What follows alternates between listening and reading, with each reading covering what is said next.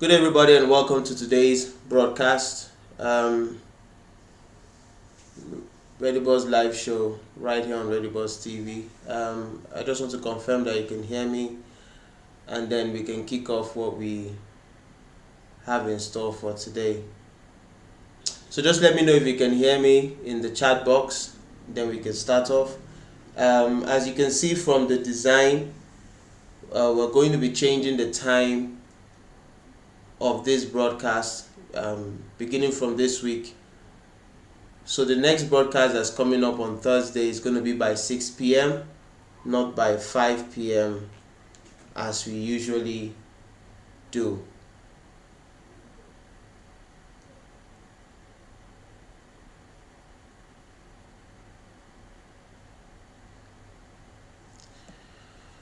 Okay, so good day and welcome to today's show. Today we're going to be talking about something very interesting, something that a lot of people would have a lot of questions about, a lot of skepticism about. It's a type of investment that is, could I say that it's still relatively new. People are still getting used to it, but it's also something that is looking like it's going to be something of the future. A lot of people are investing in it. A lot of people are getting to know more about it. So it's important that you as an individual looking for a way to get your money's worth, you need to get to learn about it as well. It could be tricky. It could be tricky when getting into this type of investment, but it's something that everybody needs. It's the future. So I'm talking about cryptocurrency and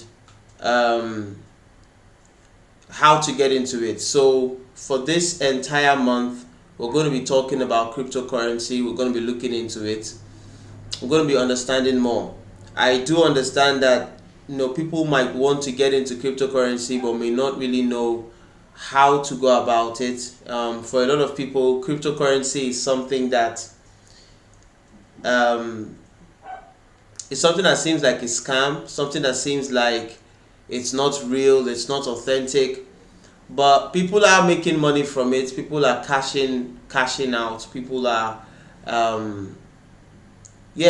so it's something for you to learn, for you to understand before you get into it. So what is cryptocurrency trading? We're going to be looking at one or two things. Hopefully before the month runs out, I should be able to get somebody on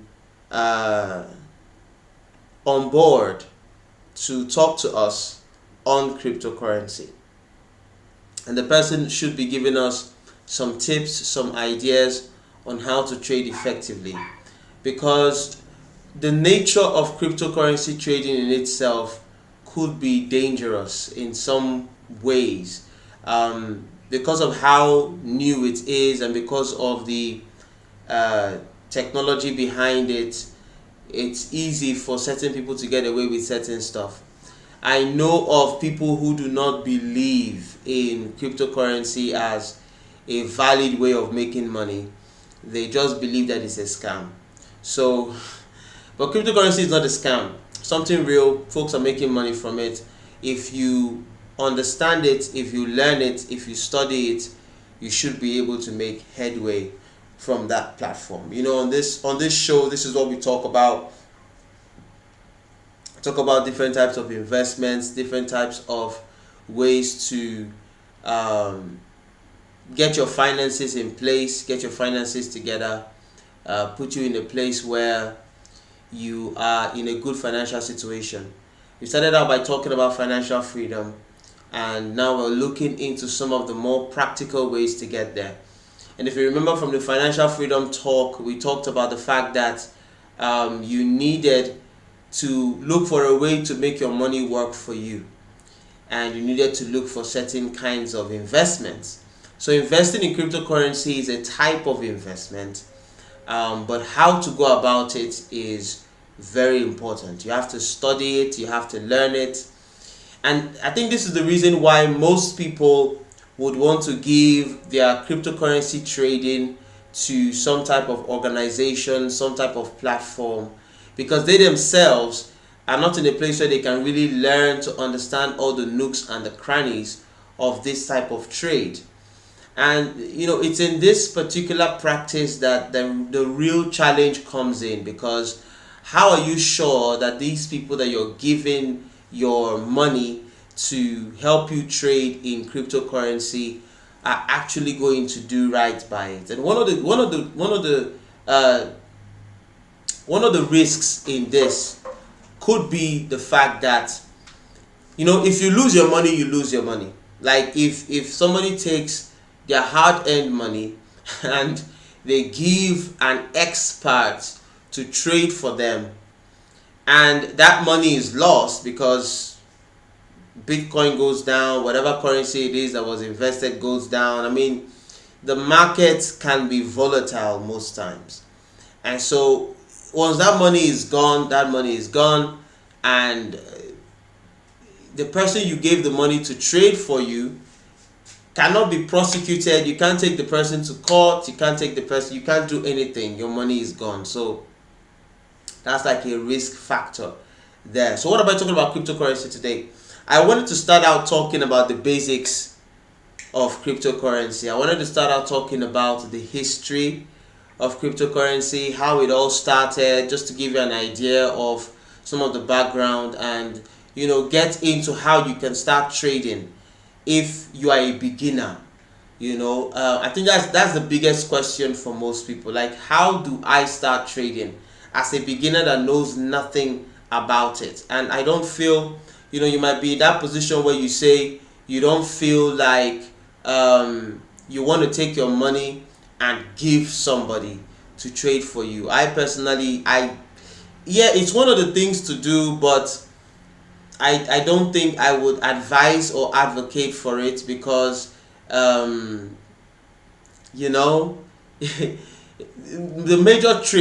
major risk with me wanting to take some of my hard-earned money to give somebody to trade for me is, look, if that money goes, if I lose that money in whatever thing that happens in the market, I can't get that money back. I can't prosecute the person. I can't take the person to court. I can't take any legal action.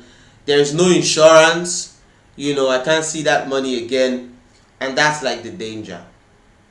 But then on the other hand, if you now say that you want to study and learn about cryptocurrency in all of its forms, and you want to know all the nooks and the crannies and all of that, you want to know all the ins and the outs and all of that, then that means that you want to trade cryptocurrency full time.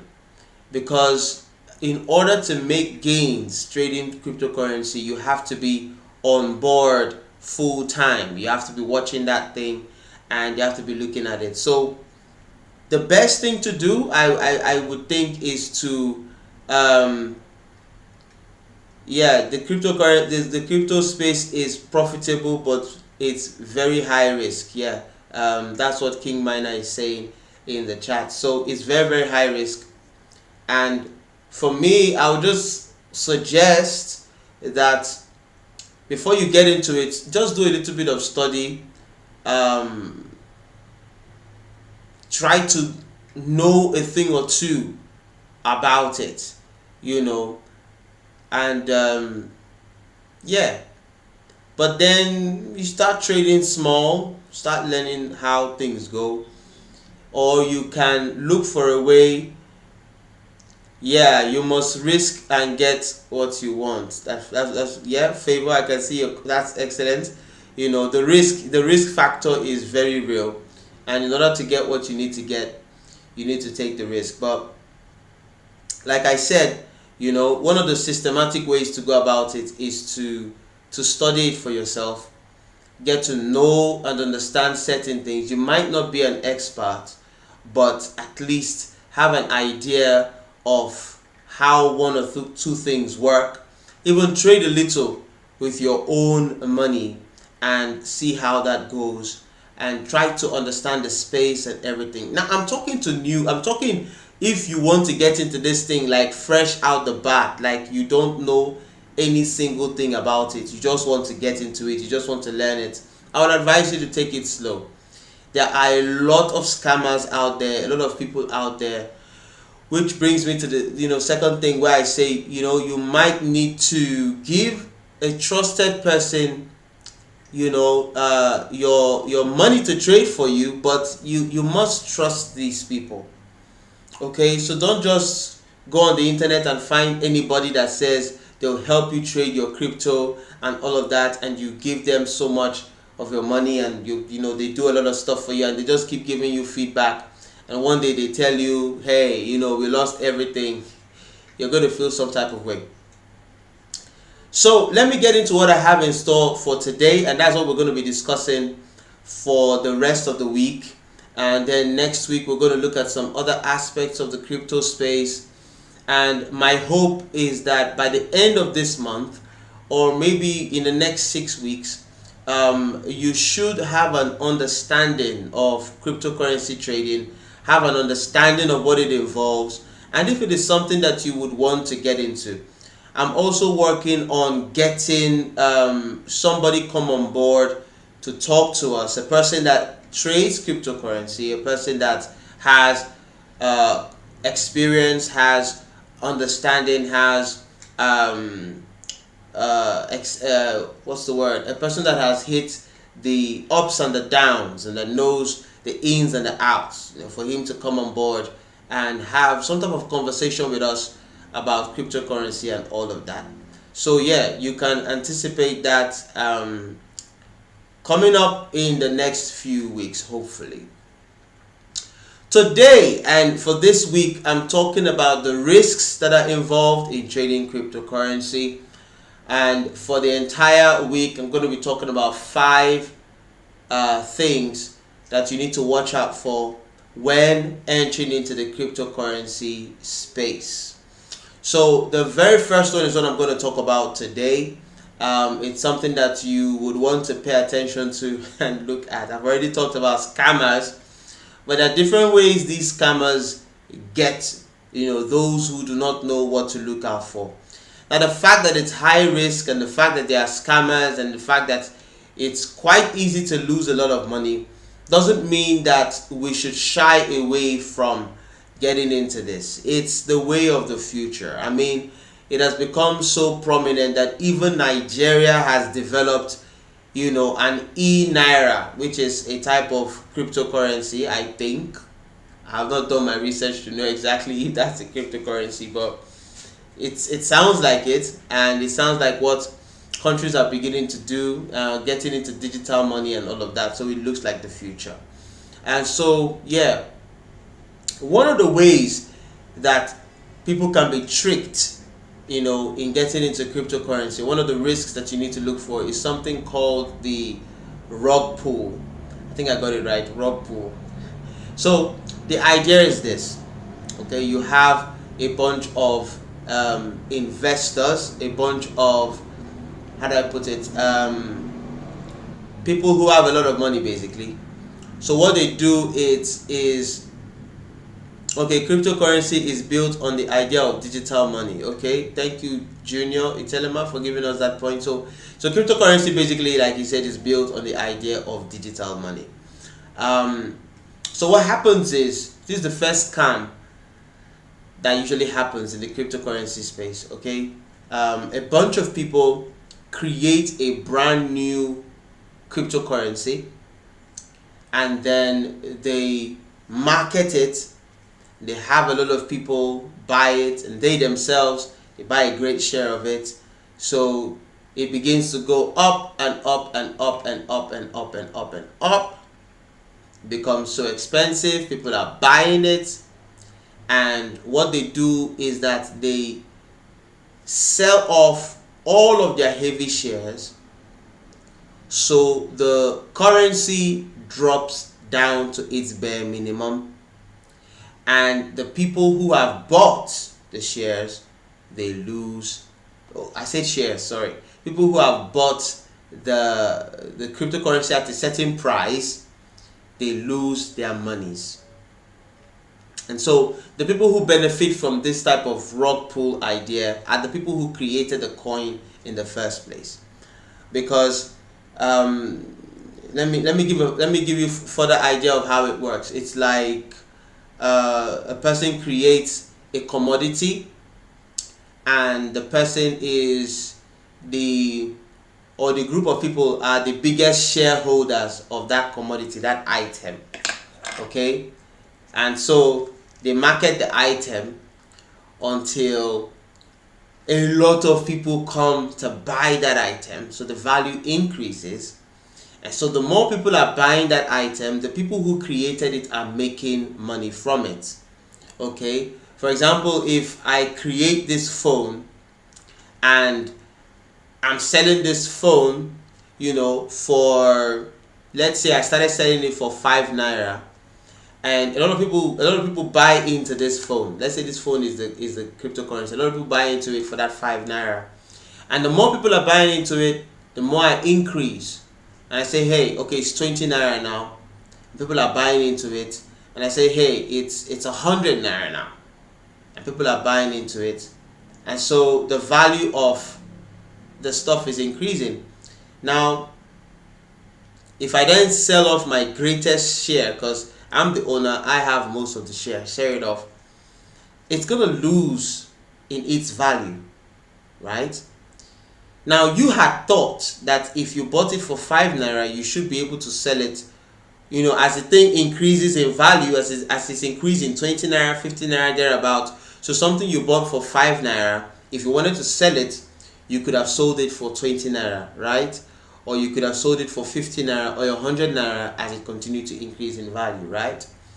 So you bought it for 5 naira and you're happy that, oh, this thing is pushing up, that my 5 naira has become 100 naira. That's cool.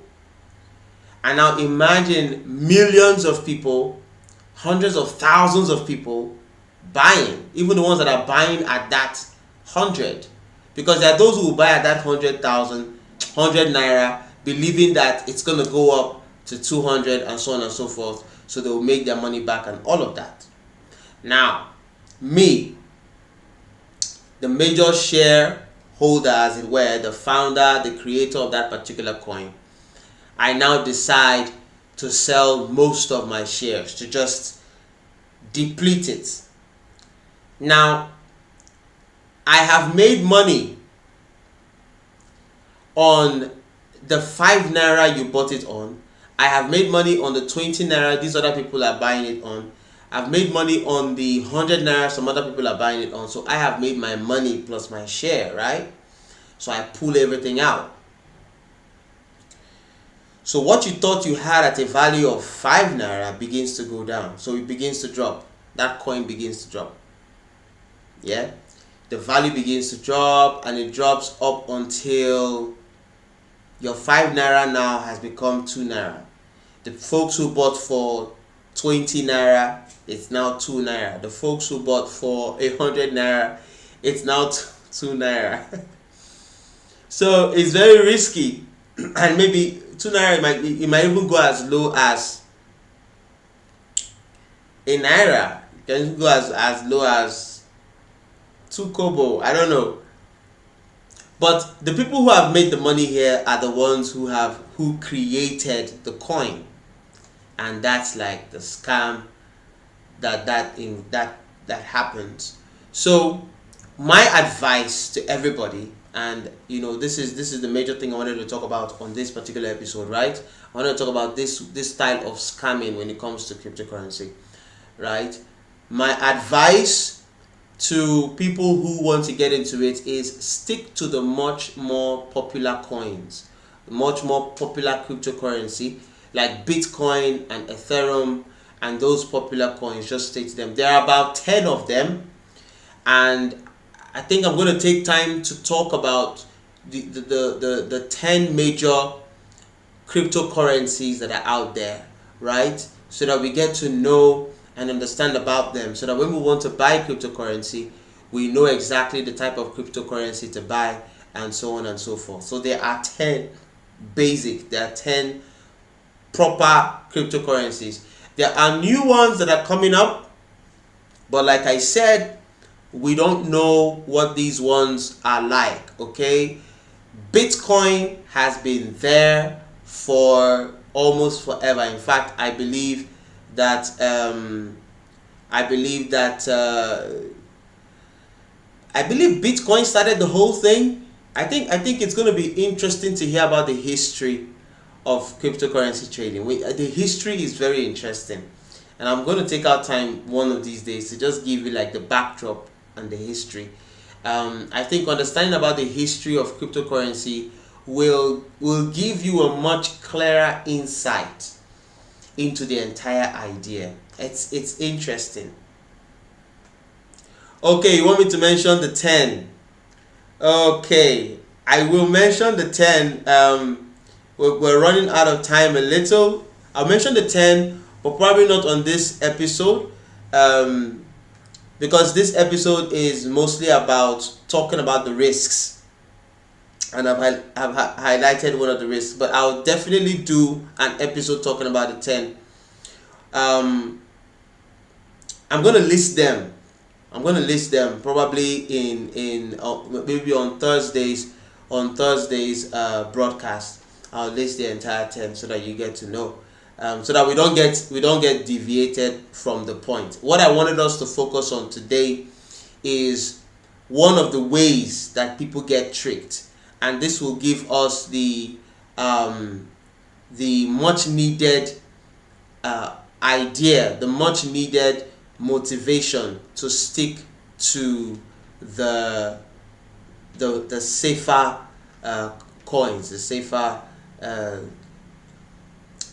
currencies, as it were. So that's almost all we have in store for today.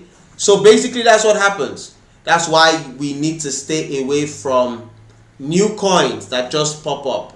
From time to time I look around and I see a new coin has popped up, and all of that, and I'm just like, and one of the reasons why bringing somebody on this platform to talk about cryptocurrency might be a bit challenging. I'm looking at the people I have on ground, and I want to be sure that the person I'm bringing on is a trustworthy person. Okay, so because I don't want you to get to see somebody I brought on the platform and then you go and trade with him, or you go and talk with him or her, and something unfavorable happens. I wouldn't be happy about that. So I'm very careful about who I will bring on the platform, but I do want to bring people that will speak to us and give us more ideas on these things. So thank you so much for watching. Thank you so much for being part of this. I think you've taken something home. I believe that your mind is open to the cryptocurrency trading space. It's no longer something that is far away from you. If you're somebody who thinks that cryptocurrency is all a scam and all of that, no, it's not. People are making money from it. There's a way to make money from it, and that's part of what we're going to learn today. So thank you so much for watching. Please remember that Thursdays we're going to be coming on live by 6 p.m. So Tuesdays, Thursdays, Fridays by 6 p.m. So today we came up a little late. We were supposed to come by 5 p.m. but there was a back and forth. But here we are. But from Thursday 6 p.m. we're going to be here. Friday 6 p.m. we're going to be here talking about this. And it stands to get more and more interesting as we get more people on board. I'm even looking at a situation where I can have 2 or 3 people on this platform talking about a particular topic. So we're getting there. Okay, we're going to be having a nice discussion with professionals, whether we're talking about cryptocurrency or we're talking about business development, business ideas, investment, finance, whatever it is we're talking about, to have people on board, and we're just having this discussion. So don't forget to tune in every single Tuesday, Thursdays, Fridays by 6 p.m. Thank you so much for watching. And until next time, remember, your dream is possible.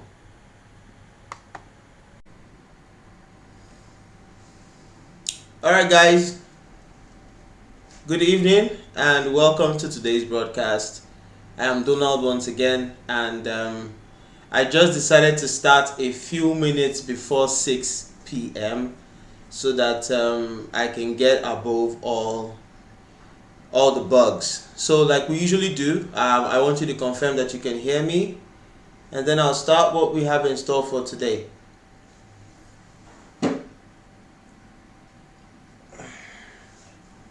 Okay. I know I started a little earlier, but yeah, this is just a way of beating the system, as it were. Like I don't want to start coming on live by 6 p.m. and then things are going haywire. So yeah, 2 minutes earlier is a lot better for me. So yeah, okay. TR King is on board, so he can hear me and we can start. Alright, good day and welcome to today's live broadcast. I am Donald, like you already know, and today we're going to be talking Olabisi Nofisat. Welcome. Yeah, so we can kick it off because everything is going well.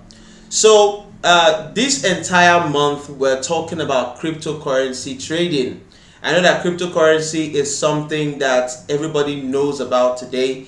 Like I said in the previous broadcast, it's here to stay. It's not going anywhere. It's the way of the future. So much so that even countries are beginning to develop, a digital aspect of their money.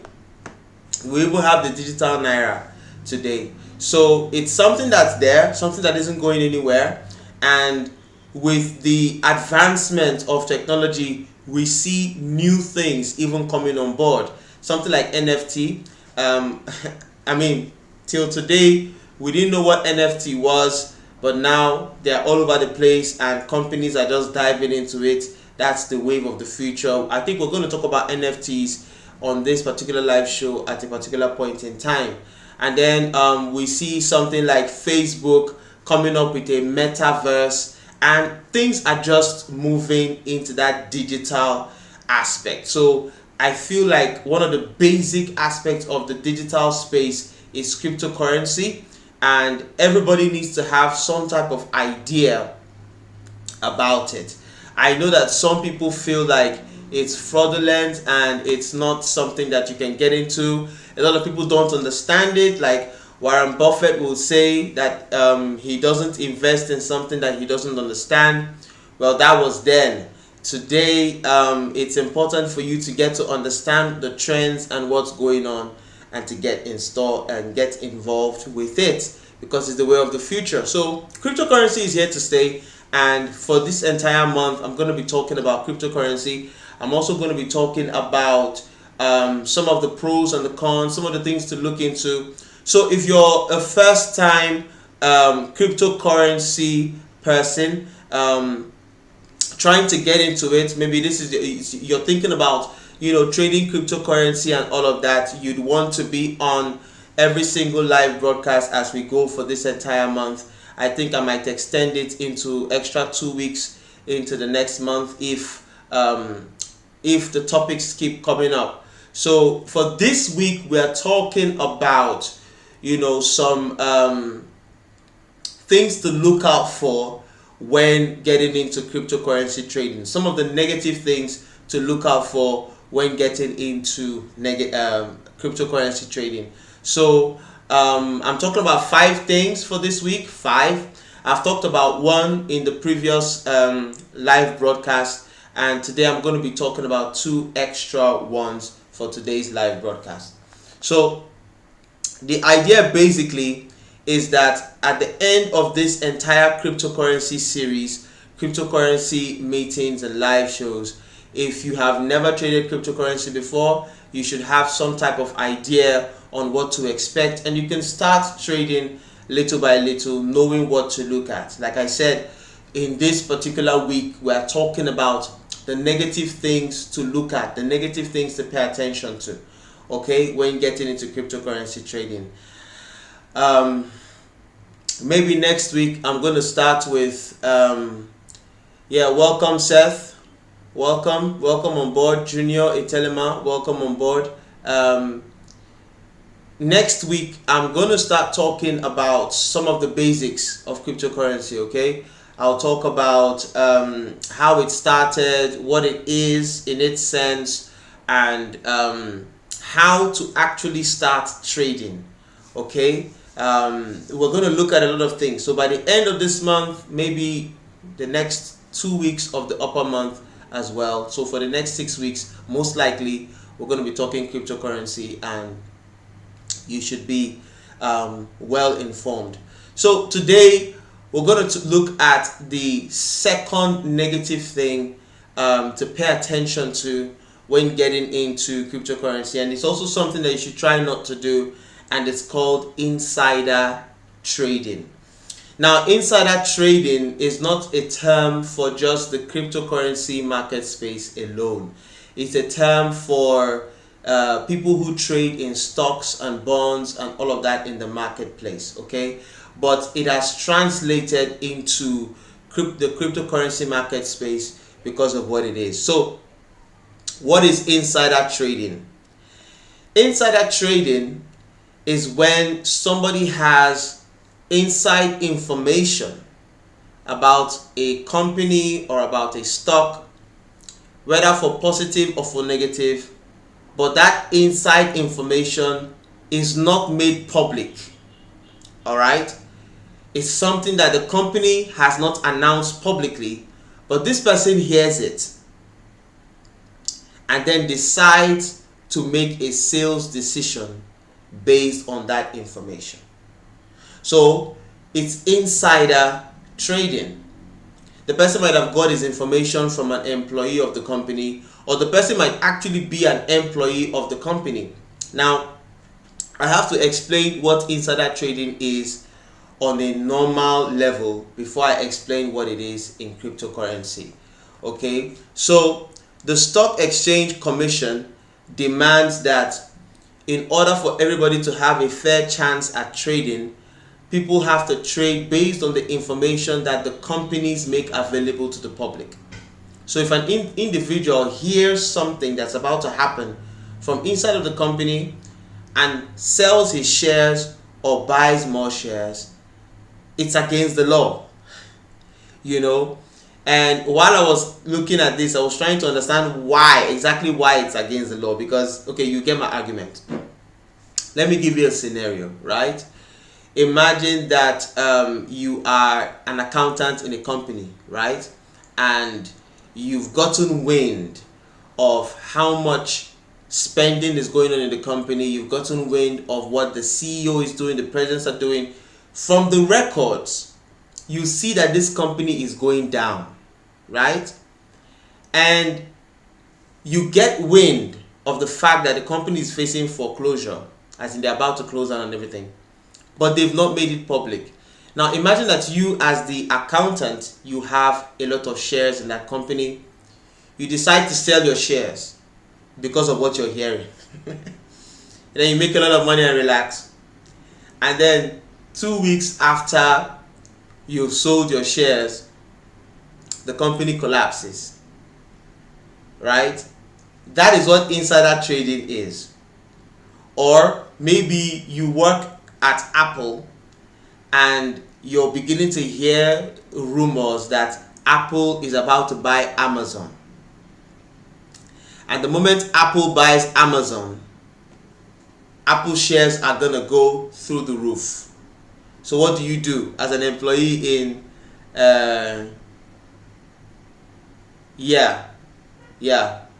so Seth says that people have been jailed for this. People have actually been jailed for doing things like this.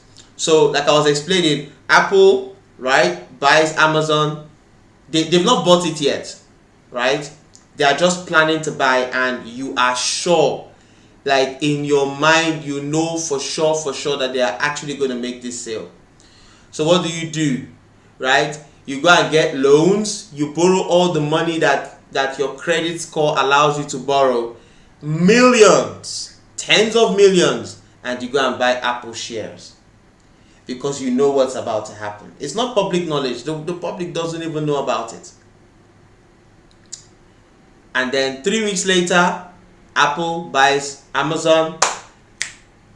Their their shares goes to the roof. You that has bought so much shares from Apple, you become a multi-billionaire, you know, from insider information, insider trading. Now, in these two cases, what could they have done?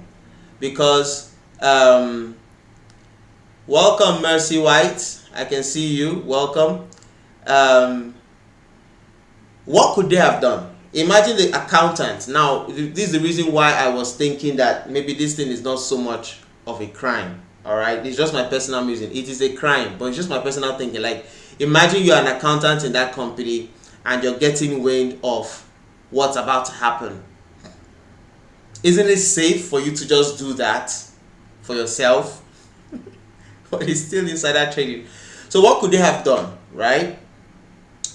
Normally, what the SEC, that Stock Exchange Commission, expects them to do is to wait until the information is public.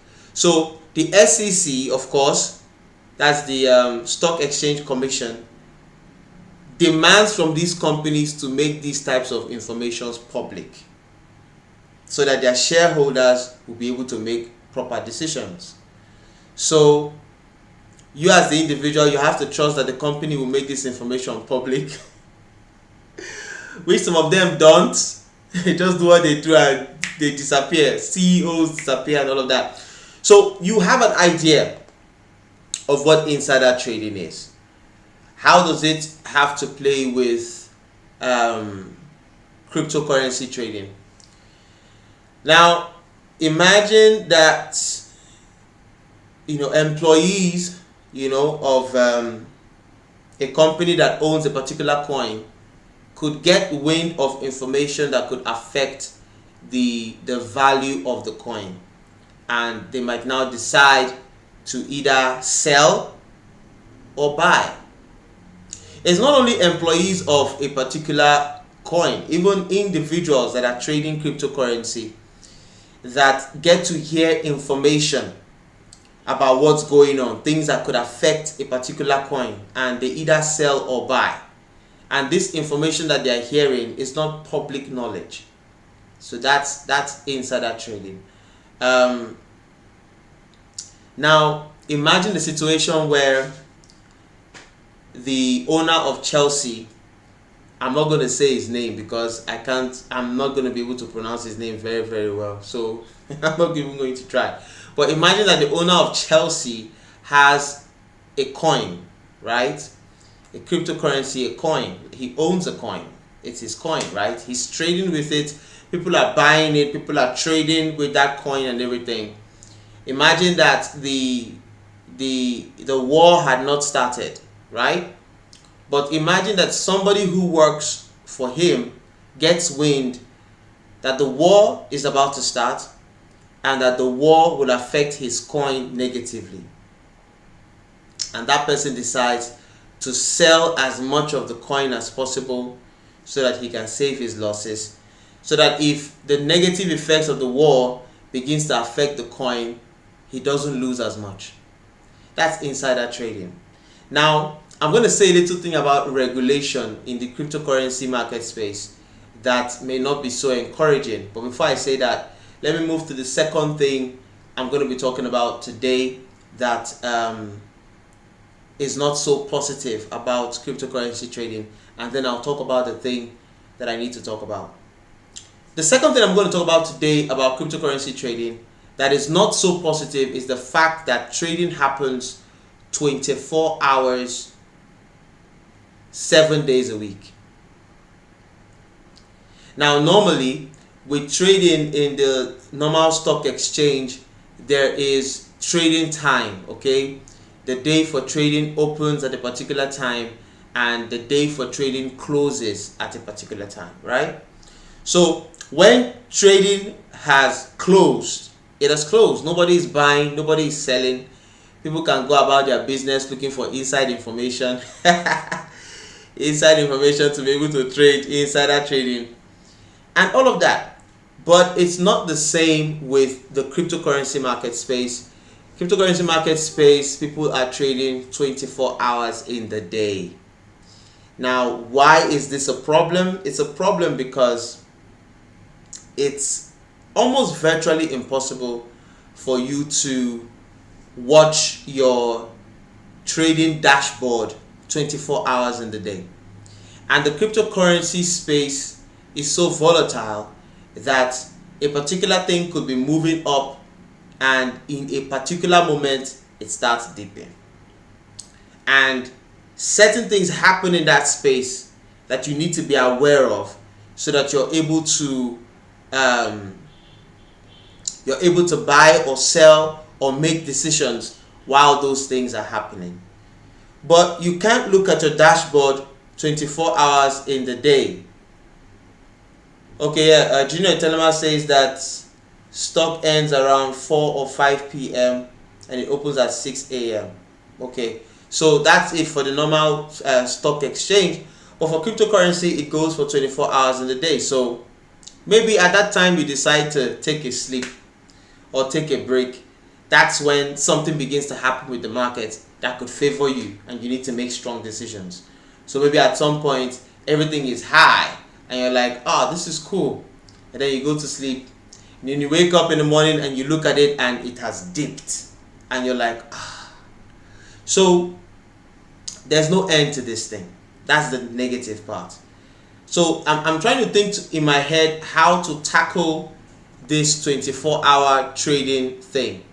So, I mean, if you have any ideas in the chat, go ahead and make the ideas available. Like, if you're somebody that wants to get into cryptocurrency trading, how do you handle the 24-hour nature, right, of the trading platform? How do you take full advantage of it? Because the key to making money in cryptocurrency is to be able to identify and foresee changes that are about to come and make your decisions. So if those changes happen while you're sleeping, you know, that's not, oh, okay, Vivian says hire a professional. Now, we'll talk about hiring a professional, all right? There's something I want to say about hiring a professional. I'll get there. But let me just finish these 2 points.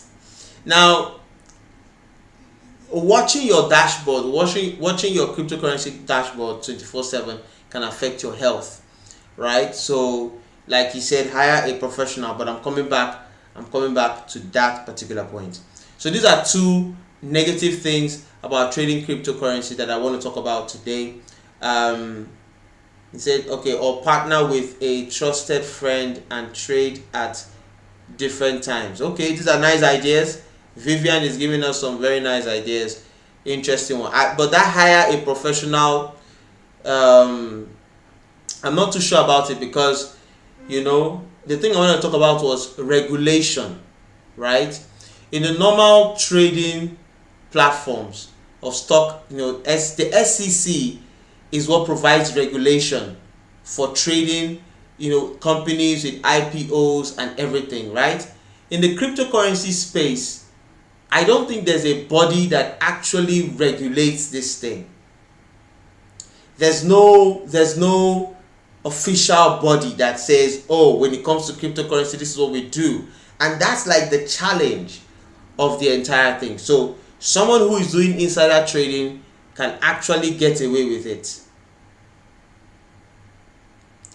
Okay, Junior says that a professional can't cheat. Why can't a professional cheat? Because that's what I want. That's the thing. Like, that's the thing about hiring a professional I want to talk about. It says professionals can't cheat. How are you sure that the professional is not doing funny things with your money? But let me talk about regulation. So when it comes to regulation, someone doing insider trading does not come under any kind of prosecution, does not come under any kind of, okay, he has corrected it, Junior has corrected it, he can. So a professional can cheat, not can't cheat.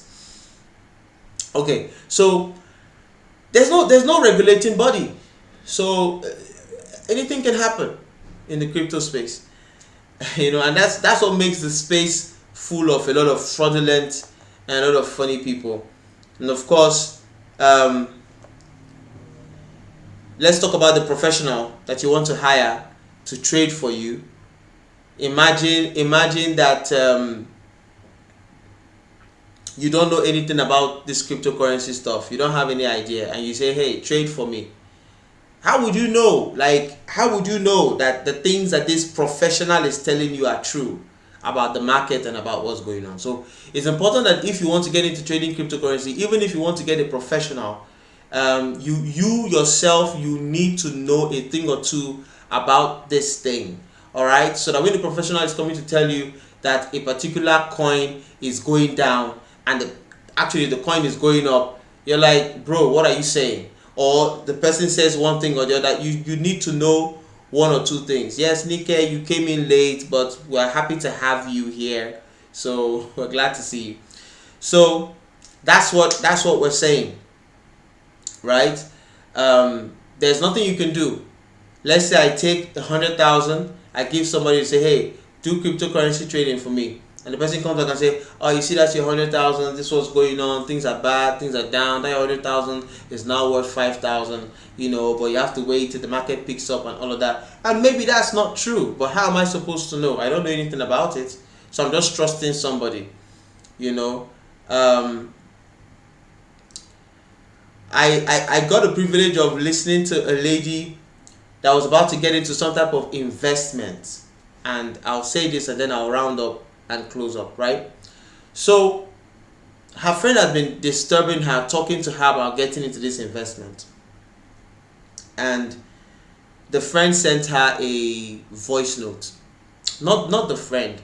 There's, while you're trying to convince people to come on board the investment, I think there's what they call it. There's a general voice note that you're to send to people you're trying to convince, right? So she was playing this voice note and I was listening to it. Okay.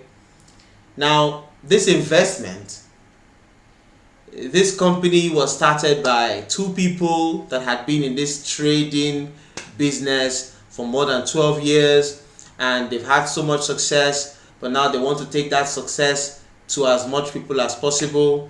So now they've come to us, they've come to you to be part of this. Everything was sounding nice and well. Now this is where the thing starts getting funny, and we begin to see how the thing goes. So they say that you cannot put in less than a certain amount of money, and if you convert that money to naira, that's about 250,000 naira. So you cannot start this investment with anything less than 250,000 naira. See the second point that got me. Yeah, fresh CID. Novices like you can still learn. But this your name, CID, what does it mean? Let us know before we go off the live what CID means, because you might be a DSS guy trying to come and check what we're doing here. You know what I'm saying? Just let us know what CID means. I'm just joking. I'm just playing. Fresh CID, nice to have you on board. So, this investment, you have to make 250,000 is the least money you can use to get in, and then you cannot withdraw your money. You can't get your money back, not even small or half of your money, until it has quadrupled. That means your 250,000 had to have made another 250,000, had to have made another 250,000, had to have made another 250,000 before you take your money back. Don't you think there's a problem with that? Anything that does not allow you, right, to take it when you want to take it, anything that doesn't give you free will, there's a challenge there. So first, you gotta look for 250,000 and you're gonna give somebody, and I'm sure that through the terms and conditions, everything has been legally stated that you can't collect your money back until this happens. And there's gonna be so many things in the contract that's going to just bind you. So it's just like carrying your 250,000 and giving somebody. That's it. There's nothing you can do about it. Even if you want to prosecute them, I'm sure there are things in the contract that has hit them. So these are the funny things about getting a professional, especially cryptocurrency. Getting a professional to trade for your cryptocurrency, look, there's no regulation body. The person can just take your money, and first of all, if you're trying to give somebody Oh, fresh kid. Okay, fresh kid. Okay, fresh kid. I think it's fresh kid. Fresh. I'm pronouncing. I'm addressing. Fresh. I thought it was fresh CID. Yeah, yes. Let me know, fresh kid.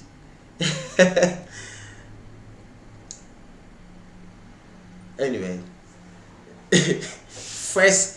It's pronounced fresh kid. That's the pronunciation. But I like the name. I like the cool. This thing. I saw CID there, and I became. You know what I'm saying. So, like I was saying, especially if the person trading for you is somebody you met online, you haven't seen their faces before or whatever, and you now give them that money, they can disappear. There's no regulation body, first of all, and then they can hide behind platforms of different things that hides their identity, and then your money is gone. Okay, even if you're trading with even if you give somebody physical money and say trade for me, the market is so volatile that the person can actually tell you, look, this 300k you gave me to trade for you, bro, it has gone so down that all you have is 30k. Do you want your 30k? And they may not be lying. That's just the truth. They may not be lying actually, but they might be lying as well. So you don't know. They might be lying in the sense that the money may not have gone down that much, or the money might still be there, but they want to take some money. They'll say, okay, the 300,000 naira you gave, it's only 100,000 that's remaining. Do you want that one? And it might actually still be 300,000, but they just want to take the 200 and give you the. So there could be some funny stuff going on in the entire thing of getting somebody to trade for you, but it's not like you can't see success in the thing. So the reason why we're talking about all of this is so that you have an idea of the pros and cons. We're talking about the cons actually. I'm not saying talking about the pros. We're talking about exactly. Crypto losses are real. That's why people say it's risky. It goes up and down. That's why I'm happy to hear the risks. Yeah, good. Junior, that's what Junior Telema is saying. So yeah, so we've come to the end of today's broadcast, and I believe that we've learned one or two things. We're hearing about the risks of trading cryptocurrency, and it's a wonderful and a beautiful thing. I just want to repeat that the times have changed. We're coming up 6 p.m. on Tuesdays, Thursdays, and Fridays. So thank you so much for watching. Thank you so much for being on board. I want to thank everybody that's online right now. I want to thank Fresh Kid. Thank you for coming on board. Nike, thank you for coming on board. Junior Itelema. I hope I pronounced the name well. Junior Itelema. Thank you for coming on board. Mercy White. Thank you for coming on board. Mercy White says, if you give it time, when the money has gone down, is there any probability that it will someday increase? There is a possibility for increase when trading crypto. It does go up, like Seth says. Yeah, like Seth says, but it may go up after a long time. Okay, that's just the challenge. So, all right, good day, everybody. Like I said, I like to come up earlier in this broadcast. It's not up to 6 yet. It's not 6 o'clock yet, but I prefer to come up a little earlier. So if you're online,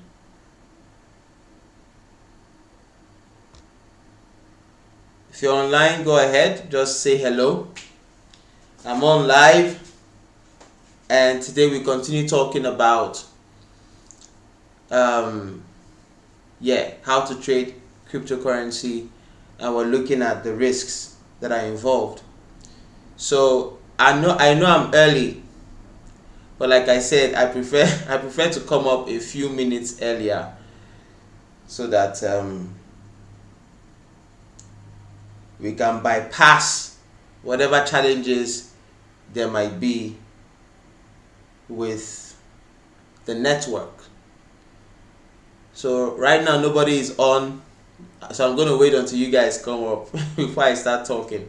It's supposed to be 6 o'clock, but it's about 5:54, 5:52 actually.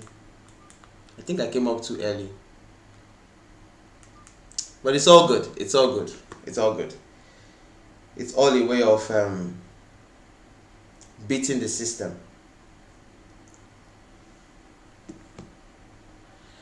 So yeah, this is the Ready Buzz live show. We talk about finance, we talk about investments, we talk about business ideas, we talk about cryptocurrency, we talk about the Ready Buzz challenges. We just basically converse about things that can help you achieve a better financial situation, because this channel is all about success, motivation, and finance, okay? Because at the end of the day, if your finances are not in order, then you might not be able to make your dreams come true. So we're all about getting you to that place where your finances are in order and you are motivated for life, you're motivated for the things that you've dreamt about doing, you're ready to go out into the world and just make things happen. That's what this entire channel is all about. And this live is dedicated to the financial matters. You might not hear a lot of financial talks on the normal video on demand, but yeah, on this live show, we're focusing on financial matters. Okay, we're focusing on the money, you know. So all this talk I'm doing for the folks who could watch this on demand. You guys are not online yet, because it's supposed to be 6 p.m. I think I came on too early. I should have waited until like 5:57 at least. But hey, I'm here. It's already 5:58, I think. 5:56. I gotta just come up because sometimes this software or whatever it is I'm using, internet, all these things gives issues, and I wouldn't like to start. I prefer to start the broadcast a lot earlier than a lot later. So I'm just gonna wait for you guys to come online before I start talking about what we need to talk about today. But it's been interesting. It's been fun talking about cryptocurrency with you. It's been fun looking at the various aspects and the various risks that comes with trading cryptocurrency. Today I know that there's a lot around, you know, on the cryptocurrency space, and just like that was not enough, you know, the introduction of NFTs, non-fungible tokens, have begun to spread like wildfire. I'm going to take out time to do a talk on NFTs and why they are so important. And if you're somebody who's looking to make money digitally, that could be something for you to pay attention to. And then, you know, this whole talk about the metaverse, supposed to get in on it. See, like I said, excuse me one bit. Okay, wanted to check this thing. Okay, so we're getting ready for the future, and we're putting things together to be sure that we are ready for what the future holds. I saw a video where a man, I'm going to look for that video. I don't know why I didn't save it. Hi, good evening, Nike. Welcome. Can you hear me? If you can hear me, let me know that you can hear me so that I can start what we are talking about for today. I can just go into it. I have one person online now.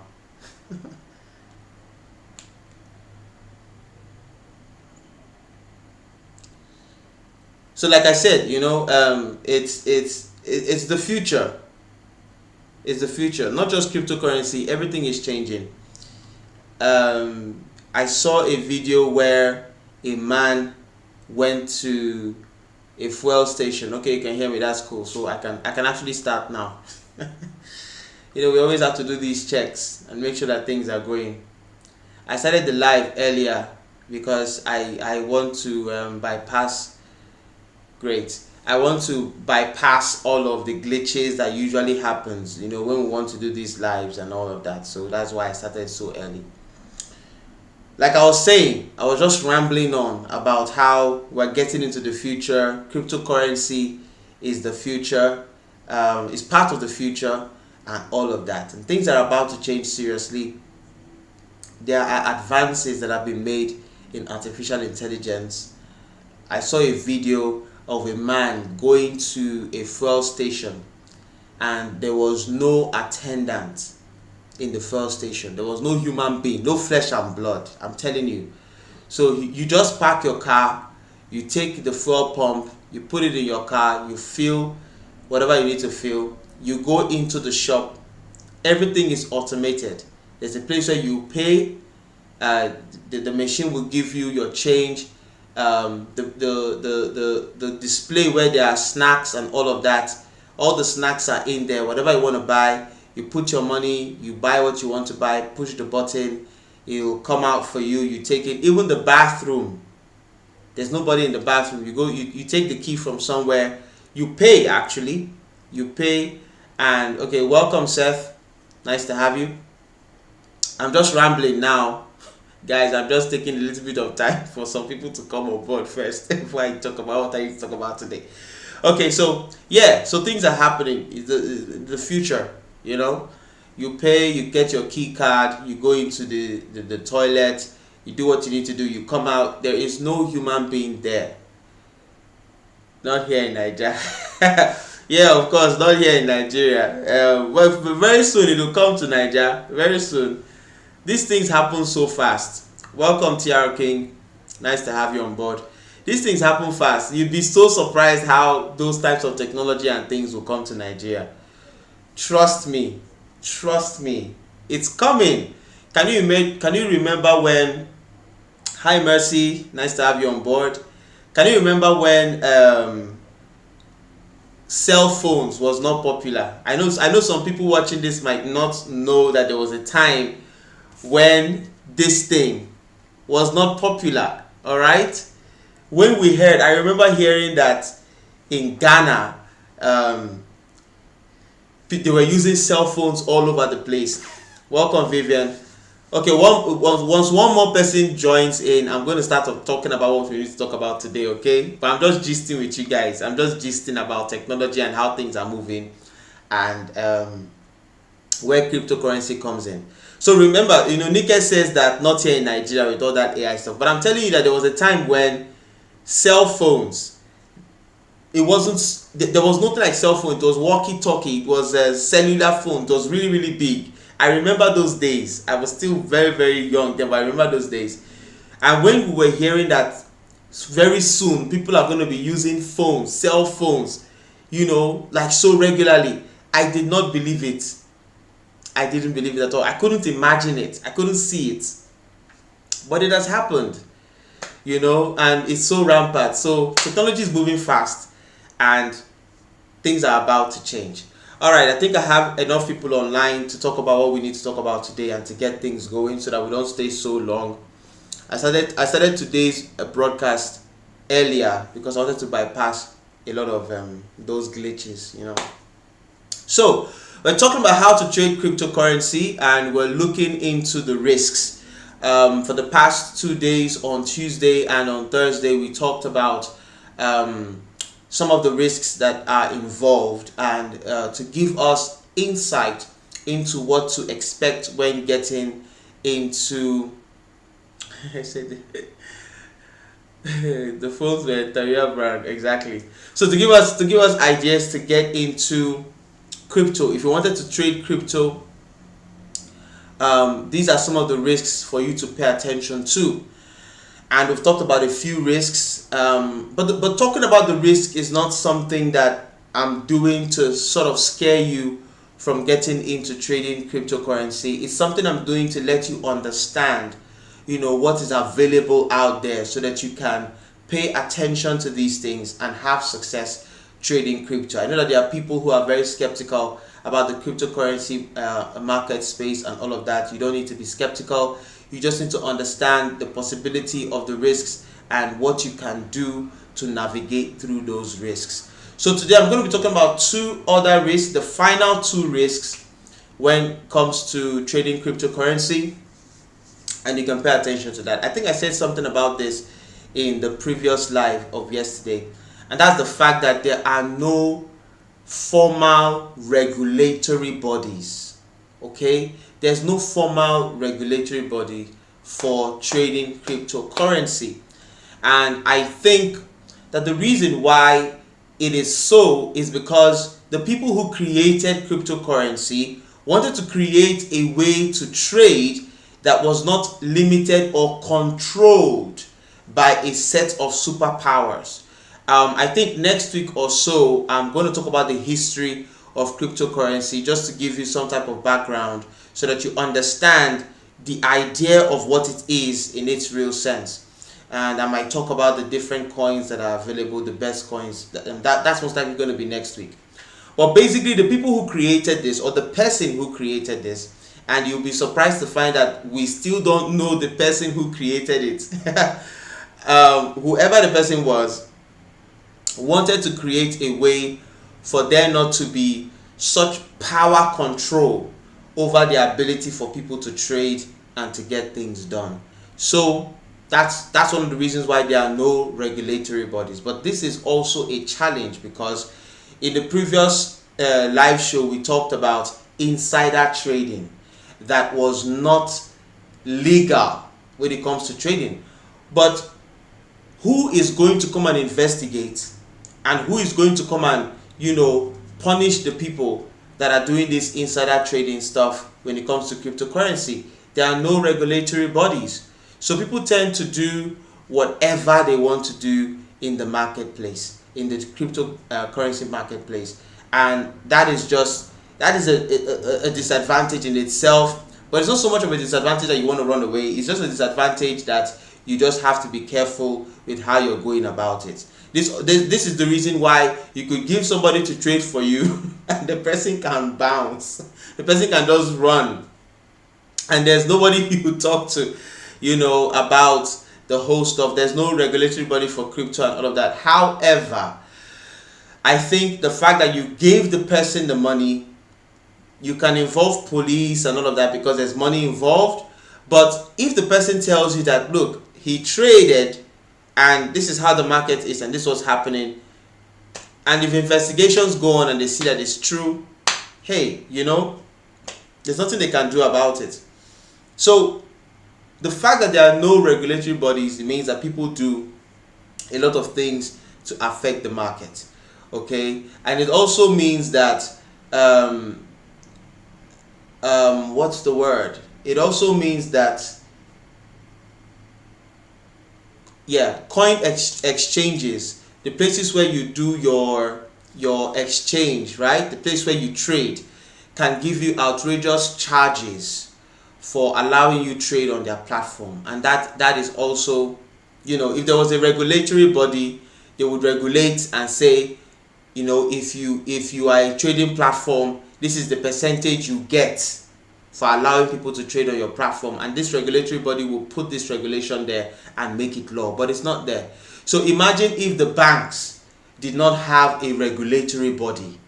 That means all that money you're putting into the bank, all that money you are saving in the bank, all that money that you are engaging with the bank, if the bank decides to wake up one day and close up, it means that your money is gone and there's nothing you can do about it. You see? But that's how it is in crypto. So it's a challenge. It also means that people can manipulate the market, do whatever they want to do, and there's almost nothing you can do about it. So what does it mean? Now, the second thing I want to talk about today is something called whaling. Okay? Whaling is when a group of traders, a large number of traders, buy a particular coin, aggressively. This causes for the value of the coin to go really high. And then people are buying and they are buying into that coin. And then what happens is these guys that bought a great amount of that coin sell it. So it causes for the value of the coin to drop significantly, and then when the value of the coin drops significantly, they now buy a whole lot again at that lower price. So how does this help them? Let's imagine that they bought the coin originally at 20 naira. And this, it could also be done by one person that has a lot of money. Imagine that he buys the coin at 20 naira, buys a whole lot of the coin, and then people see that, oh, this coin is surging, so the value of the coin now goes up to, let's say, 30 naira. So people are buying at 30 naira. So the more people are buying at 30 naira, it increases even more to about 40, 50 naira. So as it's increasing, the people who had bought at 30 naira, right, are imagining that they've made 20 naira on their 30 naira that they bought, because the coin is going up, right? The people who had bought at 20 naira are imagining that they've made 30 naira on it. So the coin continues to go up and people continue to buy and the coin continues to go up, right? Now these people that have majority of the share of the coin, or this one person that bought majority of the share of the coin, probably waits until he reaches 100 naira, and what does he do? He sells his own shares. Him selling his own shares causes for the value of that coin to drop. And the value of that coin could drop as low as 8 naira, even as low as 4 naira. So people begin to sell, people begin to run helter-skelter. Now that it is that low, watch this. I want you to understand it. I want you to understand this. When it was going up, right, more people were buying. So those people's money are inside of the value of the coin. Do you understand? So when he decided to sell his, and the value now goes down to 4 naira, all of those people's money are also inside of that money that has dropped, right? So the value goes really low.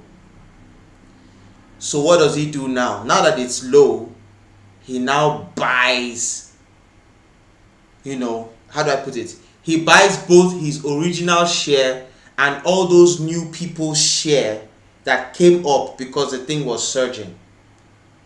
So he has gathered both his and theirs in the value of that coin, and he buys so much again, and the thing goes up again. Do you understand? So it goes up and it goes down, it goes up and it goes down, and this guy or this set of people keep making extra money like this from people who are buying the coin when it is going up. I hope you understand it. It's called whaling. And things like whaling or whale manipulation, like Junior said, they happen because there's nobody to regulate it. Now in the regular Nigeria, the stock exchange, all right, you have the Stock Exchange Commission that regulates various practices and various things that happen. But here in cryptocurrency trading, you don't have that. You don't have nobody to check these things, to check these manipulations. We've talked about various manipulations on the show, and welcome to Lulope Samuel. Nice to have you on board. So you have nothing. So I want to know now. I've given you 5 risks. All right. Today I talked about the fact that there's no regulatory body, and I talked about the fact that there's something called whale manipulation, whaling. I've talked about the idea, but I want to ask you, Okay, I want to ask everybody that's online right now, with all these risks that are available, how do you think someone can get into trading cryptocurrency and trade safely? Because even with all these risks available, people are making money, the right way. There are people making money without playing all these different games in cryptocurrency. I know of somebody who is actually making money on it naturally, normally. Okay, I also know of somebody who has outsourced trading to a particular platform and it's working for them. It's slow, but it's working for them. Okay, they are seeing profits. Okay, they are seeing some type of money from it. So yeah, there are professionals that are gonna play you. There are also professionals that are not going to play you. But the question still lies, how does one get into this with all of these risks available? Like, how do you pay attention? Because like something like whaling now, it causes for the coin to increase in value and reduce in value. In fact, it's so volatile that, like we were talking about the other day, that in 24 hours a coin can drop so badly, and how do you pay attention to those types of things? Well, basically, so I would like to see your own suggestions in the chat box, but I would want to give you my own personal suggestion. If you're somebody who wants to get into cryptocurrency and cryptocurrency trading, and you want to be careful, I think the watchword is diligence, vigilance. Yeah, vigilance. Okay, okay. TR King says you have to study the market well, and this is part of what I wanted to say. If you want to get into it, you have to study it. Study it, learn it. Like the same way you have to learn mathematics, in the same way you have to learn English. You learn it. Like, hopefully, in the course of this 6 weeks thereabout, watch the market well. Tolu Lopez says watch the market well and jump in at the right time. That's a great suggestion, which falls back to the same thing, being vigilant, looking at the market, paying attention, to what's going on. And it's a lot of work. It's a lot of work, but I think that over time, of being committed to this, you begin to develop some type of skill set. I believe that you begin to develop some type of way of knowing what's about to happen. You look at what's going on, and Eddie Ndukwe says that if you trade very popular coins, it's not really common for whaling to occur with those coins. Wow, okay, that's also cool. However, people always try to they always try to get you to buy new coins that are coming out. In fact, because we're doing this cryptocurrency series, I keep seeing an ad where a man is trying to convince me to buy not so popular coins, and I see that kind of ad and I'm like, no sorry, Bob, you're not gonna get me. But yeah, true. So going back to what Tolu Lopez said, you have to watch the market very, very well. You have to study it. As a newbie, there's a lot of studying for you to do. There's a lot of work for you to do. Not just studying and all that. You start out with a little bit of money, not so much, so that if you lose it, you won't go crazy. You start out with a little bit of money and you test the platforms, you test the waters, you experiment, you pay attention to what's going on, you look at the news to understand the things that affect cryptocurrency, the things that affect trading, and you train yourself, you develop yourself. Okay, think about that skill that you now do very, very well, that you were not good at some years ago, you were not good at some weeks ago, some months ago, but now you're doing it really, really well. I believe that when you start trading and you start being as vigilant as you can be, and start paying attention to the things you need to pay attention to, I believe that you develop skills. For most of us watching this, I believe that you know how to drive. Yeah, consistency, Nike. Yeah, consistency is also a thing. Sometimes you might get tired. You might feel like, what am I even doing with this thing? But it pays off. Consistency pays off. And like I was saying, you develop skills along the way. It's like driving. Okay, if you're watching this and you're online right now and you know how to drive, you understand that initially driving is very, very tedious. Okay, it's something that you might want to tell yourself. You can imagine the first day you drove. I don't know about you, but the first day I drove, I said, I'm never doing this again in my life. I said, I'm never doing this again in my life. Everything was just so crazy. But driving is something that you have to learn. A lot of people, more than half of the population has to learn how to drive, And it took a while. It took a long while. But I started getting the hang of it. When I saw people drive so effortlessly, they change gears, they turn, they do all these things, and they do it without thinking. They just do it and they get it right. Then I used to wonder, how are they doing it? But you see, like Nike said, consistency, like Tolu Lopez said, studying and watching the market. By doing these things and pushing yourself in, you become more consistent, and the skills, you begin to develop the skills you need.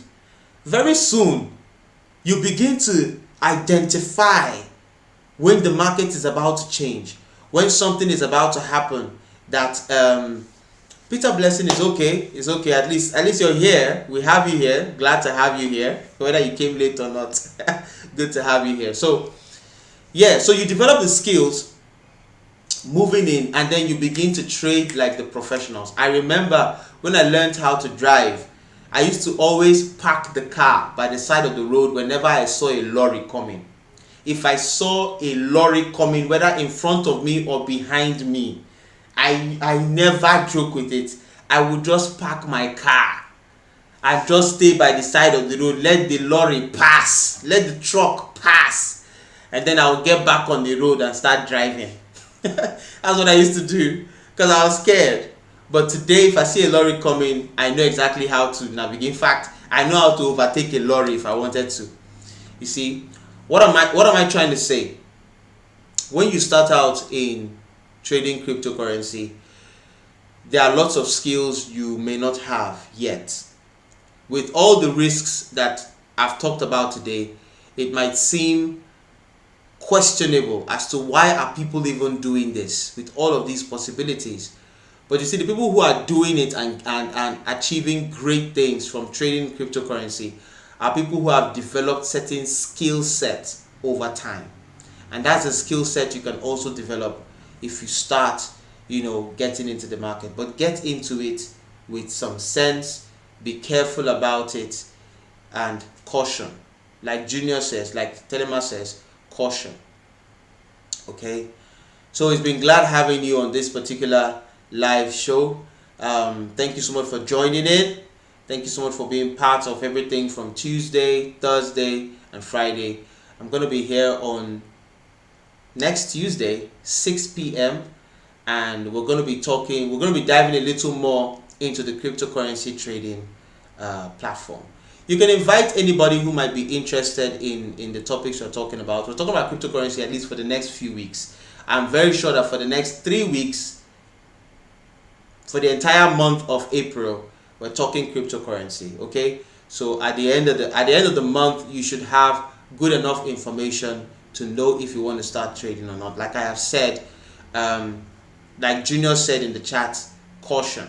Okay, you start with being cautious, and you develop the skill set that you need, and you find that you'll be able to. In fact, you'll be trading for some people at some point in time. You'll be telling somebody, give me 100K, let me trade for you. Give me this, let me trade for you. And you might actually be at a place where you can start your own agency where people give you money and you trade for them. Thank you so much for watching. Have a wonderful weekend. Let your Saturday be excellent. Tomorrow is Saturday. I almost want to ask what you're going to be doing on Saturday, how you're going to be spending the time. Okay, Mercy has a question. Go ahead, Mercy. Mercy White has a question. So let's be gisting about your Saturday as Mercy gets ready to give us her question. So what are you going to be doing on Saturday? Tomorrow is Saturday, is the weekend. Some people are going to chill from work. Today is, thank God, it's Friday. I'm glad that you're here with me on Friday. But I know that for some of you, immediately after this live, you are going to do, thank God it's Friday. So Mercy finally asked a question. Okay, can you throw more light on hiring a professional? Okay. Hiring a professional. So Mercy is asking that I throw more light on hiring a professional to trade for you. Now,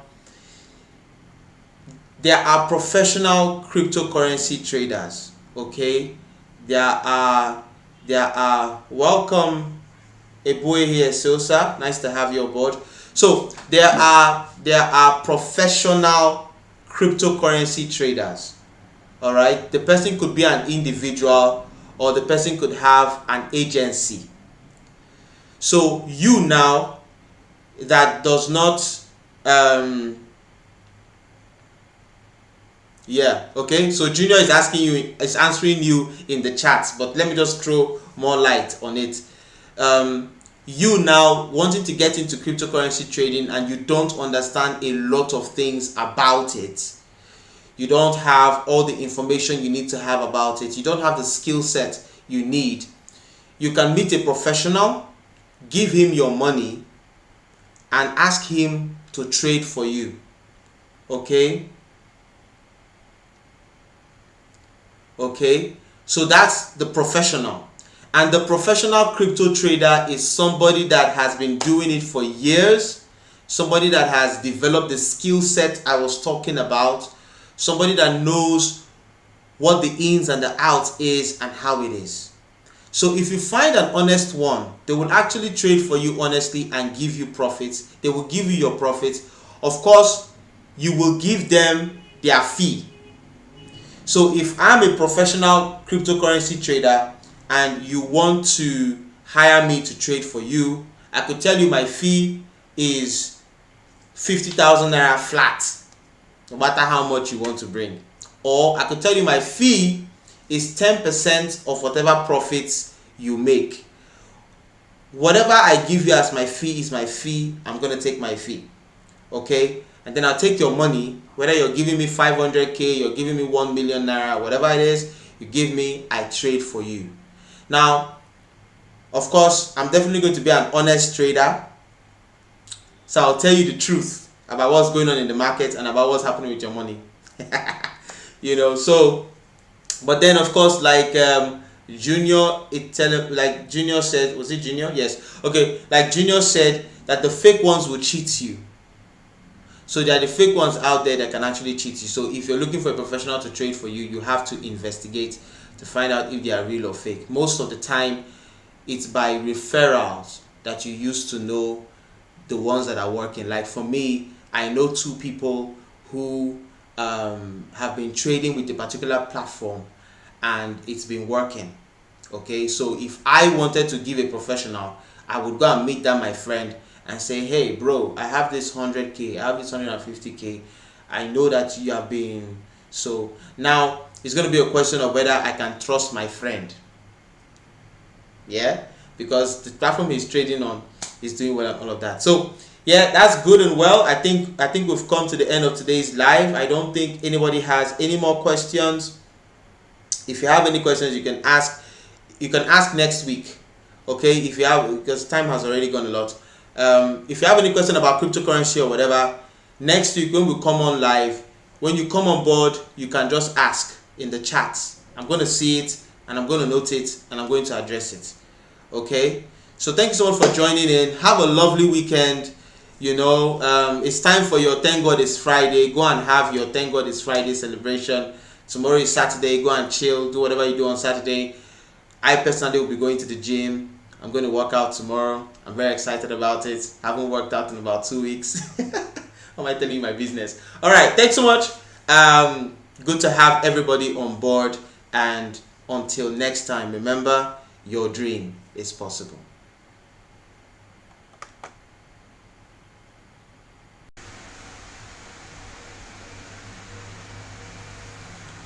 All right, everybody.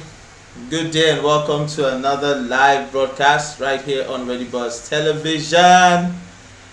So I'm up a bit early, like I usually do, just to bypass the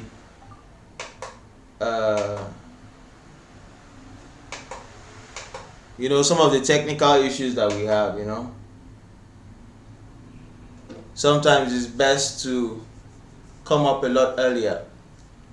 So the moment you come up, just let me know if you're online in the chat box, and I'll start what we have in store for today. Good evening, Nike. Nice to have you on board. So, like we usually do, can you hear me? Can you hear me?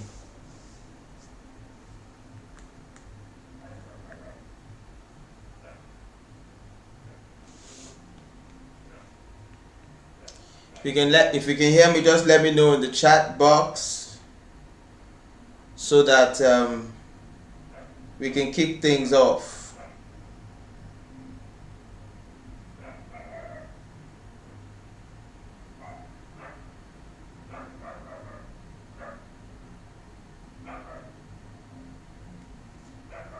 Okay. All right, good.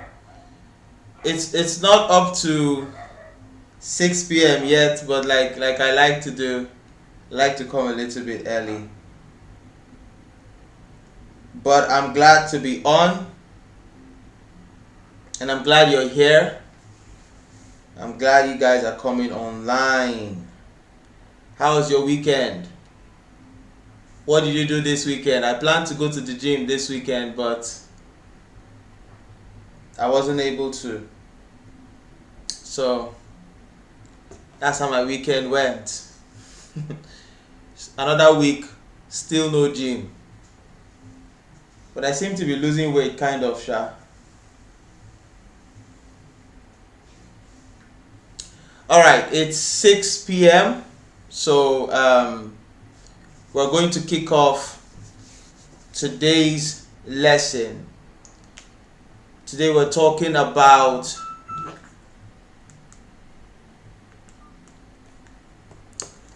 Today we're going to be talking about something interesting, so welcome to the live broadcast. We're here again. It's another Tuesday.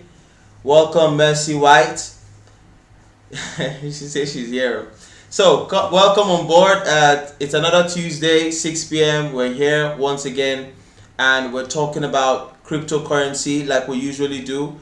And we're going to be giving off a lot of information in the next coming weeks about trading cryptocurrency, so that if you are just starting out, you can start out with this knowledge, with this understanding, and know how to get into everything that we've been planning and organizing to do.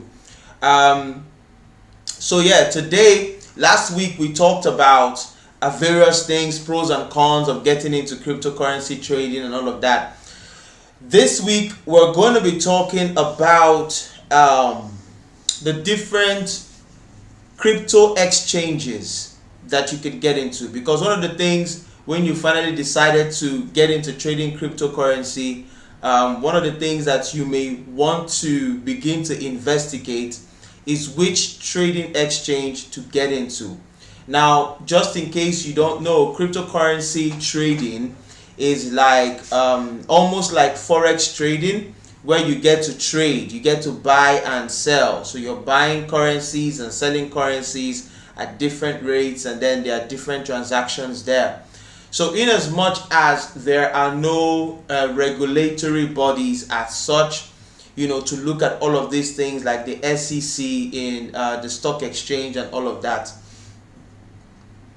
cryptocurrency needs to have a space where people can buy and sell, where people can transact, where people can get to just do their transactions and all of that. So that's where the crypto exchanges come in.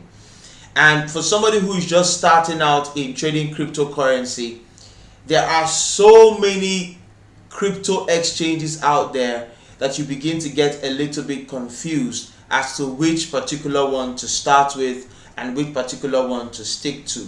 So we might be thinking, what are some of the things you want to pay attention to when picking an exchange? There are more than 300 crypto exchanges out there. So it leaves somebody with the thought and with the idea that how are you going to actually pick the exchange you want to get into? Well, a few things you want to look at when selecting a crypto exchange to get into.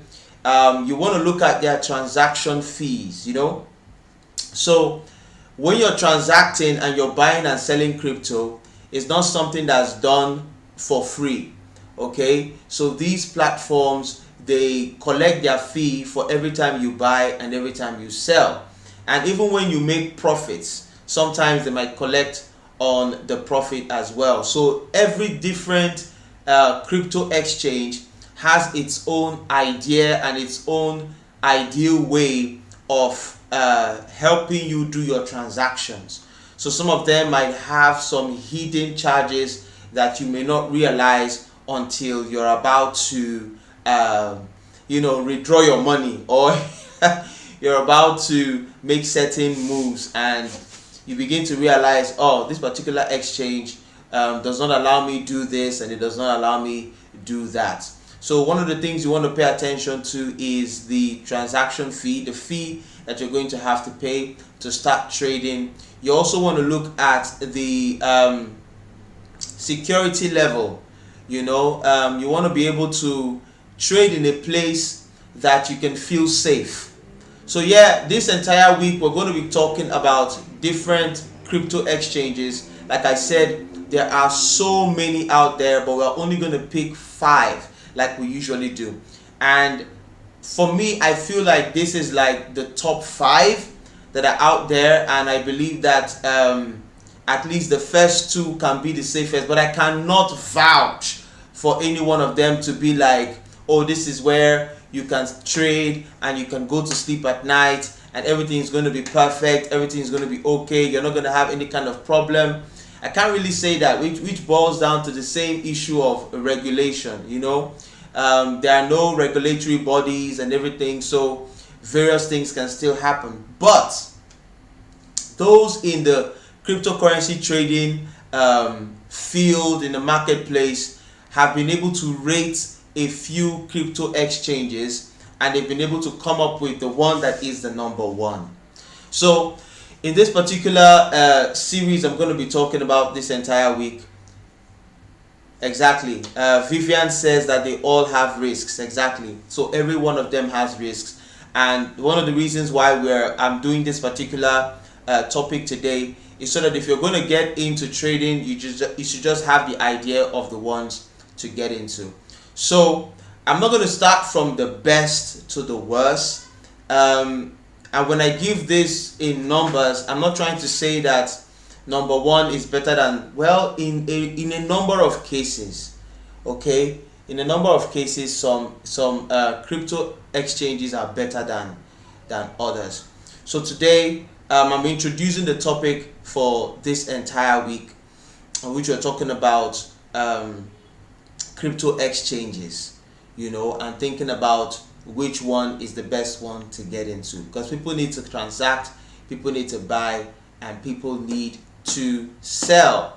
So I'm kicking off this particular episode, this particular live show, talking about the one that I consider least in the 5 that I've selected. In fact, I'm going to make it 6, because there are two I just want to talk about. So instead of just 5, I'm going to talk about 2 today, but I might not go into details in all of them. Seth says that most of them don't have offices. I think they are usually global and websites. Yeah, exactly. So that's the truth. Most of them don't have offices, so you can't really go to the office and knock on the door and say, give me my money and all of that. So these are some of the things that might, scare some people from getting into trading cryptocurrency. But you don't have to be scared. You just have to know what you're doing. So today I'm going to be talking about the two that are least on my list. And when preparing for this, I actually wrote, the best one to be number one, and then number two, and then number three, and then number four, then number five. But I just felt like, let's keep the best for last. Let's keep the best for that Friday when we come, and then we're going to talk about the best and the second to the best, that kind of thing. But today we're talking about the least on my list. So the list on my list is called Quidax. Quidax is a very new crypto exchange. They collect at least 1.5% transaction fees, 1.5 to 2% transaction fees. But the interesting thing about Quidax is that they let you trade. You can trade in Naira. You can actually use Naira. You can convert your earnings to Naira and take it out, which is one of the few challenges that we might have when trying to trade with some of these other higher up crypto exchanges. Getting your stuff, getting your money coming out in Naira, converting to Naira and having this thing come out in Naira might be a little bit of a challenge, but we don't have that kind of challenge in Quidax. And then the next the next one I'm talking about, is also Remitano. I had to look at it to remember the name. Remitano, because I call it Reminato, but it's Remitano. Okay, so Remitano is another new one. It also allows you to trade in different currencies.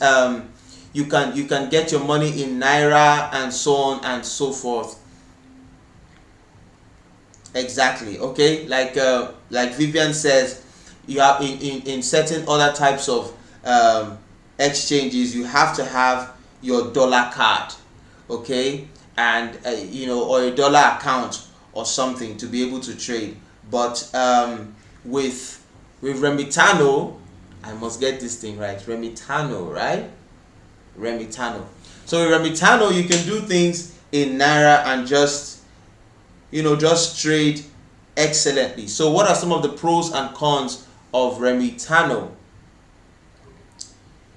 Let's look at some of the benefits, some of the nice things, when it comes to trading on Remitano.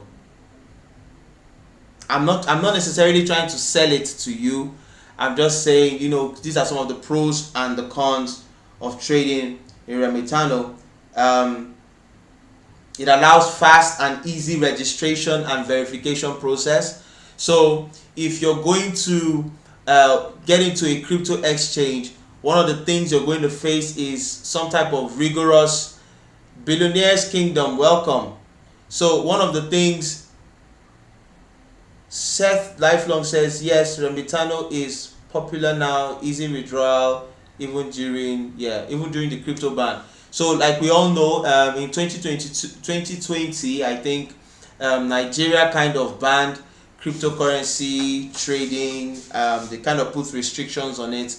But like Seth is saying, Remitano allows you to be able to do that even in Naira. We are not selling Remitano on this live show. Remitano is not sponsoring this live show. They need to call me up and sponsor this live show. So what are some of the benefits? Is of course fast and easy registration and verification process. This is one thing that you face when you want to register for a crypto exchange. Some registration processes can be rigorous. Okay, they might be a bit tiring. All the loops you have to jump through, all the things you have to do, sometimes it just makes you feel some type of way. But I understand why they have to do all of those rigorous verification processes. They want to be sure that you are a proper human being, you're not a robot, and you're not there to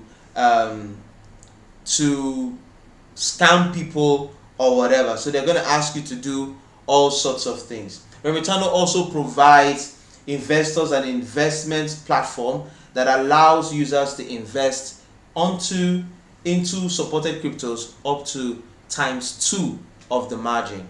So you're able to trade on different crypto currencies, and you're able to see certain benefits, even double of what you're getting into.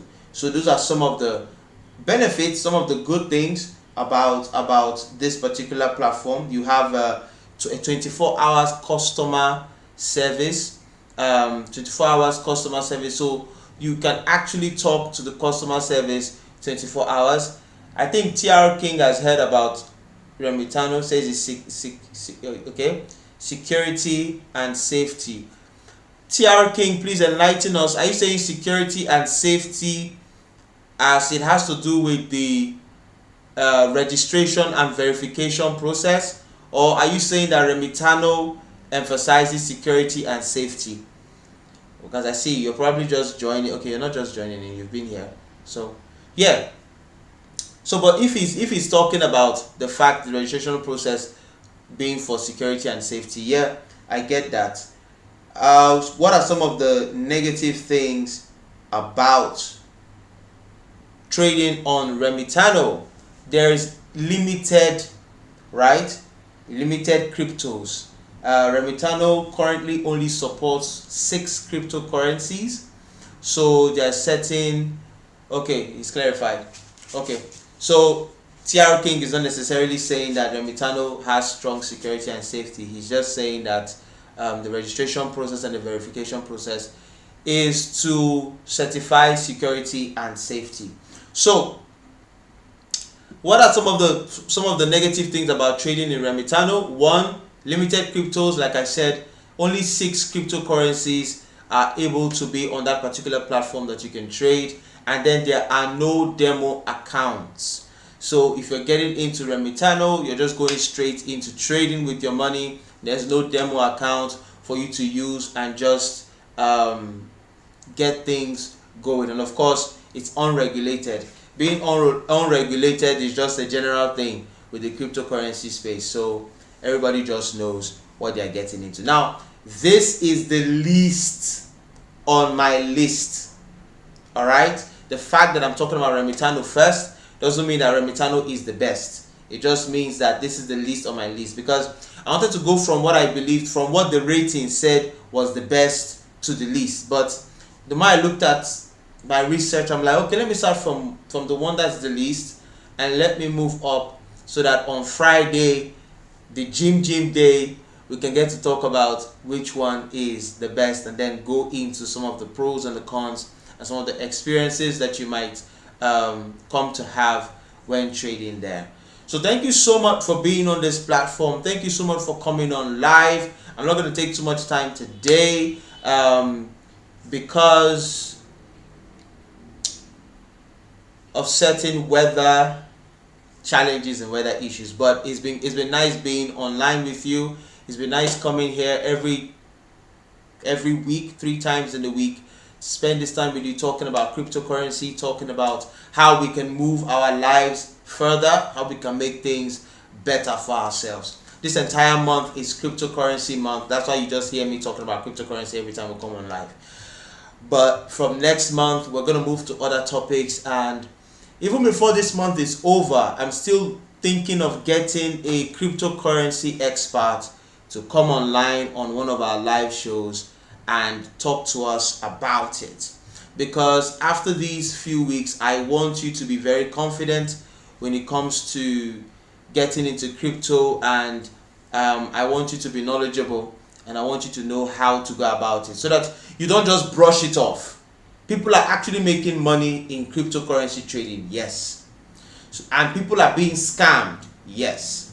But it's when you know and when you learn about the entire thing that you're able to do an excellent job when you start. So thank you so much for being on live. Thank you so much for being here. Like I said in the previous broadcast, we're going to be talking about the 5 most popular cryptocurrency coins that are out there, cryptocurrencies that are out there, so that you know the ones that you might get into and the ones that are a bit more secure. So when the time comes, I'm going to do that probably next week. But this week we're focusing on crypto exchanges. All right, thank you so much for watching. Thank you so much for being on the live. And at this point in time, I'd like to say it's been nice hanging out with you. And until next time, remember, your dream is possible. Hello guys. So I'm back again 3 minutes earlier as usual. Sometimes it was like 5 minutes earlier. So I'm glad to be here. How's your day been? What have you been up to this week? How has this week been? I want to hope that this week has been excellent for you. It's been a nice week for me. I'm just going to chat on and on until you guys come online. Well, it's another interesting, another beautiful Thursday evening.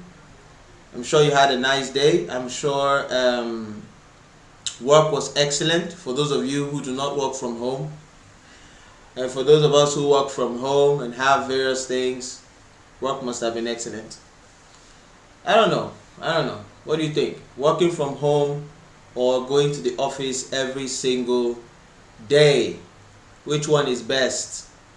Some people might say working from home is best, but you have to be very disciplined, you know, to be able to work. Like, for me, I feel like working from home and working from or working at an office is not so difficult. It's not so different, because even when you're working from home, you still have to structure yourself and discipline yourself, you know.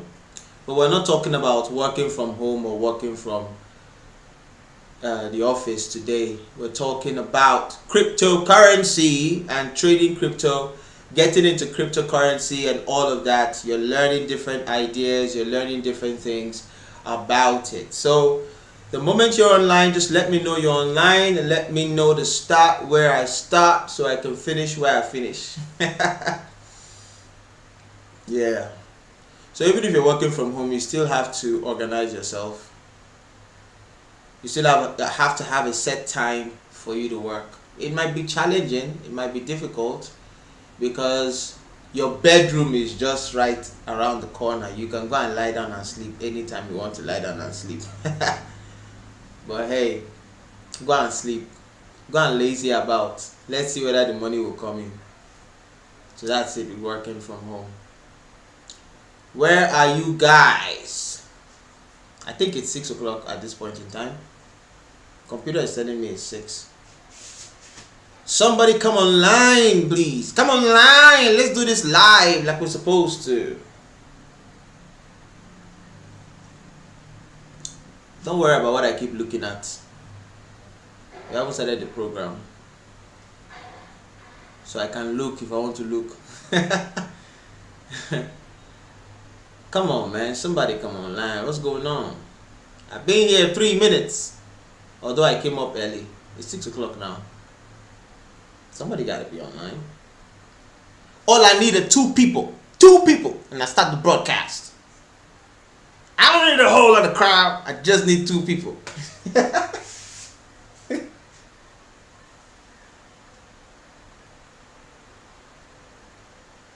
What's going on? Is this even going on? Is this even live?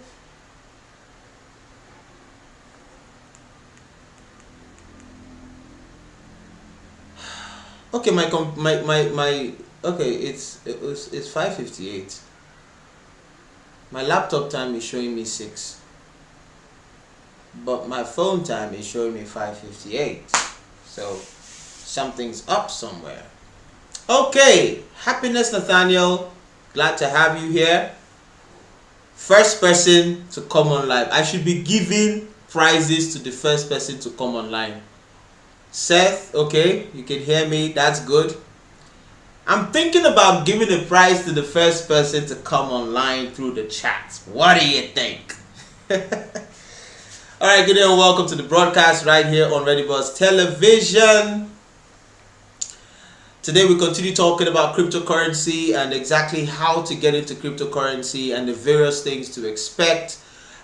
This particular week we're talking about the different places that you can do your exchanges and all of that. Just like normal stock exchanges, you need a place where you can buy, you need a place where you can sell and do your trading. So we're talking about cryptocurrency exchanges that are good for you. Now there are over 200 crypto exchanges out there. So how do you pick the one that is best for you? How do you pick the one that's going to work well for you? Well, I think the first thing you need to do is to do your review of the different trading platforms that are out there, and then just basically you need to experiment. Like I said, there's usually a time of experimenting when it comes to anything you want to do. Some of these exchanges may not permit you to trade in Naira as a Nigerian and all of that, so you have to do this pairing thing where you have to pay someone the money and the person has to do load the money and get the money on the platform for you, which can be a challenge because sometimes the person might say that they've loaded the money or they've sent it in, and you may not see that there. Some of these exchanges can actually lock you out. Welcome Junior Itelema. Welcome everybody. So some of these exchanges can actually lock you out. You may not be able to withdraw your money. You may not be able to do anything, so different exchanges have their different challenges and their different issues. Sometimes some of these challenges might have a bias against those who are trading from Nigeria. They check your VPN, they check your IP address, and they realize you're trading from Nigeria, and they begin to flag you as a scam or as fraud, as one thing or the other. So that's why this particular set of series that we're doing is very important, so that you get to know which of these platforms are a little more friendly and that you can get to do your trading a lot better. Welcome TR King, we see you, and that's why we're talking about what we're talking about. And the more you look into crypto, the more you begin to feel like, why are people even doing this? Because it seems so what's the word? It seems so as if it's porous, but there's a lot going on, and there's a lot that can be achieved when trading crypto. And once you get a hang of it, you get to know what works for you. You find the different platforms that works for you. Now, with all these various challenges that are there with different crypto exchanges, you want to be able to trade on multiple platforms, so that if one particular platform is giving you a challenge with you trading, you can continue to trade with another platform. This is the reason why in the previous live stream we talked about 2 exchanges that are Nigeria friendly, in the sense that you can actually trade with your Nigerian Naira and not have to do that whole third party thing there, which was one of the advantages. So today we're going to be talking about 2 other cryptocurrency trading exchanges in my personal list. Like I said, they are up to about 200. All right, so there are more than 200, not even up to 20. There are more than 200 platforms. So which ones do you think you want to get into? So yes, in the previous broadcast we talked about 2, and today we're going to talk about 2, and I'm moving upwards. Okay, we talked about the number 5, and today we're going to talk about number 4 and number 3 on my list. So this is my own personal list, my own personal what do you call it, my own personal rating, as it were. So number 4 on my list is Luno. So this exchange called Luno has been around the world, but it was one of the major ones to be adopted in Nigeria very early. So the trading platform is on its own very, very simple to navigate. It's straightforward, and it's easy to trade on it. It's not as complex as some of the more advanced ones, because as we continue to move up, we're going to talk about number 2 and number 1. And the number 2 and the number 1 I'm going to be listed is actually the number 1 is actually the number 1 by far. But Luno has its different positive things and its different negative things. Like you can see, it's very, very friendly. It's the one that is best for you if you want to start trading cryptocurrency. If you're not really an expert, you're a beginner, it's a nice place to start. It's extremely friendly, especially good for new traders. Like I said, the major catch is that the transaction fee is 2%. So you're going to be paying 2% for every time you do transactions and so on and so forth. It's actually rated as number 67 in the whole rating of cryptocurrency exchange platforms. It's number 67, and it's number 4 on my list, because I'm trying to bring something to you that is more friendly to Nigerians and Nigeria. And of course, the score is a 4.5, which is very low compared to the much higher and bigger ones. They have a volume of $8 million. They trade in a volume of $8 million every single day, and they trade in 7 different currencies, Nigerian Naira being one of those currencies. So I was able to go online to do a little bit of research to find out what some other professionals have to say about the Luno. I say Luno. I think of Ludo when I see that name. So about the Luno trading platform. So this is from endmagic.com. They do different reviews on different cryptocurrency trading exchanges and platforms and so on and so forth. So they're talking about Luno. Is Luno safe? Is Luno legit? Safety wise, Luno is the first regulated cryptocurrency exchange in Malaysia, and that's saying something. So they are regulated by SC, as there's really nothing for us to worry about fraud from Luno as an exchange. So we talked about the issue of regulation when it comes to these trading platforms, and we're seeing Luno as a platform that is beginning to change the narrative. It's beginning to bring some type of regulation to trading crypto. A cyber attack, however, is something entirely different. So they're trying to tell us that most likely this platform can be open to certain cyber attacks. Attacks and hacks on an exchange can happen and has happened in the past. But then again, there's really nothing we can do about it. As for now, this is the safest bet, and it's one of the places that are being regulated, and they actually allow for Nigerian Naira, which is cool, which is excellent, which is nice. Now let's look at some of the advantages and the disadvantages, and then I'll just move on. This person writing here at magic.com says, advantages of trading on Luno. He says, interest generating. Some exchanges / custodians are giving you money to store your coins with them. Think of your coins as being used as a sort of money market fund. Hoping to see this come to Luno in the near future. So convenience, like I've already said that trading on Luno is convenient. My own personal understanding, and this person is also saying that it's also very, very convenient. Okay, now disadvantages of trading on Luno. Okay, one of the disadvantages is that the custodian has control over your money. Second one is your coins can be seized by a court decision. If the wallet gets hacked, you may lose your coins. You see, these are the things we're talking about when you have to look at the positives and the negatives before you get on a particular cryptocurrency platform. So that's all we have for Luno. Talking about Luno as a trading platform, it's number 4 on my list, and at this point in time we're moving up to number 3.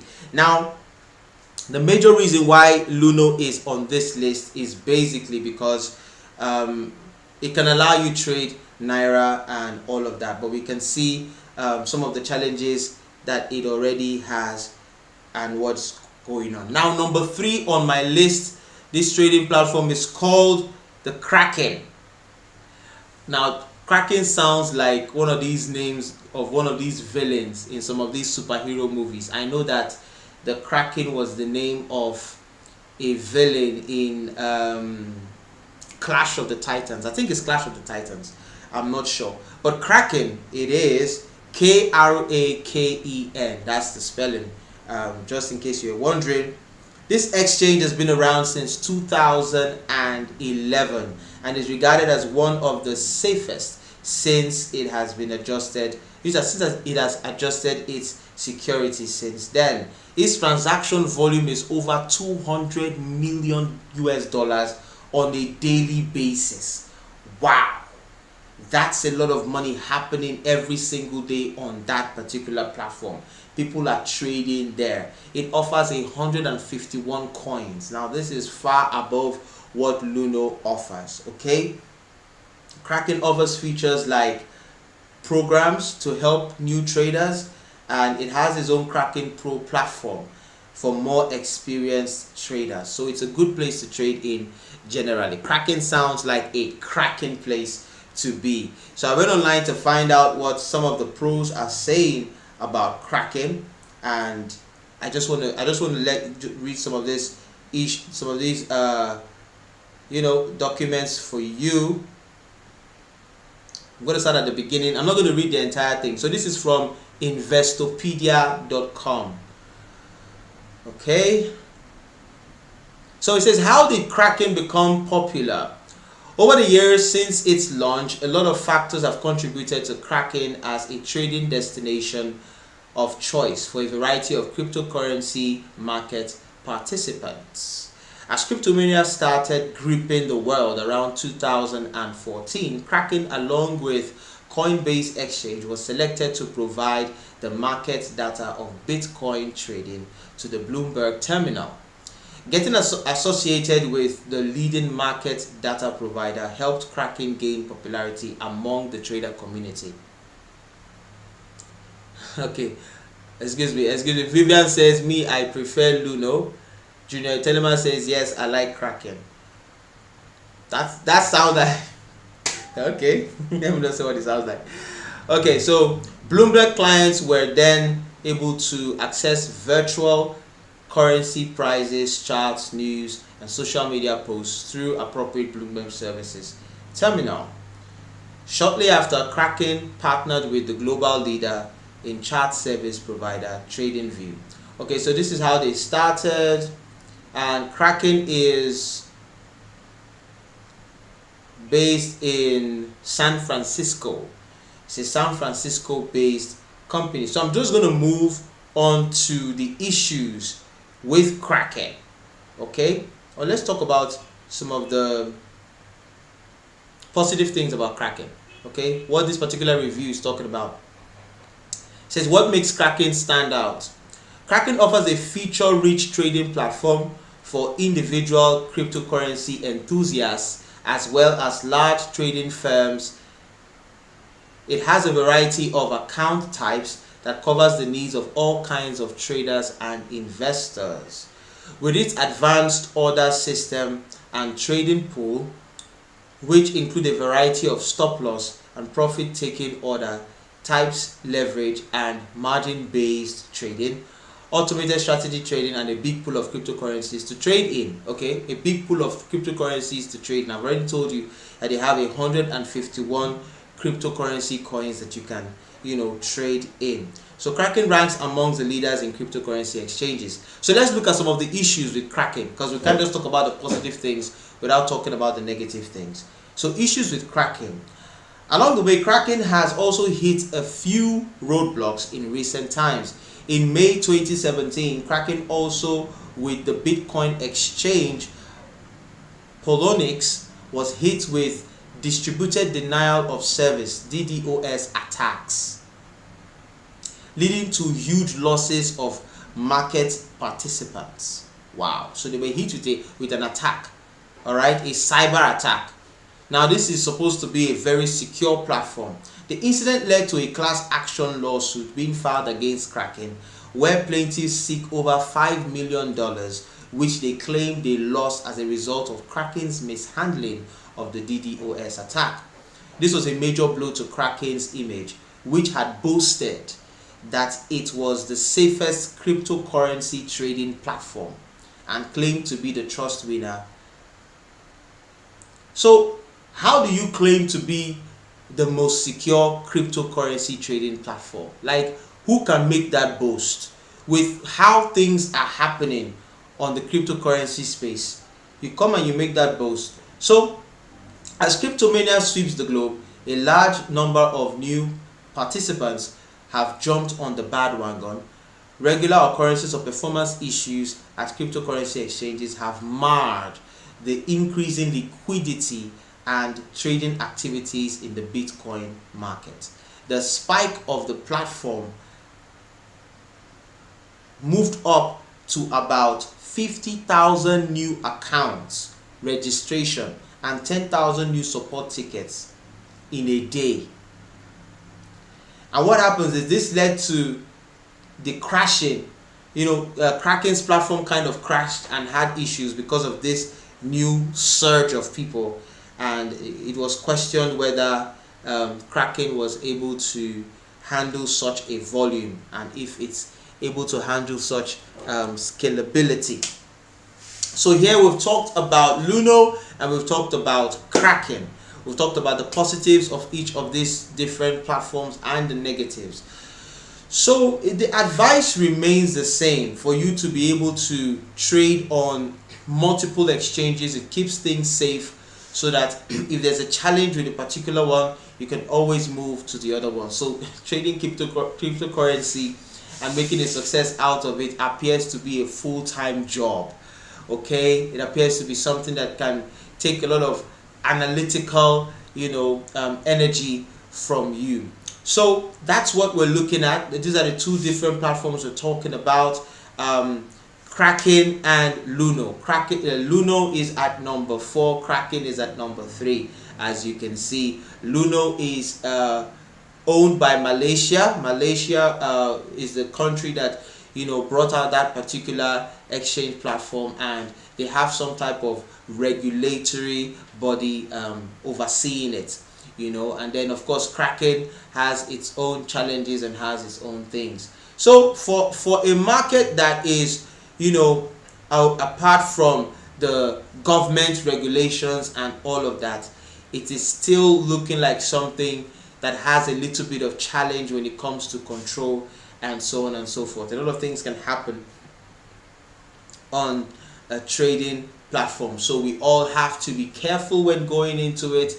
We all have to take it one step at a time. We all have to study the crypto exchange that we are on to know exactly what's going on. Slow and steady, take it one step after the other to truly understand exactly how that particular exchange works. Like I said, some of these exchanges may not allow you to withdraw your money, to take your money out. Sometimes that's talking about liquidity, the ability for you to be able to take your money out. Sometimes they're not going to let you, so who is there to regulate these things? I just thought about the idea of somebody having their money locked up in one cryptocurrency exchange, and they just have that money there, and then they're not able to take it out. They're not able to do anything with it. Sometimes they don't even let you trade. There are certain exchanges that for some time will not allow you sell or buy.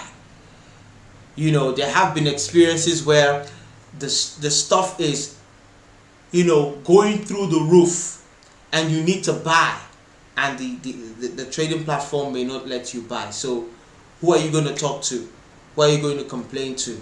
So it's also good to have an idea of all these different platforms, what their positive things are and what their negative things are, to know exactly which ones are the best for you. So thank you so much for being on live. I have an announcement to make. I don't want to forget.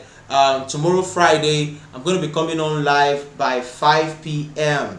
I know that the time is supposed to be 6 p.m., but tomorrow is going to be somewhat of a loaded day, so that 5 p.m. is the best time that I can come live. So I want you to join me at that 5 p.m. It's a lot earlier, and I'm sure that tomorrow is a public holiday. I'm also sure that you would want to go and do one or two things and step down.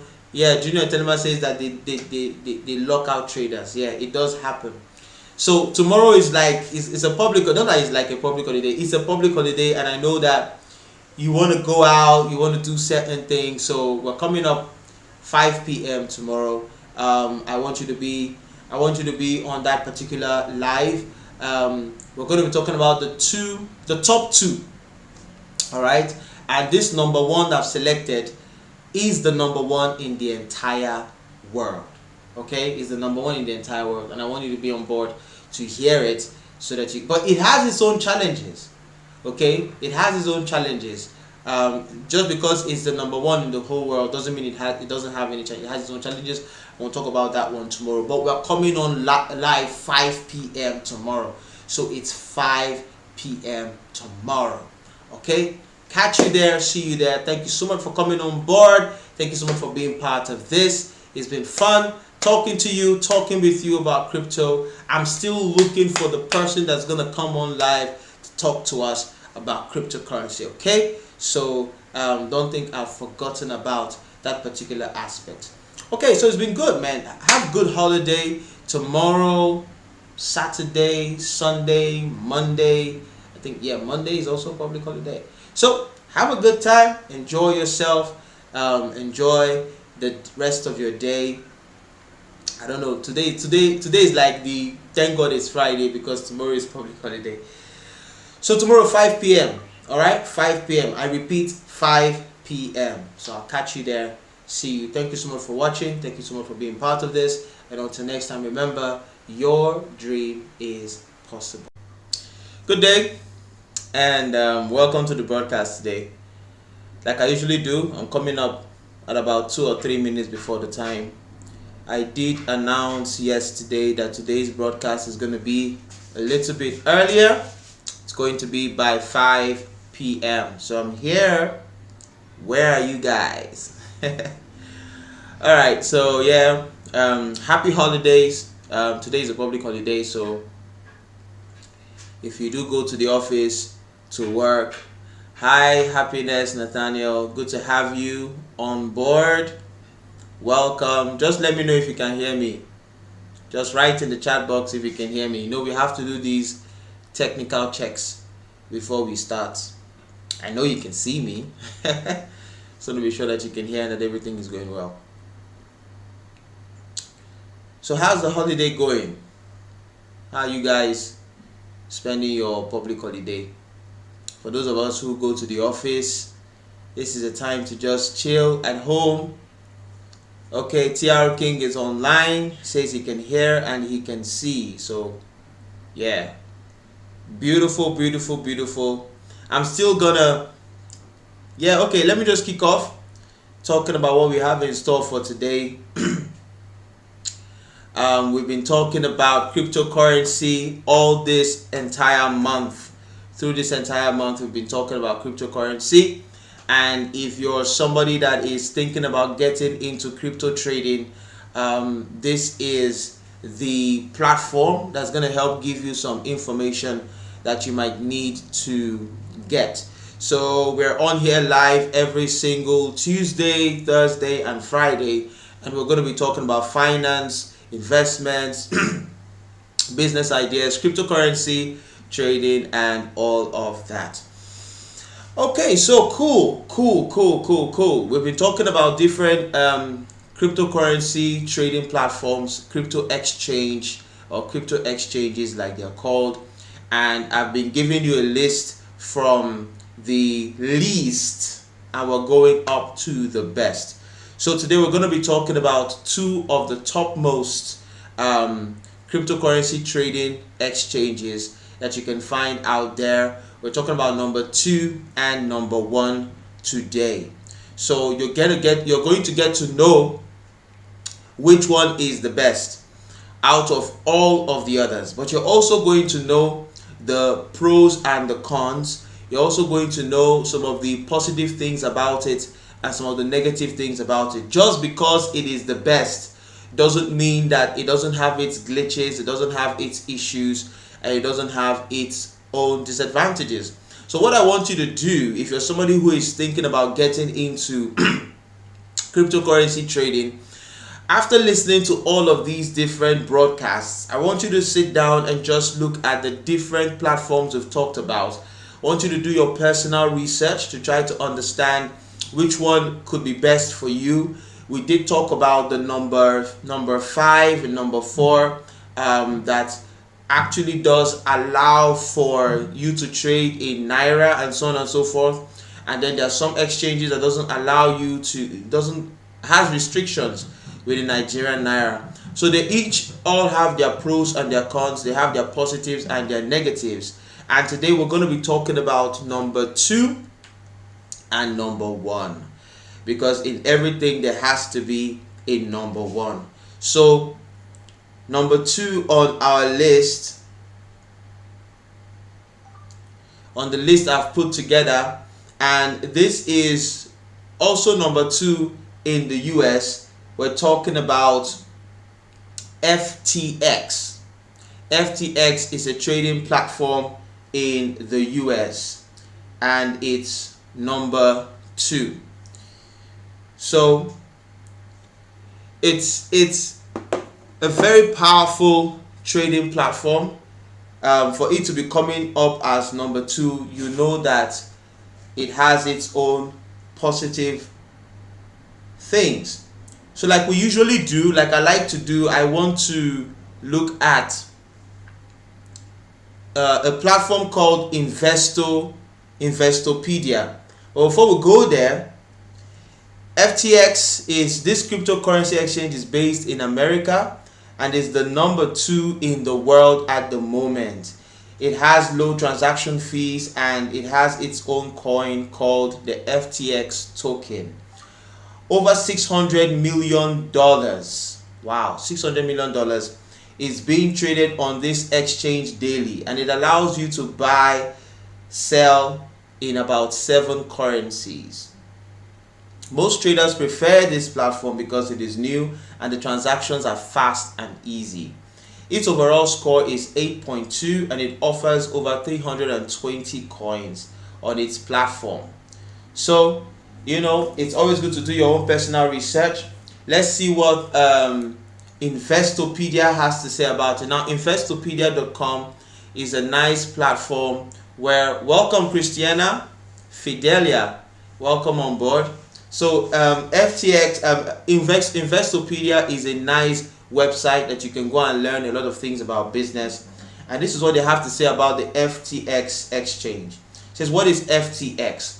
FTX exchange is a leading centralized cryptocurrency exchange specializing in derivatives and leveraged products. Founded in 2018 by MIT graduate and former James Street Capital International Exchange Traded Funds trader Sam Bankman-Fried.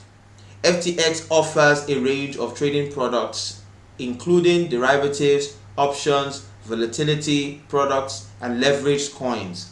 It also provides spot markets in over 100 cryptocurrency trading pairs. Alright, so I know that some of the things I said are things that you might not understand. I mean, I'm saying things like spot markets and derivatives and options and volatility products and all of that. Those are for people that have gotten deep into cryptocurrency trading, that will understand those things. But this is just letting you know that the platform has different variety of products that you can trade on. It's not just about the simplicity of trading Bitcoin. There's so many other things you can trade on the platform. That's what they're trying to let us know. Bahamas-based FTX and this FTX US affiliate have overlapping management teams but separate capital structures. US residents can only trade through FTX US. So from what I'm understanding, this particular exchange is based in the Bahamas for a more international. Hello Vivian Modi, welcome on board. So for a more international trading activity, and then they have FTX US for those in the US of A. Alright, so basics of FTX exchange. FTX's wide range of products and easy to use desktop and mobile trading apps draws crypto investors of all skill levels, from beginners to seasoned professionals, or in crypto jargon, from websites to whales. The FTX platform offers a comprehensive range of order types, from basic market orders to more complex trading orders. So basically what I'm seeing here is that FTX trading platform is more for the professional trader than anything else. It's more for when you want to start doing some welcome Seth, welcome on board Seth, it's good to have you. You know, so it's more than just doing stuff for beginners. If you want to start out in cryptocurrency trading, I'm going to advise you to do your research, but this might not be the place where you want to step in, because it's sounding really professional, and it's sounding a lot like that it might be confusing.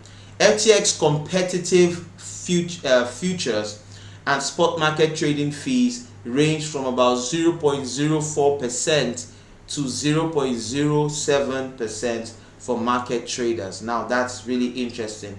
Based on the market and taker model as of January 2022, meanwhile leveraged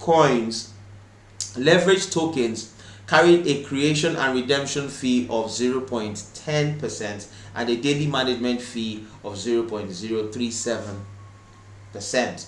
FTX supports 9 fiat currencies that investors can deposit and withdraw through wire transfer. It supports the US dollar, the euro, British pounds, Australian dollar, Hong Kong dollar, Singapore dollar, Canadian dollar, Swiss francs, and Brazilian real. You know why I'm smiling?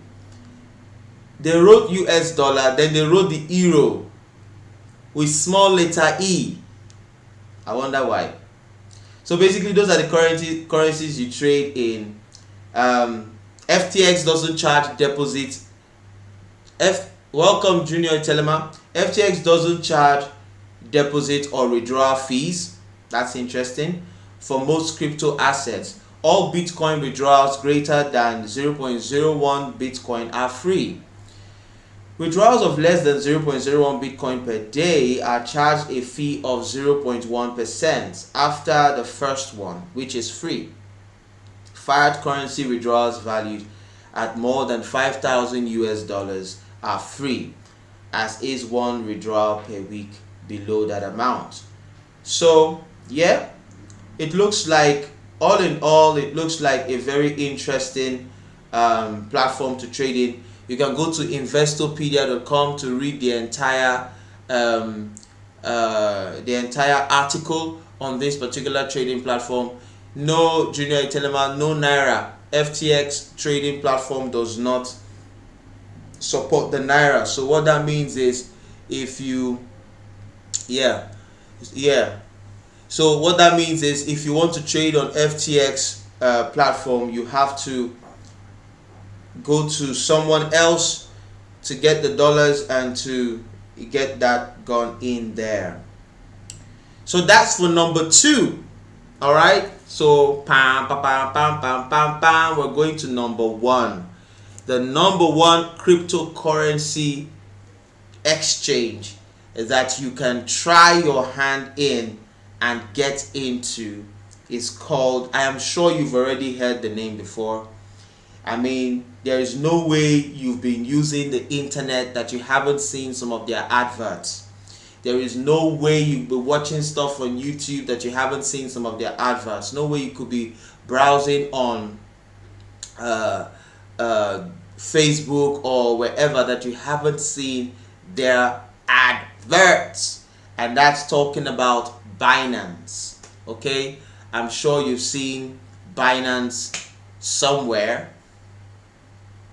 It must have come up on your timeline, especially if you're somebody who is looking into certain types of content. If you're looking to how to make money online, looking for how to make money, all those types of things, you must have definitely found yourself on Binance. I wonder why OctaFX is not on my list. Someone in the chat box that has heard about OctaFX, please let us know whether that's a cryptocurrency trading or a forex trading platform, because I have also seen OctaFX adverts, constantly on my timeline. So it just didn't cross my mind while doing this research.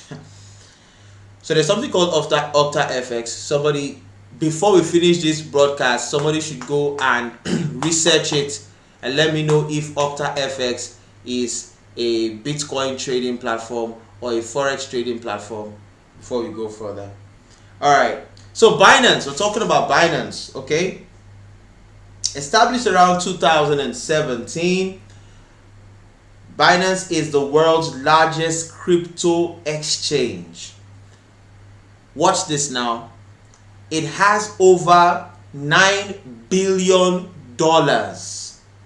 of volume transaction daily.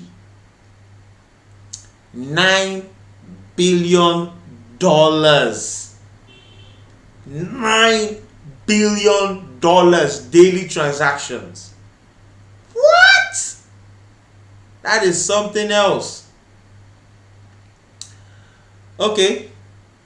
King Miner says, okay, OctaFX is forex. Cause yeah, it didn't come up in my I think it's forex. It didn't come up in my research and all of that. So that's over $9 billion worth of transactions that are done on a daily basis. Its transaction fees are very low, but if you buy their own cryptocurrency, their Binance coin, which is their in-house cryptocurrency, it's even lower. The exchange is the best, especially for expert traders. For beginners, it may be a bit complex, so you might want to start with the Binance Lite, which is a simpler version. The good thing about this is that it has a lot of liquidity. Now, liquidity means that the flow of money in and out of the platform, and it has over 390 coins being traded on it, so there's a lot of variety. The good thing about it is it has a lot of liquidity. Okay, I've already said that. There are some other positive aspects, but the major negative aspect of trading on this particular platform is that some coins that are traded here have been known to be rug pulled, and there are a number of scams on this platform. So yeah, if you watched the first broadcast, I talked about what the rug pull is and how to keep an eye out for various scams. Next week, I'm going to be talking about the top 5 coins that you need to pay attention to and trade in, and they are most likely the safest for you to do. And I'm going to be looking also into some other things as we begin to round up on talking about cryptocurrency for this particular month. So yeah, I'm still talking about Binance. So this overall rating of Binance is by Fresh Kid. Yeah, Binance. Yes, that's the correct spelling. That's the correct spelling, Fresh Kid. So this is the rating that's given of Binance by CoinMarketCap, which is a company that tracks information about crypto, the crypto market, and everything cryptocurrency. And Binance comes up to be at number 9.9 out of 10 of all the cryptocurrency trading exchanges. That's amazing. So this is very high, and that makes it number 1. Binance allows over 40 currencies, including Naira, so that's a good thing, Australian dollars, US dollars, and much more. Although the Naira restrictions in 2020 has brought some type of restrictions on trading there, but it still allows you to do what you need to do. Binance has security features of a two-factor authentication and code for each transaction, so it kind of makes it secure with the two-factor authentication for each of the transaction you want to do. So like I like to do in recent times, I like to go to my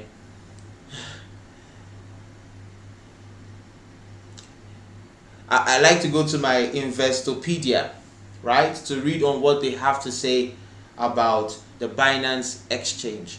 Okay, so the Binance Exchange is a leading cryptocurrency exchange founded in 2017 in Hong Kong. It features a strong focus on altcoin trading. Binance offers crypto to crypto trading in more than 500 cryptocurrencies. Okay, so these guys have established that it's 500 cryptocurrencies and virtual tokens, including Bitcoin, Ether, Litecoin, Dogecoin, and its own token, Binance Coin. In 2018, it moved its company headquarters to Malta, EU, in response to China's strict regulations on crypto exchange businesses. Now there's a warning. There's a warning on Binance, and I'm going to come back to the warning, but let me just read some of the other things that they say. So key takeaways.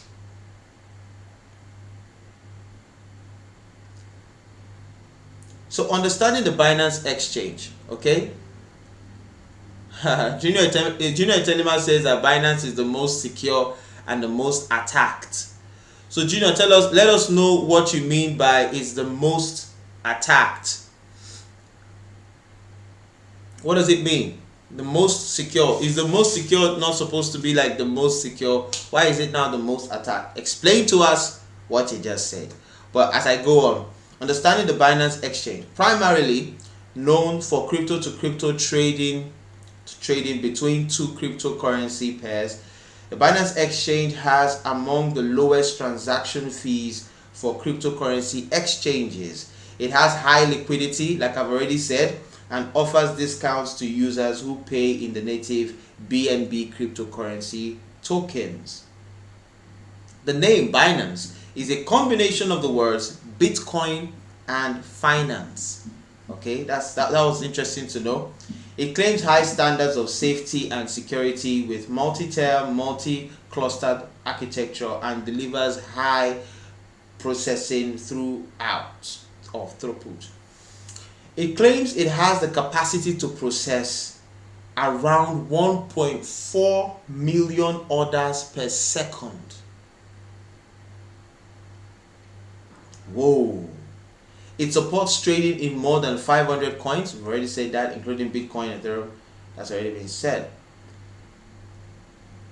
Okay. Now let's look at two things before we round up this particular broadcast.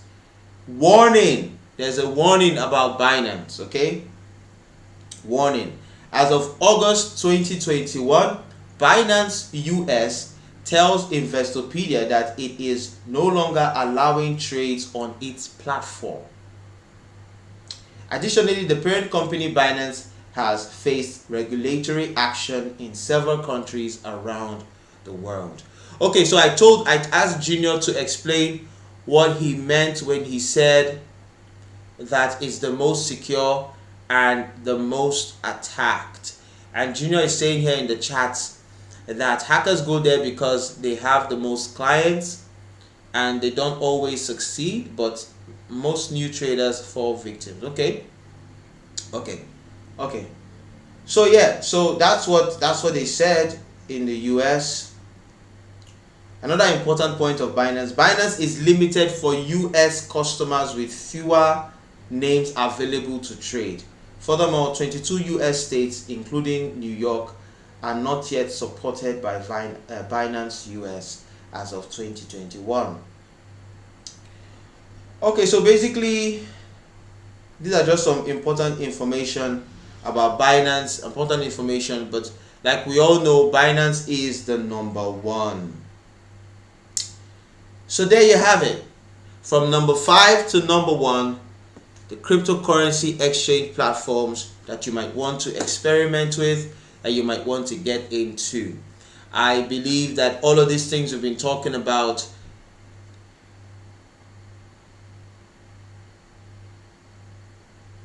Quidax. Yeah, that's the way to spell it. Fresh cake.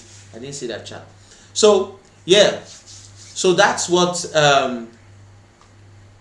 it's all about. I've given you some of the best platforms for you to go and do your personal research, for you to go and search to see if you can find more information about it, to know where you want to trade. Do your research about the general cryptocurrency trading activity, learn more, and if it's something that you might want to get into, it'll be good to get into and start with. Alright, so today we came on at 5 p.m. but 5 p.m. is not the usual time we're coming on, okay? It's just for today because today is a holiday and there are a few activities and everything, so we're coming up 5 p.m. okay? Steve says that Nigerians trade on Binance a lot. Yeah, that's true too. So the time is 6 p.m. guys, 6 p.m. So I'm going to be here 6 p.m. next week Tuesday for another very interesting talk on crypto. I'm finalizing this crypto series next week, so I want you to be on. Everything is going to be incomplete if you don't join the live for next week. In other words, you're not going to get all of the information that you're supposed to get. That's supposed to give you some type of starting point to getting into the crypto trading world. So be here next week Tuesday 6 p.m., next week Thursday 6 p.m., and next week Friday 6 p.m. okay? We're not changing the time. If I do change the time, I'm going to let you know, but I don't think I'm changing the time. It is 6 p.m. Today was just a very interesting day. That's why we started by 5. So thank you so much for coming on board. Thank you so much for being part of this broadcast. Thank you so much for taking time out to be here. It's always good and always nice to have you here. So have a great holiday. Have a great weekend. Thank God it's Friday. Thank God it's a holiday. You know, everything. And Monday is also a holiday as well. So go and have fun. Do what you do. Enjoy yourself. And think about getting into some type of crypto crazy madness. Thank you so much for watching. And until next time, remember, your dream is possible. Good day, everybody, and welcome. Usually do. I'm starting out about 3 minutes earlier so that we can get by all the technical. We can, bypass all the technical things that usually happen when we come on board. So once you come online, just let me know that you're online and we'll kick off what we have for today. First of all, I want to announce that this is the final week where we're going to be talking about cryptocurrency. And I'm going to do my best to, in fact, let me just wait until somebody comes online before I say this. And I'm speaking this for the benefit of those who will watch this on demand. So, yeah, okay. If you're watching this on demand, you're probably seeing me right now, so I better give the information. So, yeah. Today, okay. Junior is online right now, so I can continue talking. Okay, so like I was saying, this is the final week for talking about cryptocurrency on this particular live. And there's going to be a few changes as to how we do live on the channel. So in as much as we are planning to, we originally planned to be coming up Tuesdays, Thursdays and Fridays by 6 p.m. We'll be coming up just once in a month on the first week of the month. So the very first Tuesday of every new month we'll be coming up live and we'll be talking about something really interesting in the areas of finance, investment and all of that. Good evening, Nike. Welcome on board. So yeah, so we're switching things up again, just to make it a little more interesting, so that when we come on live, we're coming on, doing something stronger, something more it'll be richer. So the lives we're going to be taking, that's going to be coming in once a month, should be richer. Hopefully it should be able to last at least an hour. We should be able to take questions and able to just chat, just relate on the different topics. I'll do my best to get somebody on board. So it's going to be a major live program. That's the way I'm hoping and planning to go about it. That when we're coming on live once a month, like I said, it should be rich. You should be ready to spend at least an hour talking, discussing. It's going to be question and answer sessions, interactions, and all of that. That's going to be very, very interesting. So yeah, that's what you can come to expect. So what that means is that this is the final week for the coming on live 3 times a week. Okay, so let me just repeat it again so that you get the point. So we're rounding up the cryptocurrency topic this week, and this week we're coming up Tuesday, just like this, Thursday 6 p.m. and Friday 6 p.m. for this week. After this week's broadcast for these 3 days, the very next time we're coming on live will be on the first week of May. So the very first Monday of the month, we're coming on live 6 p.m. as well. And we're going to be talking about a topic that should be rich, and it should carry life and everything. So I'm going to be doing my best to make those lives very interesting by getting people on board to interview, to talk on various topics. So what that means is we're going to make it a major event. We're going to do our best to invite as many people as possible to come on board. There's going to be advertisement for that particular live. You're going to know what we're talking about, and it should be interesting. It should be an interesting 45 minutes to an hour. There should be question and answer session, just really interesting. But it's once a month, very rich and all of that. So yeah, so that's the announcement, and that's what I'm talking about. So today, what we're going to be talking about, I'm going to do my best this week to sort of round up on all the things we've been talking about cryptocurrency, so that if anybody is able to watch this from the very first live stream on this particular topic to the end, they should be able to have a very good idea about what to expect when they come trading in crypto. Now, there's something I want to say. I want to give a major disclaimer. This is not giving you any kind of financial advice. This is not a financial advice. This is not promoting any kind of cryptocurrency for you to trade. This is not promoting cryptocurrency as an investment platform for you to get into. This is just giving you information on certain opportunities that are available out there for you to make money. That is not the conventional 9 to 5. So cryptocurrency is also one of those things, and we're just giving you information. So this is not financial advice and all of that, because for this week I'm going to be talking about the top 5 cryptocurrencies that you can trade in. So I have to make that disclaimer that I am not asking you to trade any of these coins.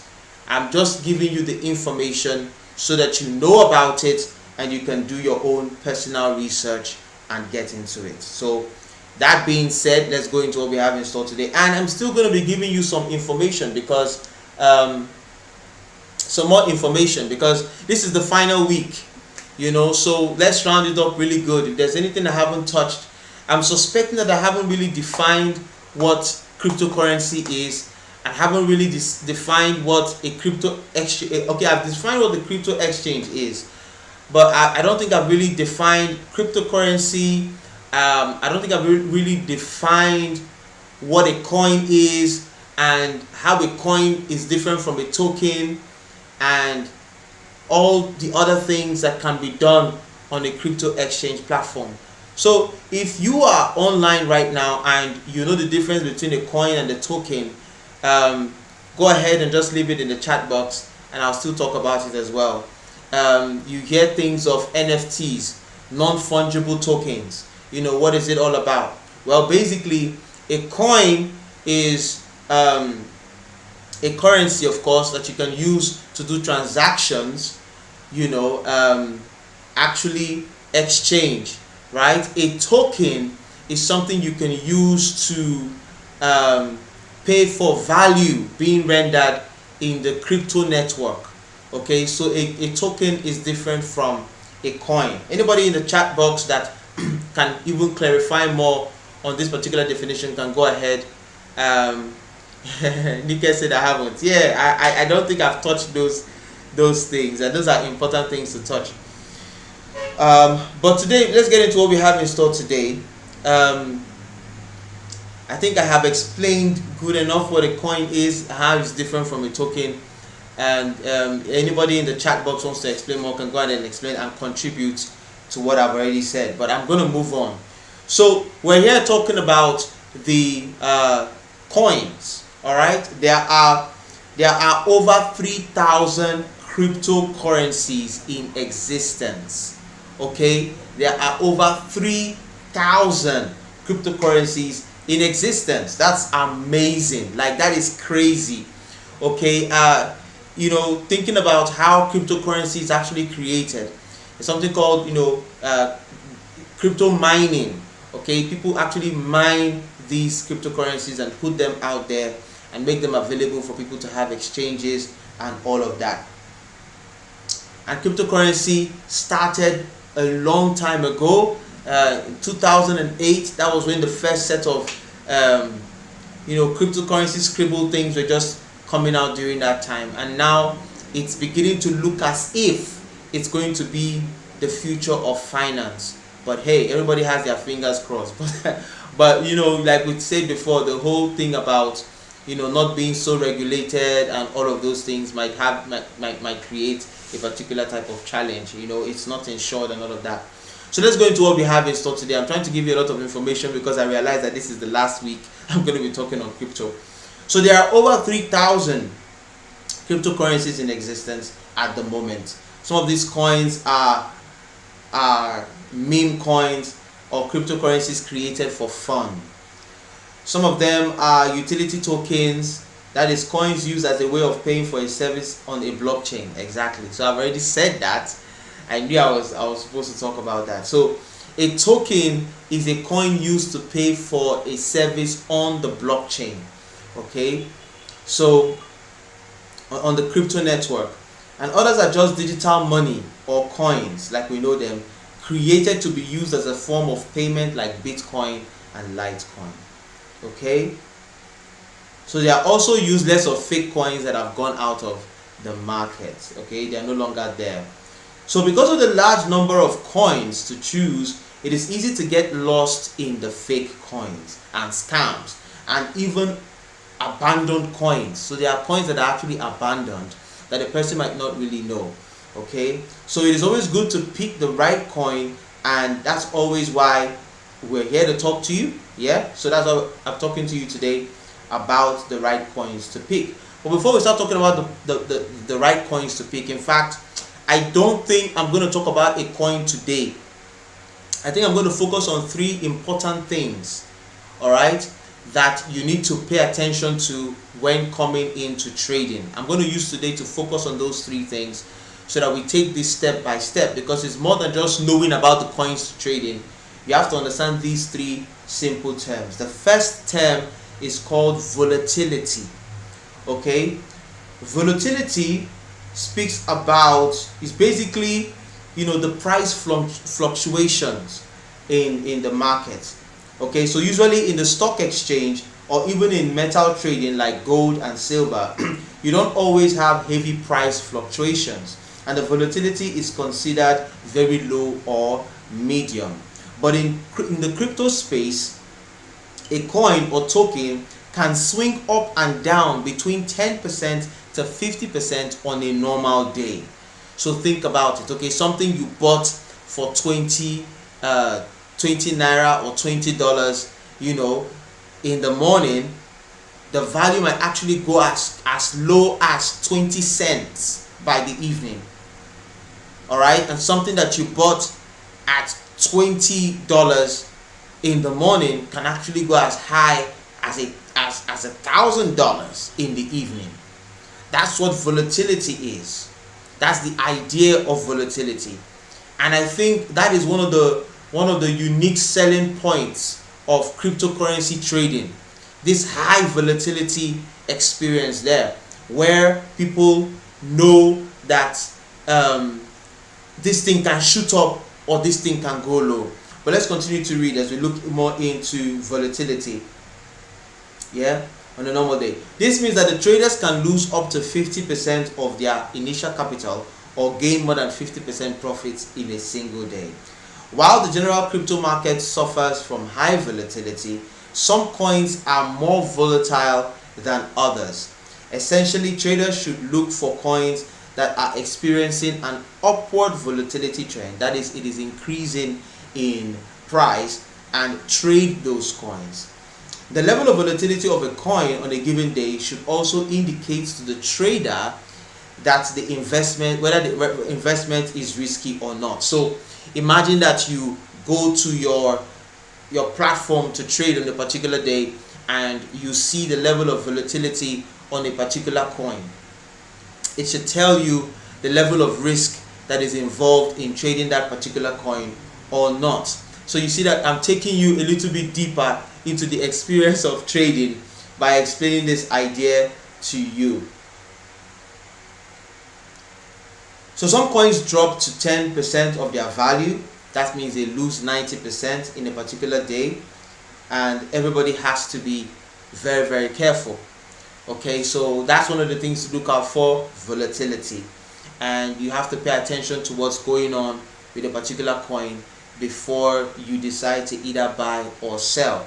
Now, the interesting thing about this is, like we said in last week's discussion, that the crypto exchange might have its own ideas about whether you should buy or sell, because there are some experiences where the volatility might not be favorable for you and you want to sell that particular coin, but the exchange is not letting you sell that particular coin, and so on and so forth. So that's why we talked about choosing the right exchange. The next thing I want to talk about today is something called volume. Okay, so what this means is basically how much of a particular coin is being bought and sold within the day. So if you say you wanna trade in Bitcoin today, how much of Bitcoin is being bought and sold today? How much of Ethereum is being bought and sold today? How much of Luna coin is being bought and sold today? How much of these coins are being bought? That is the volume for that particular day. Right, so we continue. If globally the coin is being bought and sold randomly in a way that the buying and selling allows money to exchange from multiple hands to the tune of, say, $100 million, then you can be sure that if you want to buy $100 worth of a coin, there will be a person willing to sell, and vice versa, or that they will have enough volume to fill the request. Okay, so I want to stop here. I want to read what Vivian wrote in the chat. She says, yeah, exchange scam happens too, especially when Bitcoin is dropping and all coins are falling. Exchanges lock people out and you can't sell sometimes. So that's buttressing what I've already said before. So we continue to explain about volume, right? So basically volume is about, you want to sell a particular coin at a certain price. Okay, you have if there's a lot of volume, that means a lot of people are buying at that particular time that particular coin. It is possible that you will find somebody that will be willing to buy your coin at the price that you're putting it on, because there's volume, there's a lot of activity on that coin. And then vice versa, if there is low activity on the coin or no activity on the coin, you trying to sell that particular coin might be difficult. So while some coins have more trading activities and more volume than others, so the ones with less volume, if a trader wants to sell that particular coin urgently because they are very scarce or they have low trade volume, they may put a request on the exchange, but nobody may buy because there is low volume.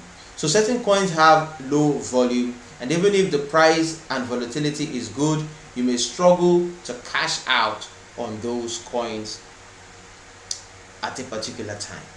Okay, so that's the thing about volume. So there's a particular coin that might have a lot of volatility and the price is good and all of that going on, but it doesn't have a lot of volume. That means a lot of people are not necessarily buying it at that particular time. I don't know if you have ever downloaded let me just leave that alone. Okay, so basically that's what volume is. Okay, lots of activities on a particular coin. That means you can find somebody to buy at a particular time. And the third thing I want to talk about today is, and that's the final thing I'll talk about today, because I don't want to say too much. I don't want to give too much information. Today we're just focusing on the three things when it comes to you buying or trading a particular coin. Okay, these are the three things to look out for.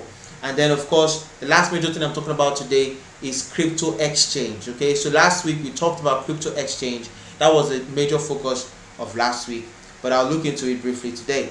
So I've talked before last week. So before investing in the coin, consider the fact that your choice must be available on a reputable exchange. Otherwise, you will find it difficult to trade. That means buy or sell the coin in a profitable manner.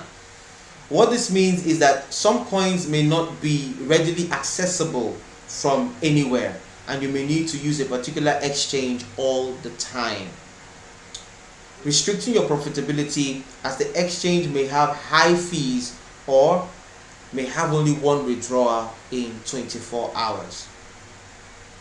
So yeah, the exchange, all right, you might have a particular coin that is not available, that being able to buy or sell on different platforms and different exchanges might not be easy, and that might create a challenge. So we're talking about volume, we're talking about volatility, and we're talking about crypto exchange. Okay, so let me go into the chats.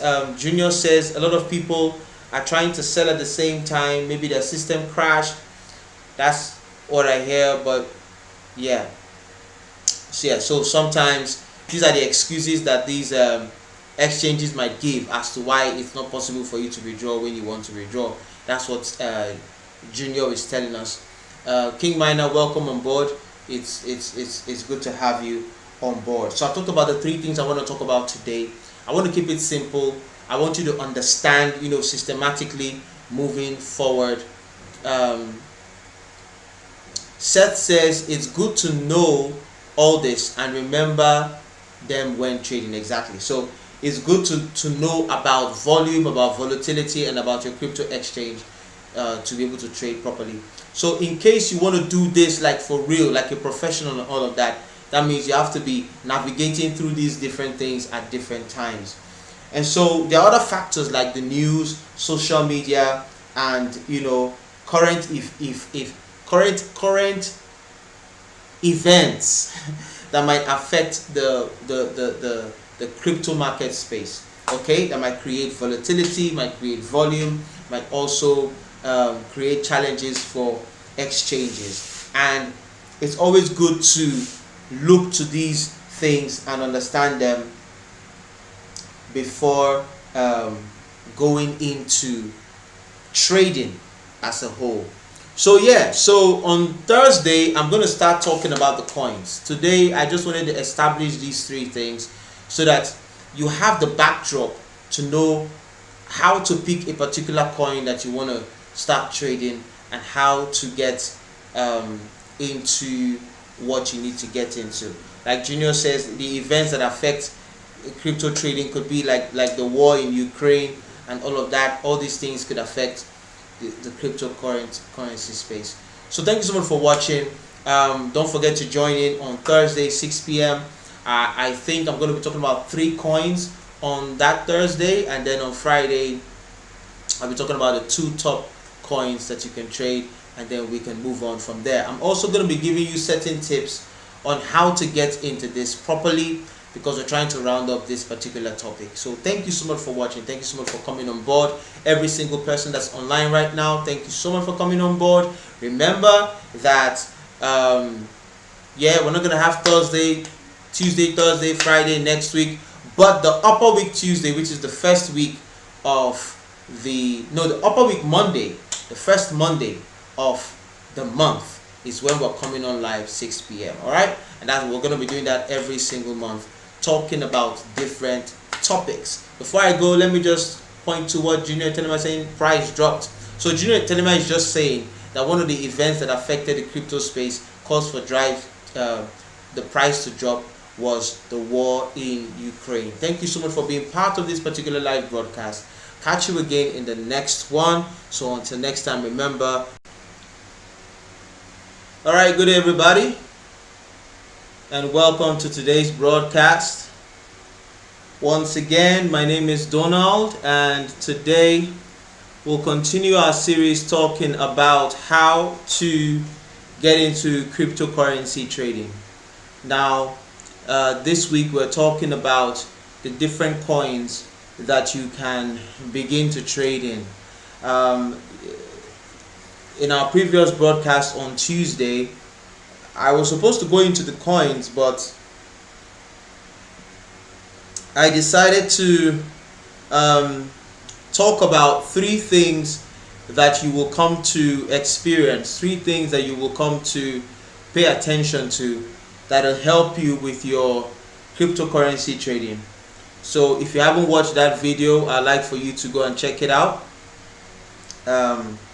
and so that you can be part of the entire move. Well, today we're going to be talking about 2 particular coins, and I'm going to be focusing on just these 2 coins for today. But it's important that you watch the previous broadcast. Of course, today I came on at about 6 p.m. and so I just have to go straight to it. But when you come online, just let me know that you can hear me in the chat box, and I will know. But before you guys come online, I'm just gonna keep going for the sake of on-demand videos. Okay. All right. So, I'm just gonna wait for you to come online. Okay. Let me just wait for at least a number of you to come online before I start talking about the major things I need to talk about today. So but before going to what we're having stuff today, I think I can use this time to talk about a few changes that we're making on the program on this particular live show. Like I said on Tuesday, this week is going to be the final week where we're going to talk about cryptocurrency, and it's also going to be the final week that we're going to be coming up on Tuesdays, Thursdays, and Fridays at 6 p.m. Okay, so tomorrow is going to be the final day on these 3 days broadcast that we do. The next time I'm going to be broadcasting will be on the first Monday of May. So just about a week after this particular one, I'm going to be on here, and I'll be talking about a topic that will really help your business. If you're a business person, if you're somebody who wants to make money, I'll be talking about a topic that's very interesting and you want to be part of it. And I'm going to be taking some time. So because this particular platform, this particular program is all about helping people achieve that beautiful, balanced, successful life, that financial life, to achieve that that quality life. So we're here to inspire you to do more, motivate you to do more, and give you the strategies and the tips that you need. I also want to say that the fact that I'm going to talk about these coins doesn't mean that I am suggesting in any way that, okay, welcome Junior, welcome, glad to have you on board. I can see that you guys are coming. Okay, good. So the fact that I'm talking about these coins doesn't mean that, welcome Vivian, doesn't mean that I'm trying to encourage you to trade any of these coins. Okay, it's just to give you an idea. This is not a financial advice. This is not me trying to give you financial advices and all of that. If you want to get financial advice, look for a qualified professional. Welcome King Miner, glad to have you on board. So look for a professional, financial advisor to give you those advices. So like I said, welcome Nike, glad to have you on board. Good evening. So like I said, today I'm going to be talking exactly about those coins. Okay, we're going into the coins. Last week we talked about different things, but this week we're going straight into the coins. So the first coin I'm going to be talking about in my personal list, because like we said in the previous broadcast, there are over, was it over 3,000 coins, and they all have their different pros and cons and what have you. So I did a list of 5 coins, and based on my list, I'm going to start from the least to the best, based on statistics, based on what people are saying. That's what they say is the best, and then based on my own personal review, I'll talk about the list. That's number 5, and then we'll move up. So the very first coin I'm going to be talking about on this particular series, I'm talking about 2 coins today. The first one I'm talking about is Solana. Okay, Solana is a coin. This is a cryptocurrency, and it's an open source project, just like some of the other ones that we have out there. And it is designed to provide financial solutions, or better yet described, it is designed to provide decentralized finance solutions, or DEFI, pronounced DeFi, to its users. So I'm asking the question, why when I saw this, I thought to myself, why do people need a decentralized financial solution? So if you're online right now watching this, just give me a few reasons why a person would need a decentralized financial solution. It sounds to me like this is basically for people who don't want their finances to be traced. People who plan to do some funny bits. I don't know, but someone please explain to me further in the chat box, so that we get to understand more of it. Why people need decentralized finance solutions. I have my own personal idea. However, my perspective is a bit more pessimistic. So someone give me a more optimistic approach. Alright, I continue talking about Solana. Users can build applications on it, run software, and lots more. Because of its functionality, it grew very fast to become number 7 on the world top 10 crypto list. It was only established in 2020 and sold for less than $1, and in 2021 its price has rose to $250. Okay, yeah, okay. DeFi, Seth says that DeFi is not controlled by banks. That's where I'm going, Seth. That's where I'm going. I'm asking the question, why are we moving away from something that is controlled by banks? Okay, give me more. Okay, let me ask the question better. Give me positive reasons. Okay, government can't shut it down, so there is no control from politics and all. Okay, Seth, I'm going to engage you a lot more. And if any other person online that's there, they can explain more further. I want to ask a question, okay? So why would somebody want to get into financial transactions that do not have government control over it? That's my question, Seth. That's my question to everybody online right now watching this. Why? Give me a positive reason, not a negative one, because I already know of negative reasons. I think every normal person would know of negative reasons. So somebody should give me a positive reason why a person would want to do a financial transaction and would not want to do it in a way that the government will be aware of it, or in a way that, you know, politics will be involved and all that. I'm beginning to think of some positive things, but I want to hear what you have to say. So I'll continue reading before we get back to this conversation. So it is currently competing with Ethereum in terms of users, and because it's cheaper to use.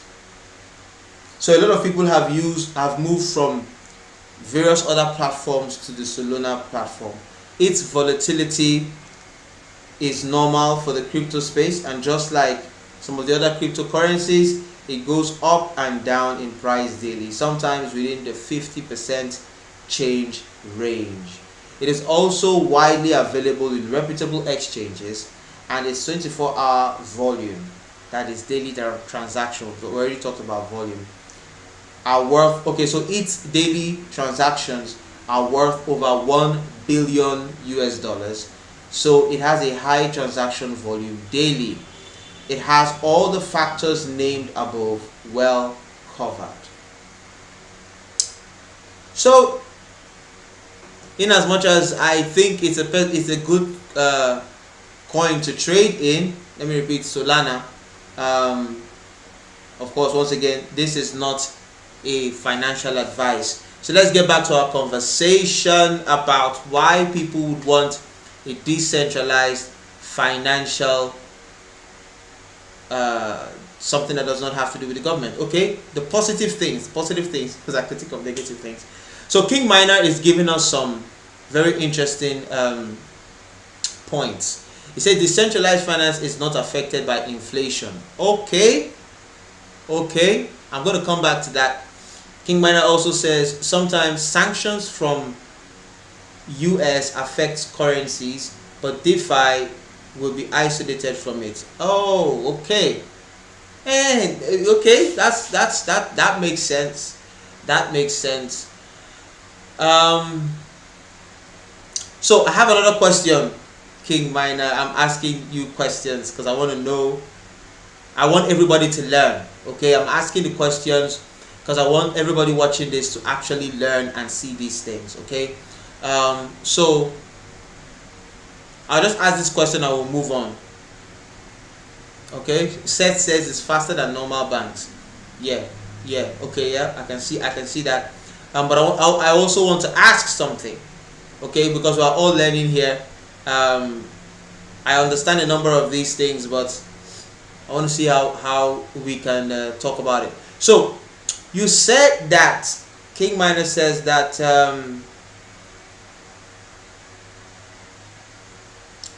decentralized finance is not affected by inflation. Okay, so if inflation can affect the fiat currencies, that's dollar, pounds, euro, how come it doesn't affect the cryptocurrency? That's my question. Okay, that's my question. So yeah, Ukraine war, Russia is still funded by DeFi and other currencies. Okay, that's it. But that's a negative thing now. That's a negative thing. Yeah, you can move more money faster. Okay. But King Miner, anybody on the chat can answer this question. So, if inflation can affect fiat currencies, why doesn't it affect cryptocurrency? Like for example, we've talked about factors that could affect the price of crypto. So, where does that come in? That's just the question. I'm going to move on as we continue to have this debate. The second cryptocurrency I'm going to be talking about today is called Tether. Okay, so I've talked about number 5. I'm talking about number 4 now. It's called Tether. This cryptocurrency is unique because it's designed to mimic the US dollar, and it's also called USDT or USD Tether. It is like the digital dollar, and although it is not created by the US government, it is now widely accepted in the crypto space as a substitute for a dollar. That's interesting. It has poor volatility, meaning that the price may move from $1, 1 cent to $1, 2 cents, but nothing more. Small changes or percentages like less than 1%. Okay, so it has very low volatility, and yeah, King Miner is talking about the fact that, you know, cryptocurrency not being affected by regular governments was how Iran was Iran used cryptocurrency to help their government and all of that because of the US sanctions and all of that. That's not a positive thing, King. That's not, like I said, positive things. Like, I know of these other stuffs, but I can get you. I get you, right? I get you that the cryptocurrency is not affected by inflation and by government policies. I get you on how that can be positive in a lot of ways, you know, and then you can move large monies faster. I get you on how that can be positive in a lot of ways. Okay, I understand that, so we can move on from the conversation. I just wanted to get this conversation going so that whoever is watching can also have these questions in their heads and these ideas. So we're still talking about the Tether, and the Tether is, like we said, that it's kind of close to the US dollar, and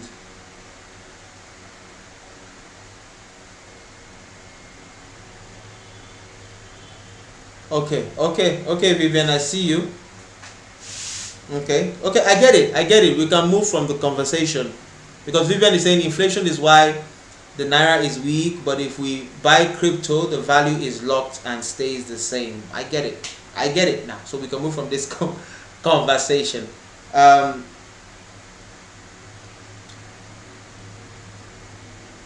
So I continue talking about the Tether, right? So it says it doesn't suffer from the high volatility the crypto market is known for, but has a lot of advantages because of that. Yeah, that would be a good advantage. That would be kind of like a good advantage.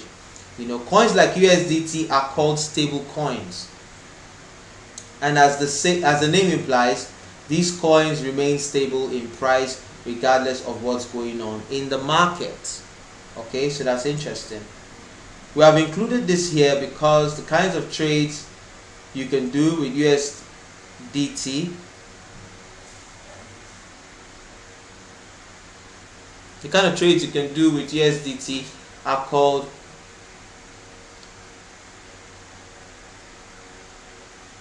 or other stable coins like USDC or Terra USD are also very good. You can buy Tether and stake it because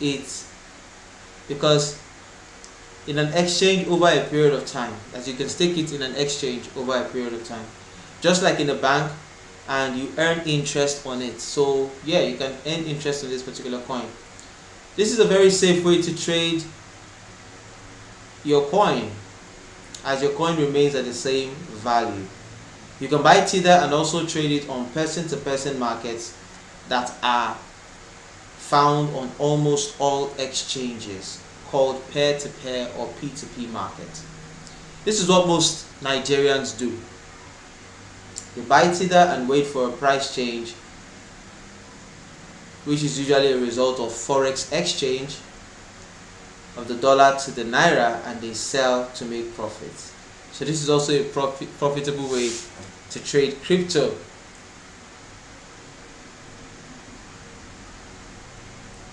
Tether is trading in billions of dollars daily, so it has a high transaction volume. It is available in almost every cryptocurrency exchange, and although it's not volatile, so it's good for traditional trading, and it's also good for Bitcoin, meaning the price will never go up significantly, it can be used for other forms of trading. It currently has a market cap well over $80 billion and is the number 3 coin in the market today. Alright, so we've talked about Solana and we've talked about Tether, and we've also had an interesting conversation about why cryptocurrency has to be decentralized. I just asked that question because I wanted to have that conversation to look at the positives and the negatives of this cryptocurrency being decentralized and trying to move away from the normal way transactions are being done. And we've looked at some of the positive things, about this particular type of approach. So thank you so much for watching. Thank you so much for being on board. Thank you so much for being part of this particular broadcast. We've talked about 2 coins. Tomorrow I'm going to be here by 6 p.m.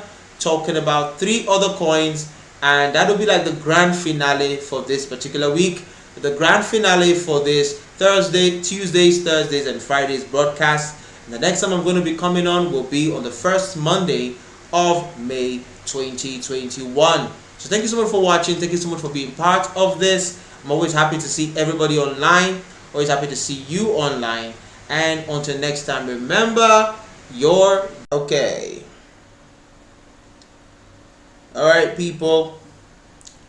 I'm back again on this final broadcast live in this way. Like I said in the previous broadcast, this is the final day. I'm coming up on Tuesdays, Thursdays, and Fridays by 6 p.m. The next time I'm coming up on the broadcast screen is going to be on the first Monday of May. Alright? And we're going to be doing this every first Monday of the month. Okay, I'm going to be coming up live. I'm going to be talking about what I'm going to be talking about. And when I come on live on the first Monday of May, I'm not going to be talking about crypto. I will be talking about something that small business owners and entrepreneurs and self-employed people are going to need to hear. So prepare to be part of that. So I'm still waiting for you guys to come online. The moment I see about 2 or 3 people online, I'm going to kick off the discussion for today. Today is going to be loaded as we conclude talking about the top 5 cryptocurrency to trade into, to be able to trade with. Alright, Junior, good to have you on board. So I'll be waiting for like 2 other people before I kick off today's broadcast. Today's the final day of coming up 3 times a week. So how have you enjoyed coming up, seeing me come up 3 times a week? Okay, Vivian is on board. I need 1 more person and then I'll kick off what we have to do today. We get on with the business of the day. So yeah, I'm going to be coming up once a month now, and I'm going to be spending at least 30 minutes to an hour talking about various things that should help anybody achieve success. And we're still going to be talking these topics on finance, investments, business ideas, cryptocurrency, Ready Bus challenges and all of that as well. So I'm just waiting for 1 more person to come online and then I'll go. Oh, okay, all right, let's just go. Since we don't have that much time. Alright, so we're talking about the top 5 cryptocurrencies that you can trade, and their pros and their cons and different things. If you're watching this for the first time, I'd like to advise that you go through the very first broadcast of this particular week, because we talk about something really interesting that every single person would have to know when it comes to trading crypto. So yesterday we talked about 2 coins. Today we're going to be talking about the final 3. I'm going to be moving from number 3 to number 2 to number 1. and then we'll wrap up for today. And not just wrap up for today alone, but wrap up for a good amount of time. So the next time you're going to see me is going to be on the first Monday of May. So the number 3 coin on my list is the Binance coin. The Binance coin is number 3. As we discussed in our previous live stream, Binance was established around 2017. Binance is the world's largest crypto exchange. It has over $9 billion of volume in transaction. Okay, welcome, King. We started before you. I was waiting for 3 people to come online before I started, but hey, okay, so you're here. That's cool. So $9 billion of volume in transactions daily. As we said, when we're talking about crypto exchanges, we did hint on this, Binance. So as part of our trading factors, it is well covered in terms of volume. The good thing about it is it has a lot of liquidity, that is money flowing in and out, and it has over 390 coins being traded on it. So this is talking about the Binance exchange. Binance token or BNB coin is used to pay some fees on the Binance exchange, so it is very relevant to the crypto space. BNB tokens can be found on most reputable crypto exchanges, but not all. That said, it is not readily traded everywhere. Okay, so you can't readily find this Binance coin on every exchange. So if you're thinking about trading in it, just know that it's restricted to certain exchanges, and you might not find it in certain other exchanges. If you trade BNB coins on the Binance platform, you should stand to enjoy some benefits like less transaction fees, discount offers, and lots more. To discuss our factors again, Binance's daily trading volume is also in billions of dollars, and it can be traded on reputable exchanges. Its highest market cap as well is well over $90 billion. It hit over $90 billion in 2021, and although it started trading around the price of 10 cents in 2017, it has appreciated in value to a high of over $670 and is a very good coin to trade in. So the Binance token is a very good coin. Most of the things I'm seeing about it is positive. A lot of things I'm seeing about it is positive. And so we move on to the very next, that is number 2 on our list, which is Ethereum. Okay, I started hearing about Ethereum like quite some time back. Then I wasn't really into crypto trading. So Ethereum is the number 2 cryptocurrency in today's market. Now this is not just number 2 on my list, it's number 2 worldwide. Okay, Ethereum, as the world's second largest cryptocurrency, it operates on a programmable network interface that allows smart contract applications. Basically, it is designed to do a lot more than just send money from one place to another without a bank. It can be used for a whole lot of IT and software development functions. Whoa. It is described as a decentralized open source blockchain system that has its own cryptocurrency. That is, open source means that anybody can build applications on its network using its programming language. Ethereum hopes to become a global platform where users from around the world can build and run software that cannot be censored, brought down by any authority, or used for fraud. It was launched in 2015, and back then it sold for less than $1. In 2021, Ethereum reached its highest price of well above $4,700. Wow. To discuss our factors again, Ethereum's daily trading volume is also in billions of dollars, and it can be traded on all reputable exchanges.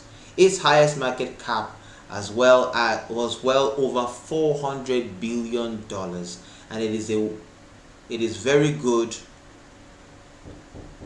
It's a very good coin to trade in. All important factors are well covered by Ethereum.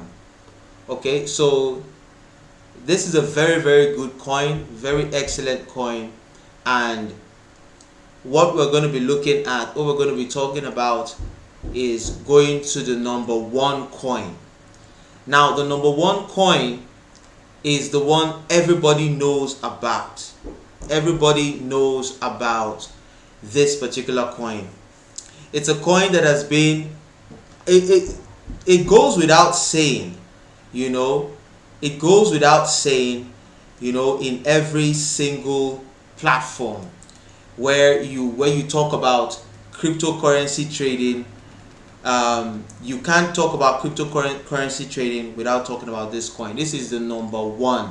This is the one that started the entire thing that we're talking about today. I'm gonna leave some moments before I announce what the coin is exactly. Well, you already know what it is. Number one coin that we're talking about is Bitcoin. So Bitcoin is a decentralized cryptocurrency, the first to actually be used globally. So Bitcoin is the first coin to actually be used globally on an international scale, and it is what started this entire thing, this entire movement of Bitcoin. It is a currency that is based on cryptography technology, and it is decentralized because it is not dependent on any third party or banks. So Bitcoin was conceptualized in 2008, but eventually launched in 2009. It is a peer-to-peer online currency, meaning it is a person-to-person based exchange currency that does not require any third party, but all transactions happen independently between network participants. That is, people using the Bitcoin network. So Bitcoin has a unique advantage because it is the very first cryptocurrency to appear on the market. It has created a strong global community of millions of people, and other cryptocurrencies have been created based on it. Wow. So as a result of this strong community,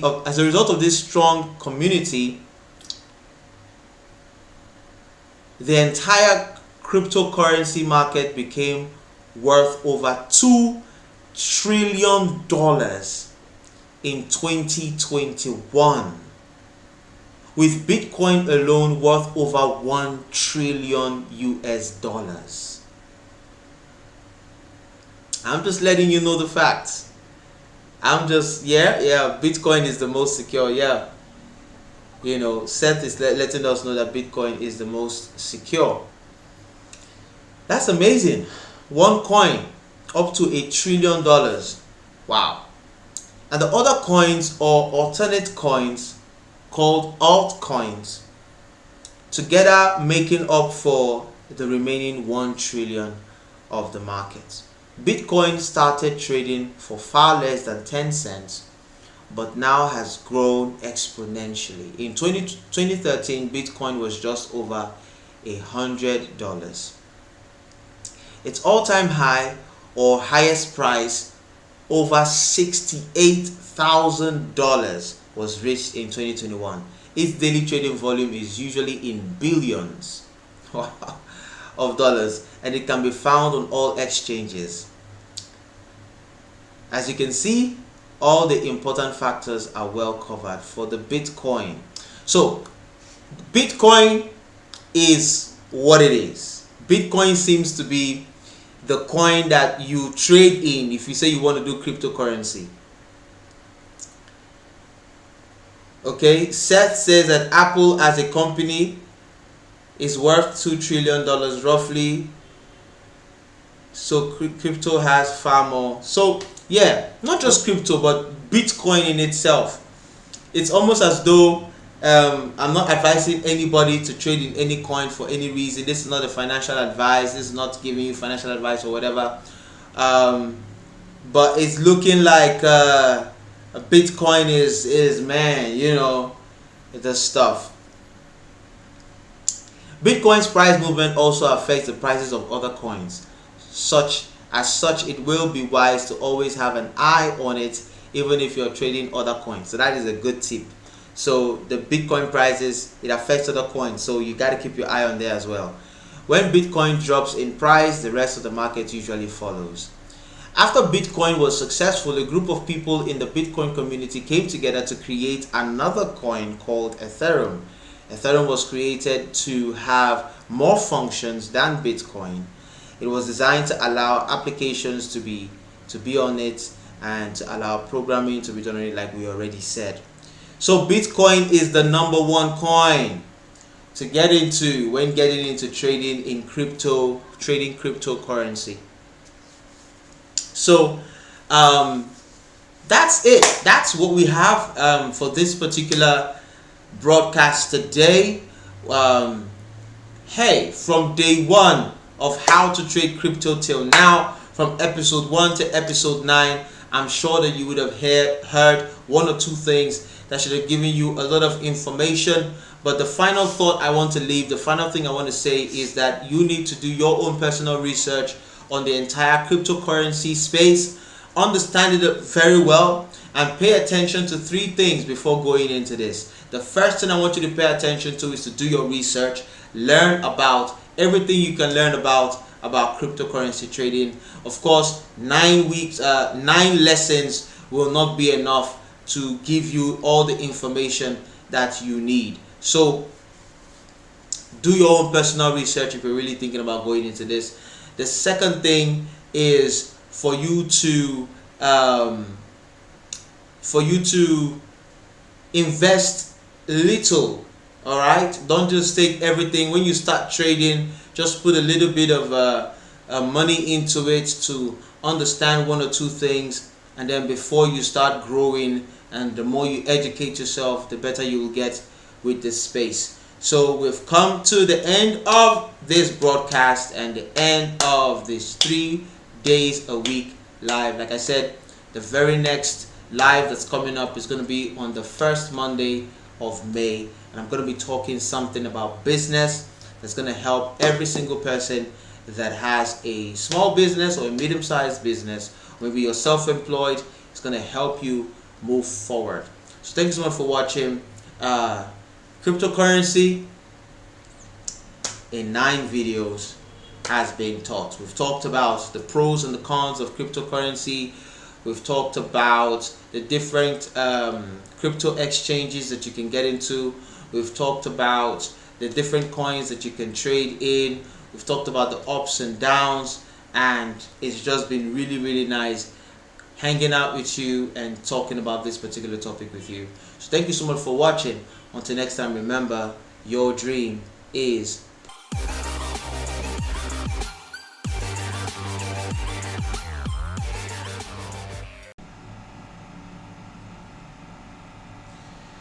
Alright guys, good day and welcome to ReadyBuzz live broadcast right here on ReadyBuzz television. I'm Donald once again, and before we go into what we have in store today, I want you to confirm that you can hear me, confirm that you can hear me first of all before I go. I can see Seth Lifelong is online. Can you hear me? Can you see me? Is the audio good? I just want to confirm that before. Good evening, Nike. Nice to see you. Nike is one of our very committed community members. Okay, Seth says that he can hear me. I think we can start now for today's broadcast. So, great. Great. Thank you so much and welcome to the Ready Buzz live show right here on Ready Buzz Television. My name is Donald and we are continuing our series talking about the achieving financial freedom. On how to achieve financial freedom. Financial freedom is something that I believe that every single person needs to strive towards. And so today we're going to be talking about 2 extra tips on how to achieve financial freedom. In the previous video, the previous broadcast, I talked about one idea. I established what financial freedom actually is, and I was able to talk about one idea. So if you haven't watched that particular stream, I'd like for you to go check it out, and so that you can be on board on what is going on. But before we go into the details of what we have in store today, I want to talk a little more about what these live broadcasts and live shows are all about. And I want to encourage you to constantly tune in every Tuesday, Thursday, and Friday by 5 p.m. so that we can discuss, we can share, we can talk more about how to achieve better financial situations in our lives, how to build our dream lives, how to achieve the kind of success we've always dreamt about and that we've always wanted to achieve. This show is all about inspiring you, motivating you, encouraging you, and giving you the kinds of ideas that you need in order to construct and create the kind of life you've always dreamt about and the kind of life that you've always seen and hoped to have. And just like someone can train a person to be a doctor, someone can train somebody to be a musician, somebody can train somebody to be a computer scientist, I believe that somebody can train somebody to be a success. Now, this is not an entertainment show. It's not a gossip platform or gossip show where all that stuff going on, and all those things are really distracting.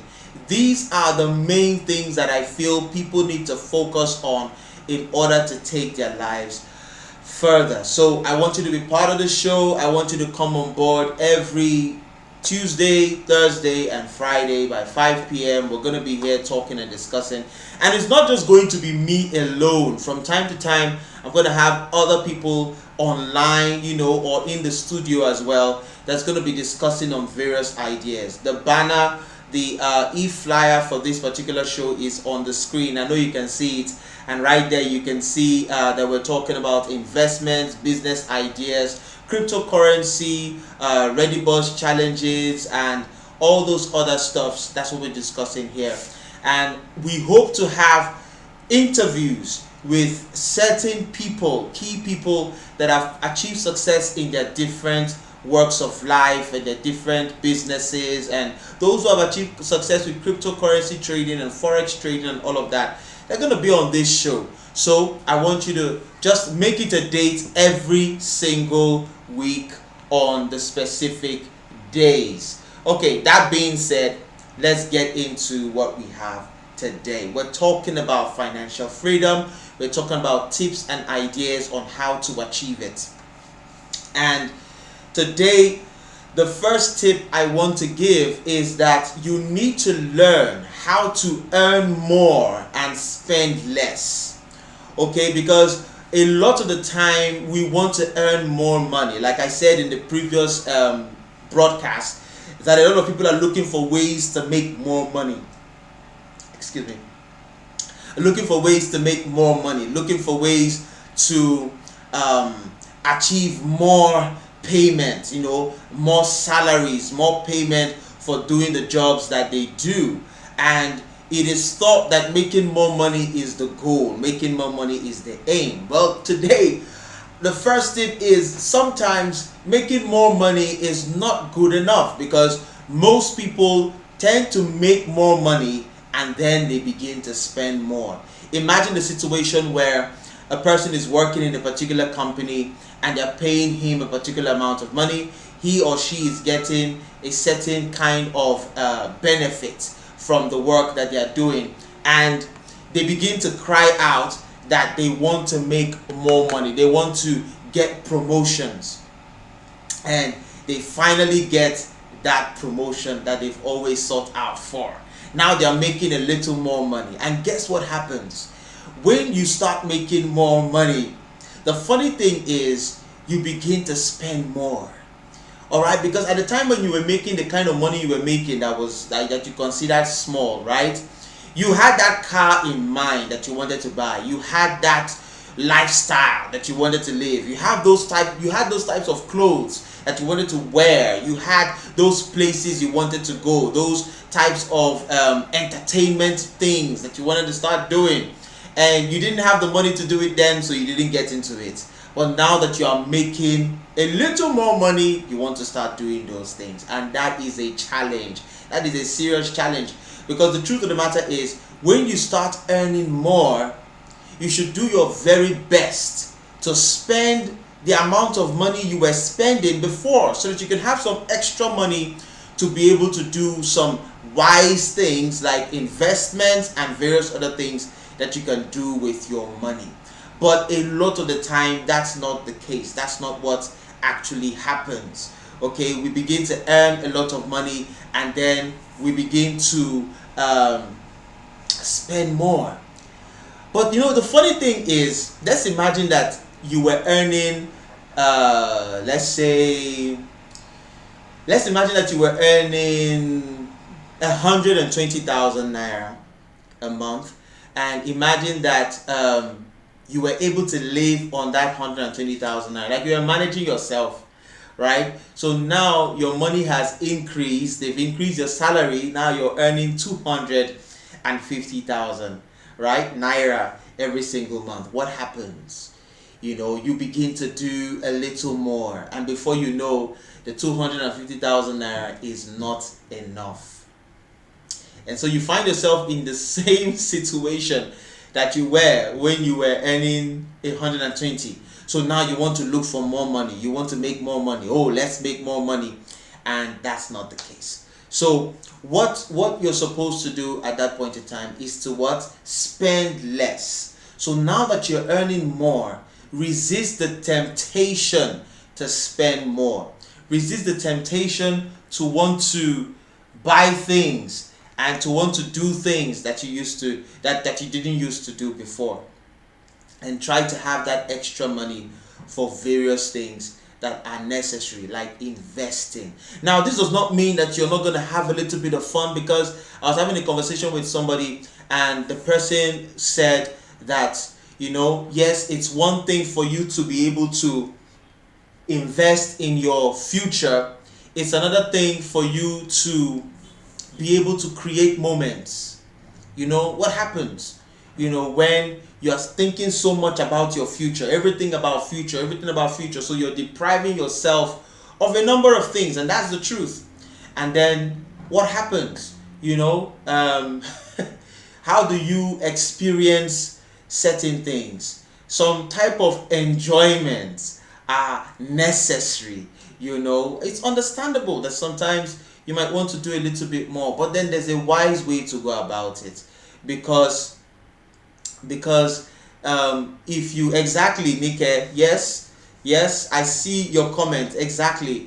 There's a wise way to go about it. You don't have to put yourself in financial distress because you're trying to have fun, you're trying to have experiences. Listen, if you were earning 1,000, if you were earning 120,000 naira and you were living on that, right, and your money increases, why not just be patient enough, save up for about 6 months, maybe a year, just be patient, or be patient for a few years, not even a few months, be patient for a few years and build your money to a great place.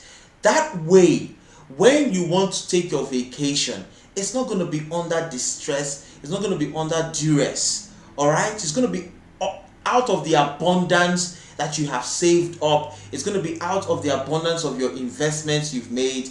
You know, when people look at you, they might say, this guy's salary is like this, why is he living on this little level. You know, sometimes you can have a situation where, yeah, temptations, exactly. Temptations are the reasons why we get to do some of these things sometimes. But the truth of the matter is, sometimes some people are just trying to live up to status.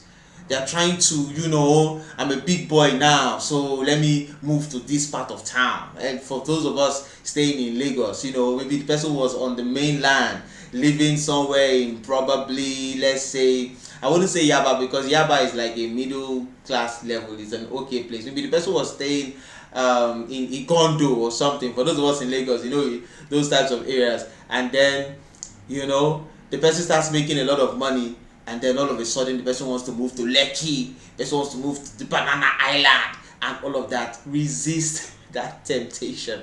I know you have the money to do it, but take some time out to invest and really build your monies before you start making those moves. So these are a few tips, a few ideas on how to get to the place of financial freedom. Listen, I feel like one of the major reasons why most of us are in financial distress or in financial situations is not so much about whether we are making more money or not making more money. I feel like it's just our ability to control ourselves. If we can control ourselves, we can control our monies. That's just the truth. If you have self-discipline, like somebody says temptation, a junior in Telema says temptation, temptation, control yourself.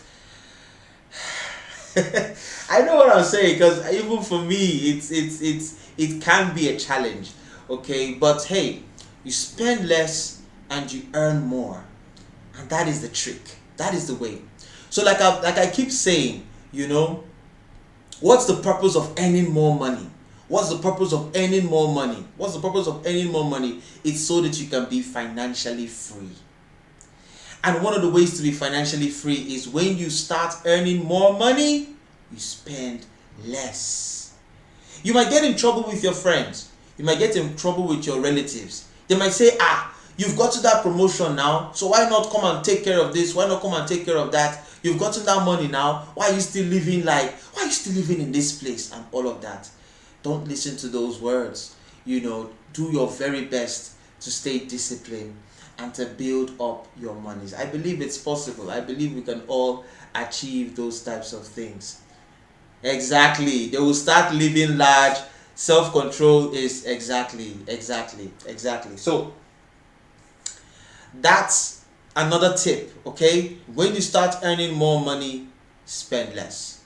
Resist the temptation to start spending more and start doing things that you are not supposed to do. Okay? Somebody said it's easier said than done.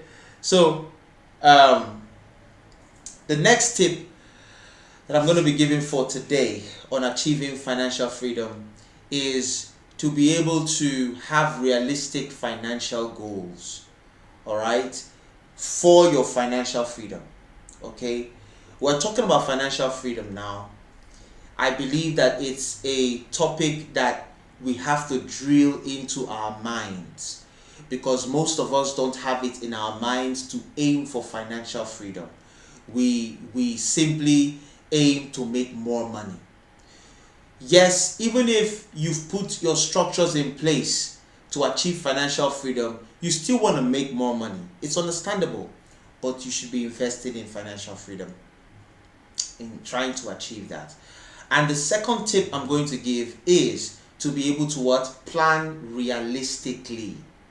A lot of us just have a hope for financial freedom. We just have a hope that things are going to get better. That's a big challenge. That's a big challenge for a lot of people. This hope that things are going to get better, this hope that things are going to change. You're having this hope and you don't have a plan.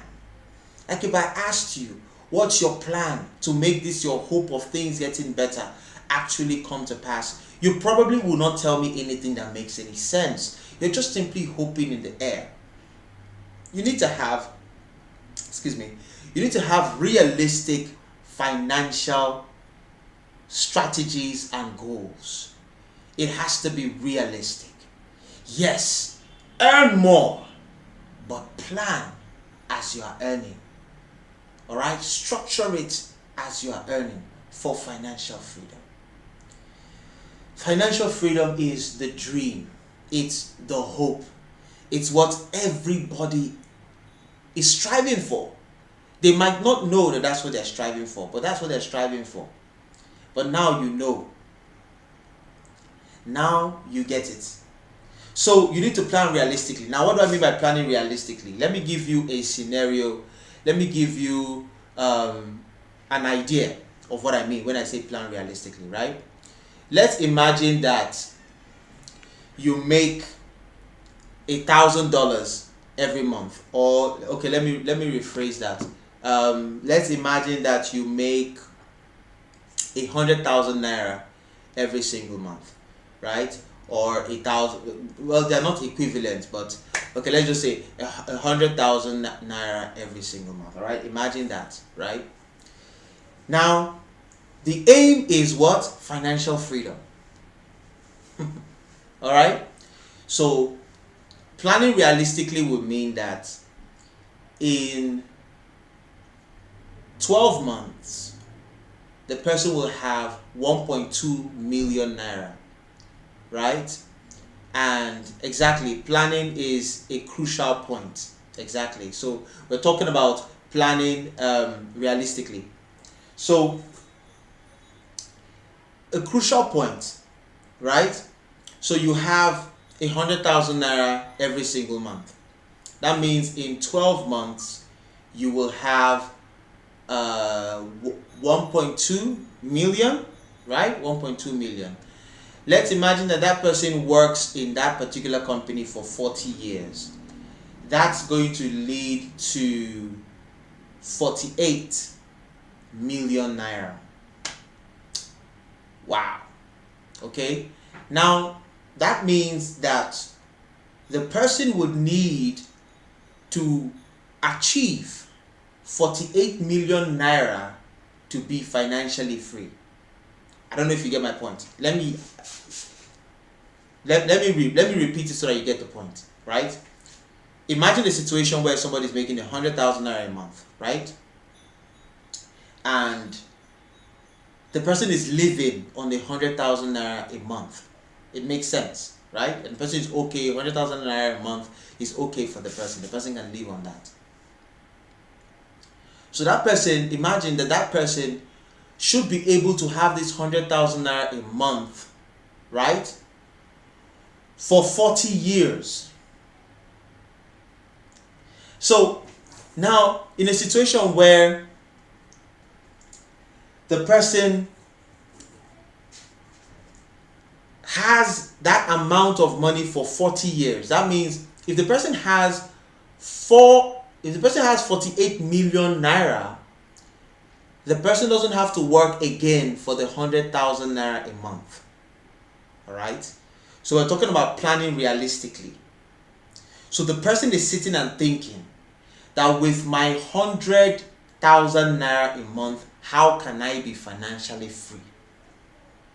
That's the planning realistically. Do you understand what I'm saying? With this my 100,000 naira a month, how can I be financially free? This is the calculation. 100,000 naira a month is okay for me. I plan, I do stuff. So maybe by God's grace, I live for 40 years. That means I need 48 million naira to be financially free. So what can the person start doing? The person can begin from that 100,000 naira a month, can begin to plan on how they can get 48 million naira. I know you're looking at me like, how realistic is it? How can someone leap from 100,000 naira to 48 million naira? It might not happen in a day. It might not happen in a flash. But the person is working somewhere, probably entry level. The person is most likely going to be promoted at some point in time. And his earnings is probably going to increase from that 100,000 naira. Yes? He's not going to be on that level forever.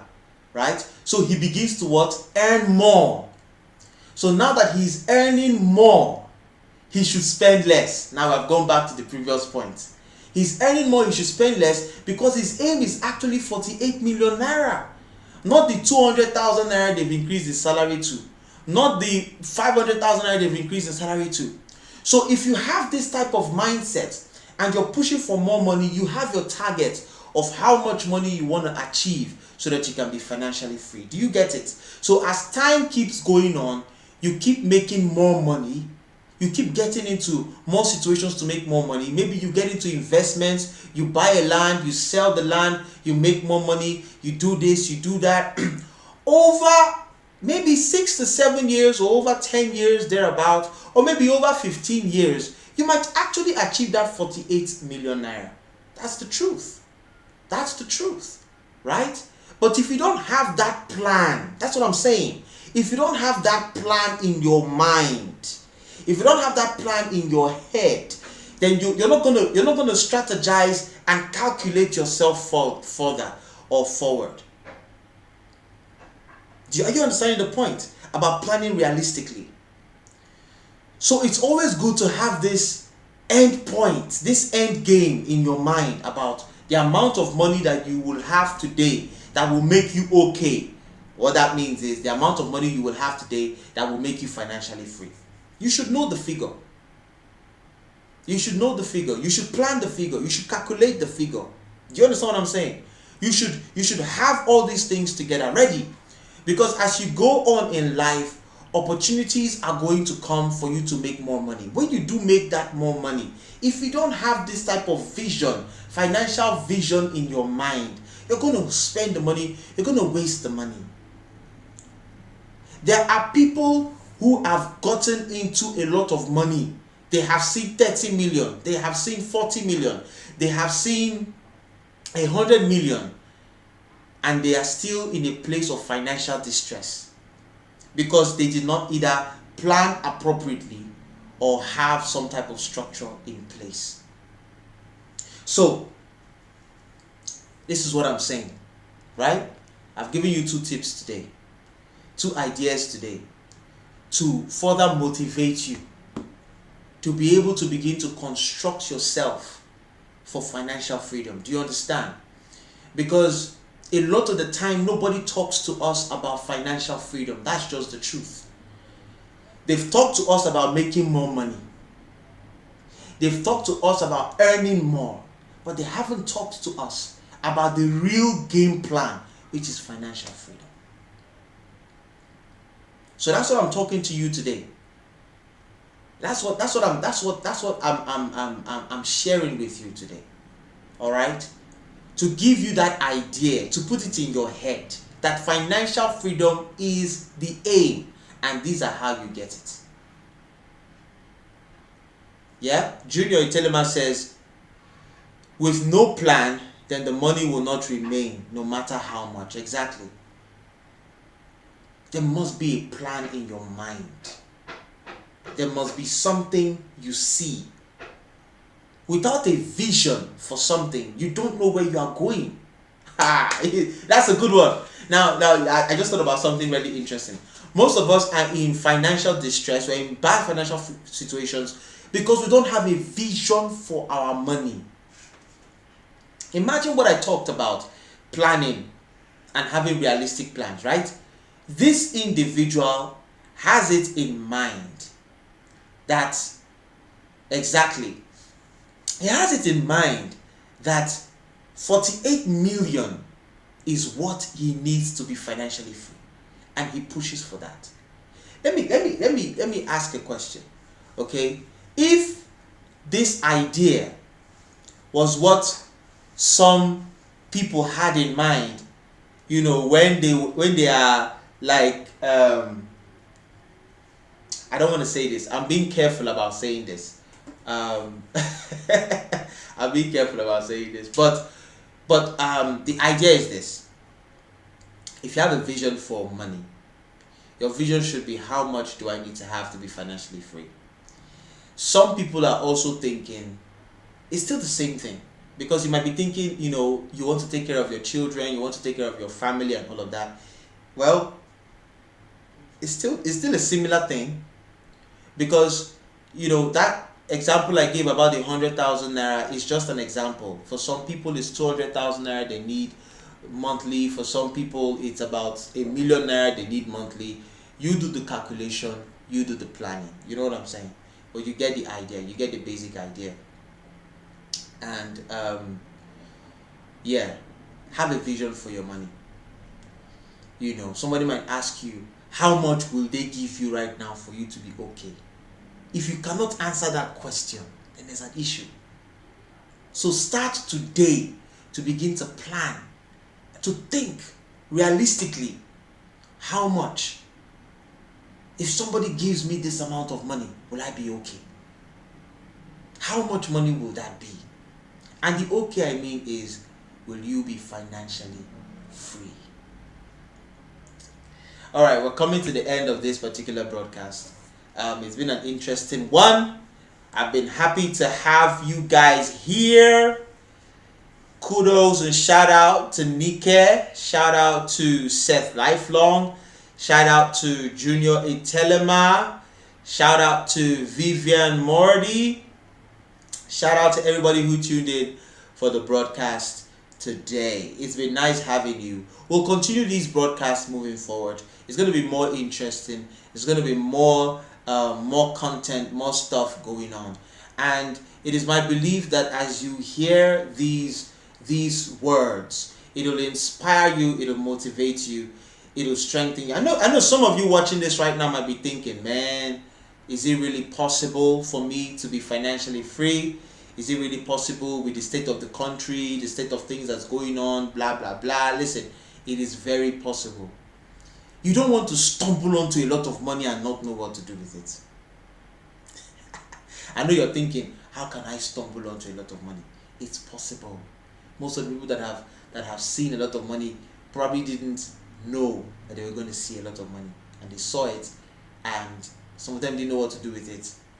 And they went back to a bad situation. So thank you so much for watching this particular broadcast. At this point in time, I just want to talk a little about ReadyBuzz International. ReadyBuzz International is a digital products company, and they're into digital marketing, web design, and professional writing. So what does that mean? Okay, if you need any kind of lead generation campaign, ReadyBuzz International knows how to create very interesting lead generation campaigns and various other digital marketing services for your brand, even as an individual or as an organization. And of course, professional writing. Professional writing, if you need to write your proposals, you need to write your presentations, you need to write your reports and all of that, ReadyBuzz International has amazing writers that can get that done for you. So don't forget to visit the website and yeah, Nikki, I'm kind of reading your mind, I guess. So don't forget to check out ReadyBuzz International, www.readybuzzchallenge.com, to find out the different what is this emoji? Self lifelong Junior, tell me this emoji is a strange one. I've never seen this one before. Okay, dab. That emoji is the dab. It's strange. So that's all we have for this particular broadcast. Thank you so much for watching. Tomorrow we'll be back here for the final tips on how to be financially free. Don't miss it. 5 p.m. we'll be back here again, and we'll be talking about the next 2 points. Thanks so much for watching, and until next time, remember, your dream is possible.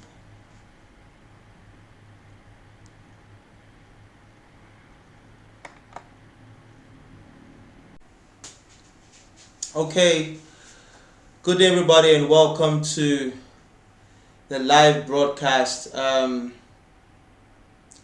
First of all, I just want to apologize for all the technical difficulties we've been having for today's broadcast. I don't know what's going on with the network, but I'm glad that we're still here and I'm still able to do the broadcast as best as I can.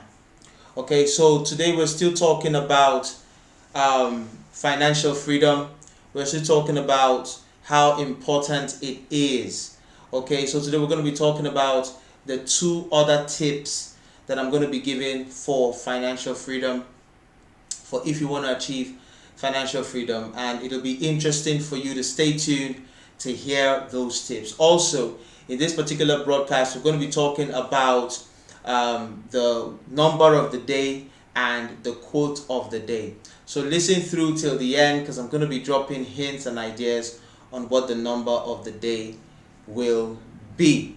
Okay, so we're talking about financial freedom. I've given you a few tips in times past, but today I'm giving you 2 other tips on how to achieve financial freedom. And the first tip I'm giving for today is that you have to be patient. Remember, in the previous broadcast, I talked about the fact that it might take you need to be able to calculate the amount of money you can have in order for you to be financially free. So we gave an estimate amount of money of $480,000. Okay, let's just imagine $480,000 is what you need to be financially free. And we all know that a lot of people are not going to make that $480,000 in a day. We all know that they're not going to make it in a week or in 3 months. For most people, depending on the kind of job they're doing, depending on the kind of work they're doing, it might take them a long time to accumulate that kind of money, and it requires patience. Except, of course, they want to do something funny. Like lots of people are running kitty, running kata, trying to get this money as fast as they can. Okay, but anytime you are impatient with money, it leads you to do things that you are not supposed to do. Okay, not things that you're not supposed to get into.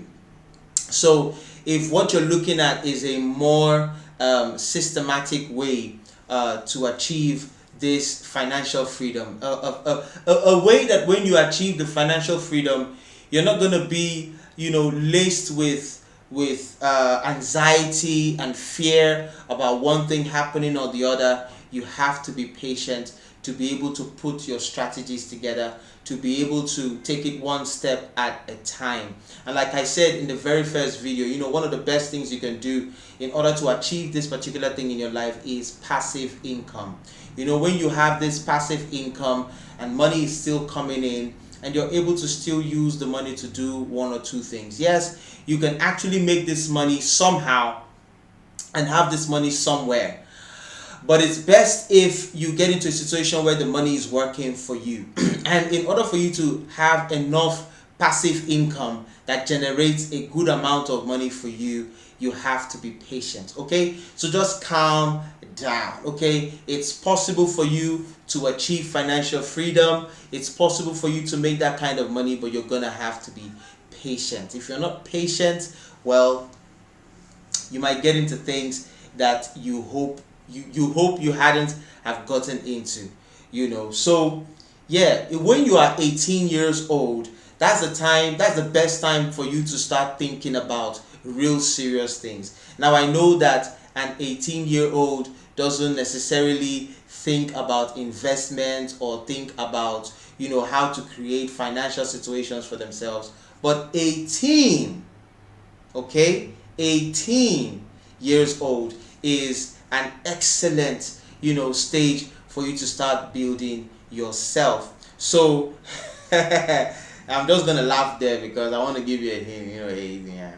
So as we go along, we're talking about the fact that you have to start early to build yourself in achieving this financial freedom. I'm looking for a coded way to actually say the number of the day.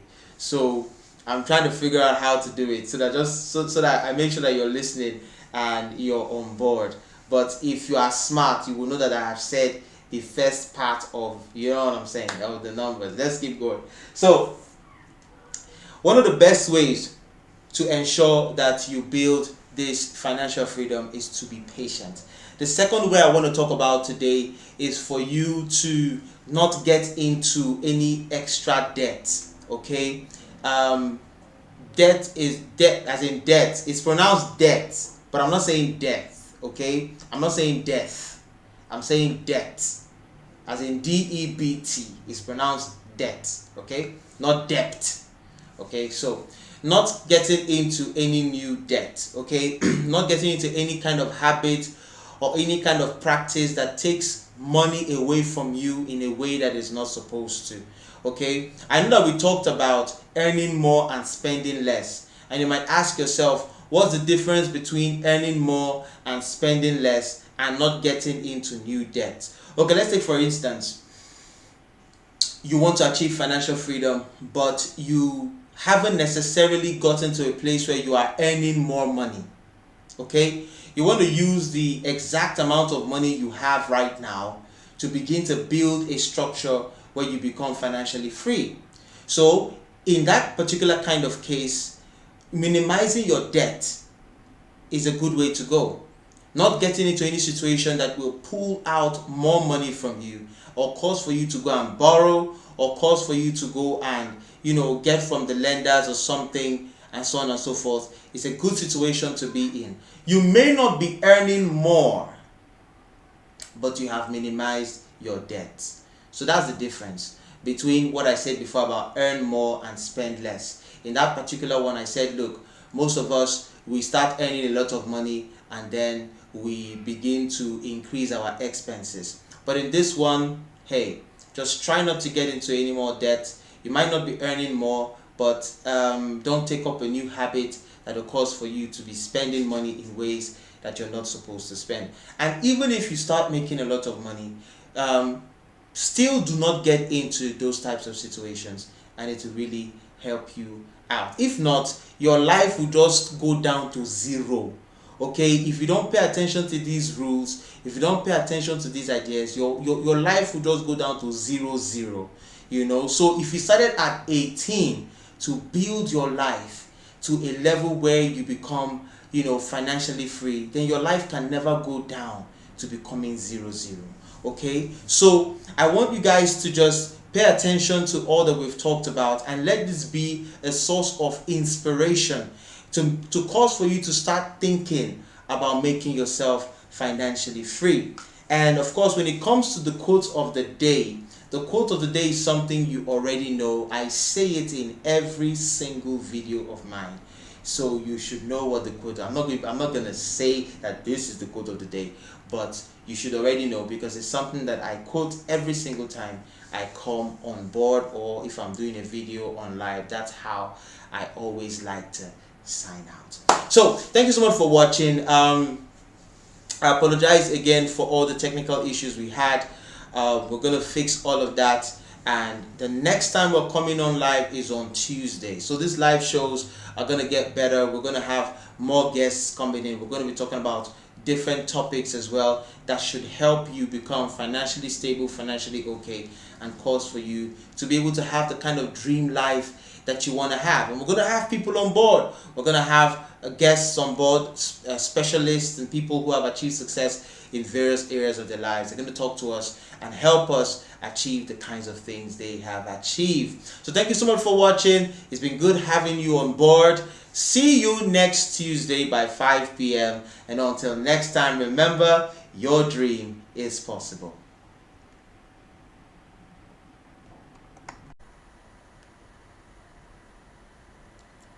Good day, everybody. Welcome to today's broadcast. It's Tuesday once again, and we're back here live. So I want to confirm first of all that you can hear me before I go into what I have in store for you today. So go ahead and leave a comment in the chat box that you can hear me, and we can start talking about what we have to talk about for today.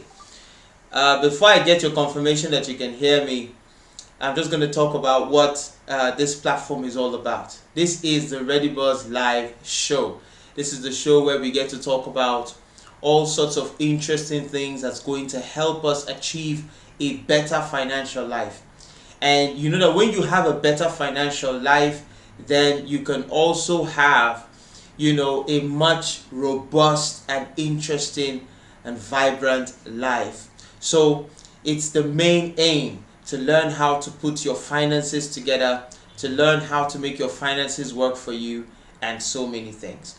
So in case this is your first time, seeing this video. If this is your first time on the channel, go ahead and click the subscribe button if you are one of those people that wants to take your life to the next level financially. I'm still waiting to see if you can hear me. Just go ahead and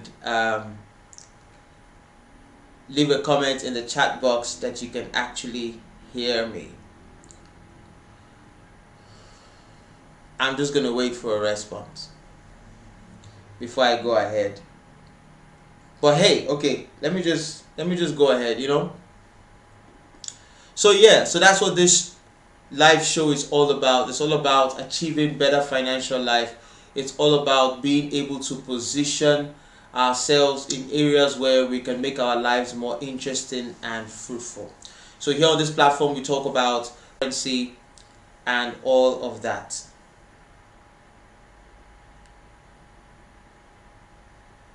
Okay, great.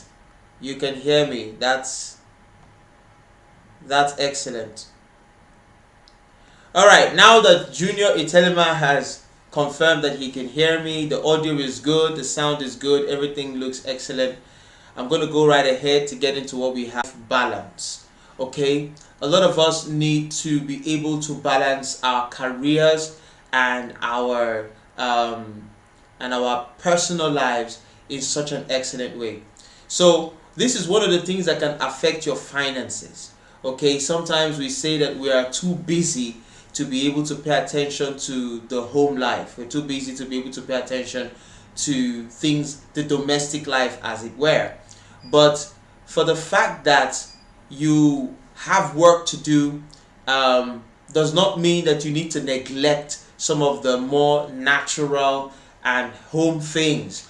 You know, most of us workaholic, we can work from morning till evening. We can work 24/7, 7 days a week. You know, we just love what we do. Especially when you love what you do, you'll be able to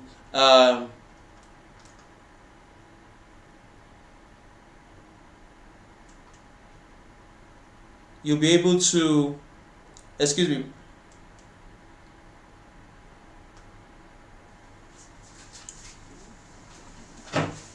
Hello?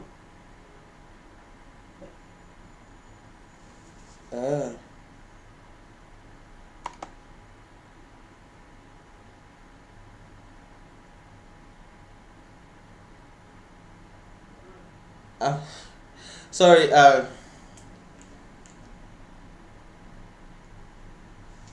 sorry, I had to pick that call there. So like I was saying, we have to be able to balance work and life. We have to be able to ensure that our work isn't taking too much away from us, isn't taking too much away from what we're supposed to be doing in our lives. So we're going to be talking about how to achieve this work-life balance a lot better. And one of the best ways to do this is to be able to plan your time a lot better. Okay, so the first tip I'm giving to you concerning having a proper work-life balance is, welcome Nika, good evening, welcome, nice to see you once again. So in case you're just joining in, we're talking about the work-life balance and how to achieve it.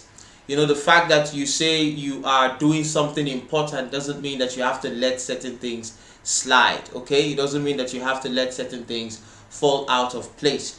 You can be in a very important position and still achieve excellent things at home. Sometimes people say they're too busy, they are too much, the position they occupy at work or wherever is too much of a high position for them to pay attention to home life. You know, I go to work, I make the money, so it's not important whatever happens to your children, whatever happens to your spouse, and so on and so forth. But it doesn't have to be that way.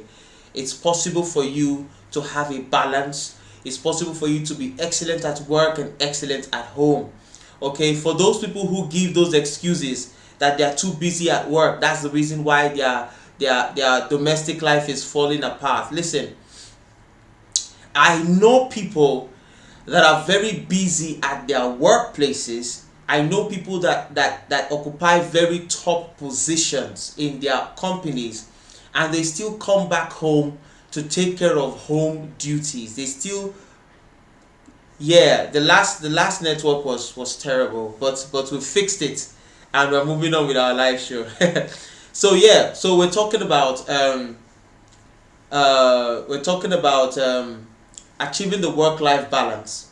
Okay, some people think it's impossible to occupy certain positions and still be able to have a very good domestic situation. So you see some people that are very important at their jobs, that are very rich, and then their children are just going, wayward. They don't have time to parent their children. They don't have time to pay attention to the children, and the children just does whatever. It doesn't have to be that way. Like I was saying before, I know people who occupy very strong positions, and they still come home every evening, okay, to sit down with their children and still have dinner and still pay attention to the children's homework and still do all of that parenting there. I'm telling you, husband and wife are in very top positions at their various companies, and they're still able to come back home and take care of home duties. So it's no excuse to say that your work is taking so much of your time, you're too busy this, you can't see yourself really doing all these domestic things, and all of that. Listen, it's possible for you, all right, to be busy at work and still have time to pay attention to domestic things. So the first thing there is just for you to believe, all right? Believe that it is possible. And how are you going to achieve this? I'm going to give you the first points today, which is time management. All right? Time management is the very first key to achieving a proper work-life balance. When you have achieved a proper work-life balance, then you can go ahead to go. Okay, Nika, last week because of the technical issues, we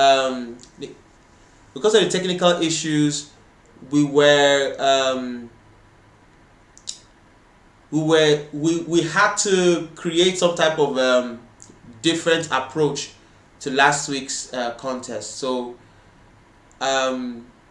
we'll address that a little later. Okay, so like I was saying, time management. Okay, time management is so important. When you learn how to manage your time, you'll be able to properly balance your work and your life. And very soon, probably towards the middle of this year or towards the end of this year, I'm going to do a course. I don't know if I'm going to make it a free course or if it's going to be paid. I don't know yet. But I'm going to do a course on time management. Okay? A proper course to teach us how to effectively balance our time. Time management is so powerful. Okay? It's so important. When I was in school, I used to have meetings with different executives. I was a leader in a particular forum in school, and we always had meetings and so on and so forth. And one of the executives who have been watching me, one day he just opened his mouth and he said that I never come late. That he's been trying to beat me in showing up early, but he hasn't been able to beat me. That he's always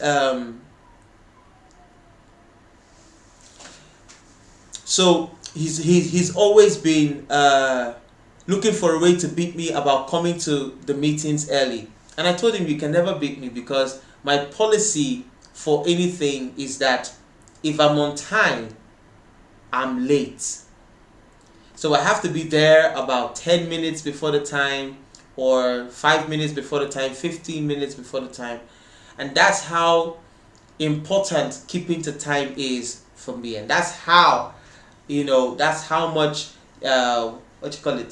that's how much dedication I gave to proper time management.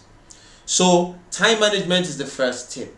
And when it comes to time management, there are 3 things I want to talk about, and I'm just going to give you those 3 tips. But there are a lot of things to be able to talk about in time management. Okay, so don't in time management. So don't confuse it. Don't confuse it.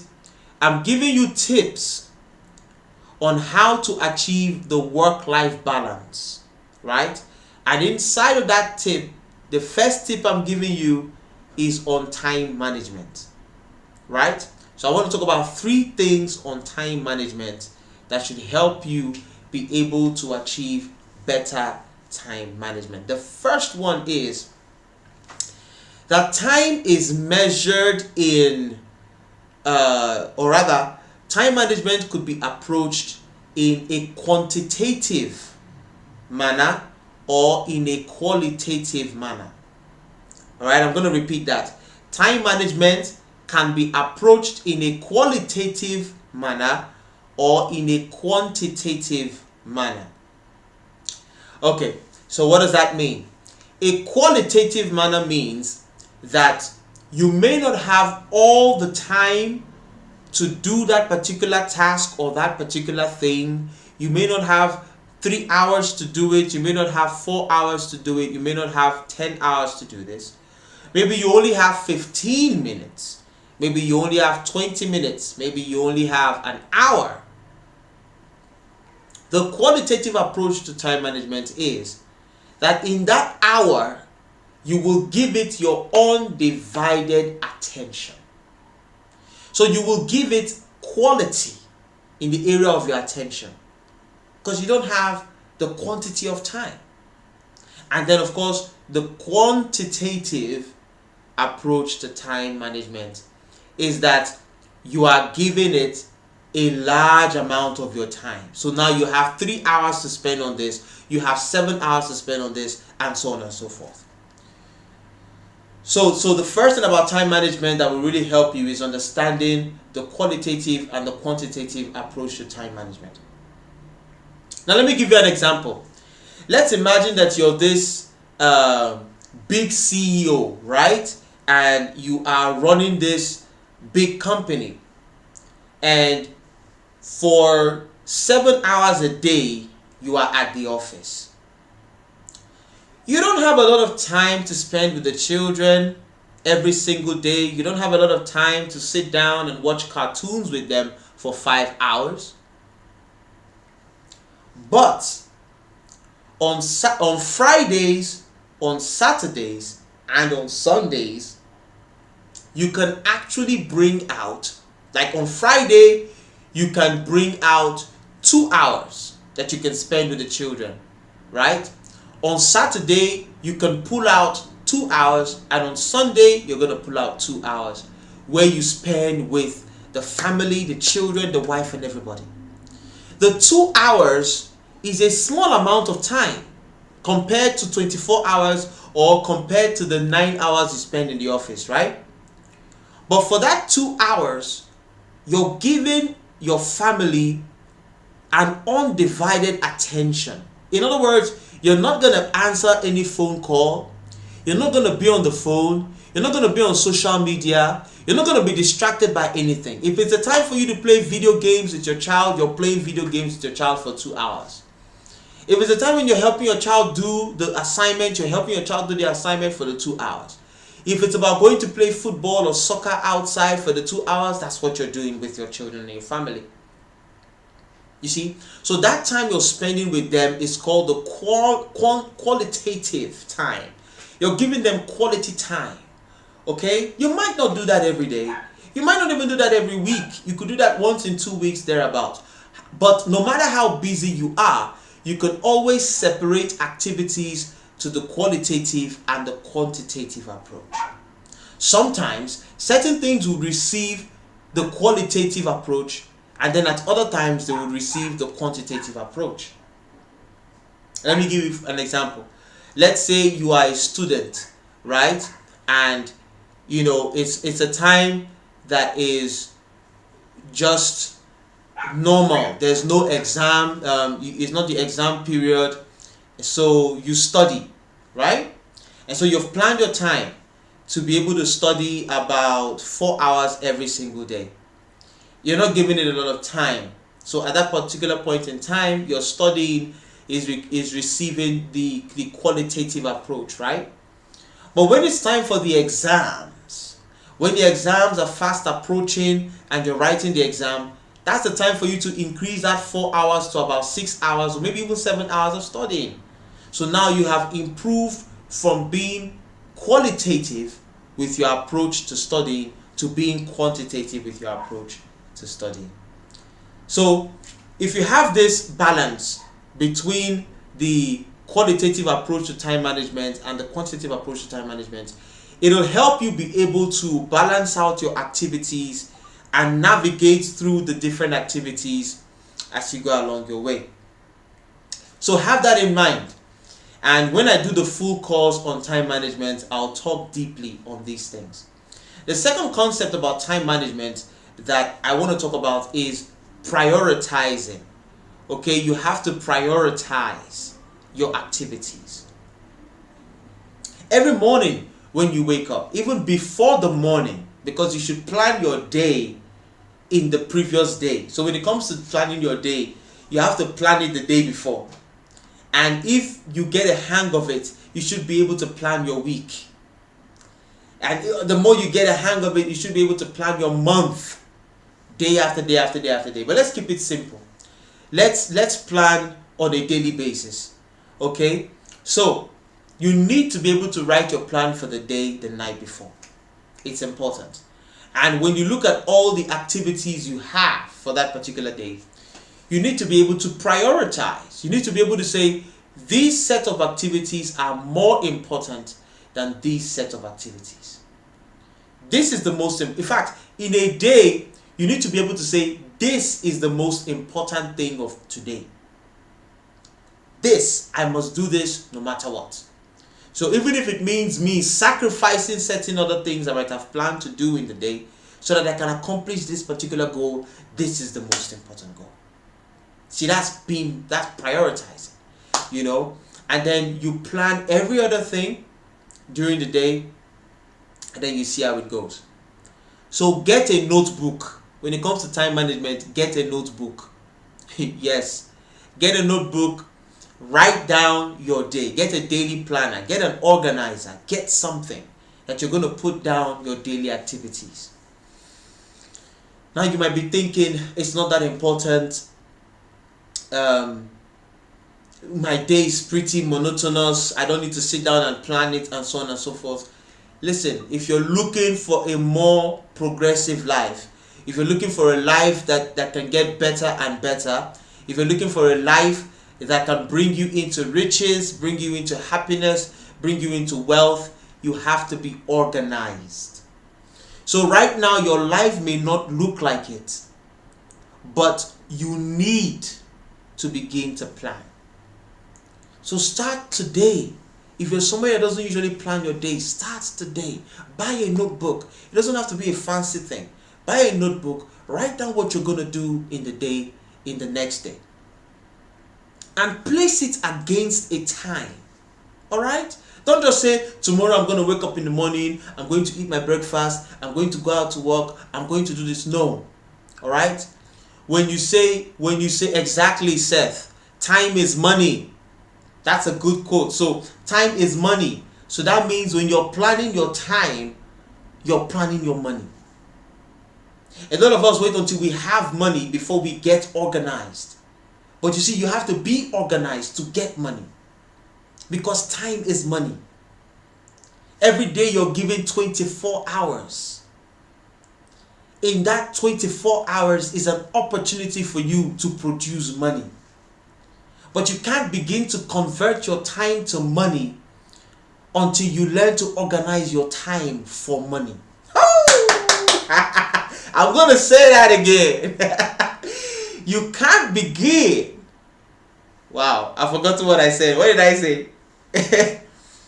Somebody please remind me in the chat what I said. I said something really, really profound. Like even myself, I'm even surprised that I said that. Wait, okay. You can't begin to plan your time for money. No. You can't begin to plan. Oh, I'm gonna watch this later on and find out what that quote is. Please, if you got the quote, say it in the comment sections, in the chat box. Let me know what. But that quote was profound. Okay, so basically, yeah, time is money. So you may not have money now, but you have time. And if you plan your time, one day you will have money. If you stay committed to planning your time, one day you will have money. And this is the interesting thing about money as I begin to round up. This is you can tell that this is a topic that I can talk a full hour on. But we have only about 30 minutes. But I can talk on this topic, man. I can talk on time and money. The money is related to time. One thing you'll notice, okay, I said I was going to say 3 things about time management. I'm beginning to get on. So I've talked about the approaches to time management, which is the quantitative and the qualitative approach. And I've talked about prioritizing. So you have to prioritize your time. The third thing I'm going to say about the need for time management and the work-life balance is that money usually, thank you, Seth. You can't begin. I'm going to say that at the end of the broadcast. Thank you for reminding me. So yeah. So the third thing about time management is this. Money usually comes with a task. Money usually comes with a job. Money usually comes with something you need to do for a client or for somebody. Money doesn't just drop on your laps. It'll come with a task, right? And you're going to need to perform that task with your time. So if you are not already organized with your time, how would you know that you will have time for that task? Do you get what I'm saying? Right? Money always comes with a task. You need time to do that task. So if you're not organized with your time, you will not be organized with your tasks. So for most of us, it's not that we're not intelligent. It's not that we're not smart. It's not that we don't know how to do what we need to do. For most of us, the challenge is that we are not managing our time well. They give us a job to do. But because we're not really organized, we wait until the last minute before we start doing the job. And then we're not able to give it our best. So it's not that you can't do the job. Somebody says you can't do the job. No, you can do the job. You're just not organized with your time. Every time they promote somebody, they increase the amount of responsibility that they give the person. You're working at a place. You're looking for promotion. When they promote you, they will increase the number of activities that you'll be doing. So you're going to need to have a proper, organized, disciplined time management to be able to take on more responsibilities and more responsibilities and more responsibilities moving forward. So the 3 things I've said about time management. 1, there is a qualitative approach and a quantitative approach to time management. 2, you need to prioritize. 3, more money usually comes with more tasks. And in order to do these tasks, you need to have time. You need to have time. Let's say you're a video editor and somebody tells you to come and edit a video. It takes time to edit that video. And they tell you they need the video, they need that video in the next 2 days. Will you be able to organize yourself to create time to edit that video and have it for the client within 2 days? Or will you let that job just pass you by because you're carrying so many things?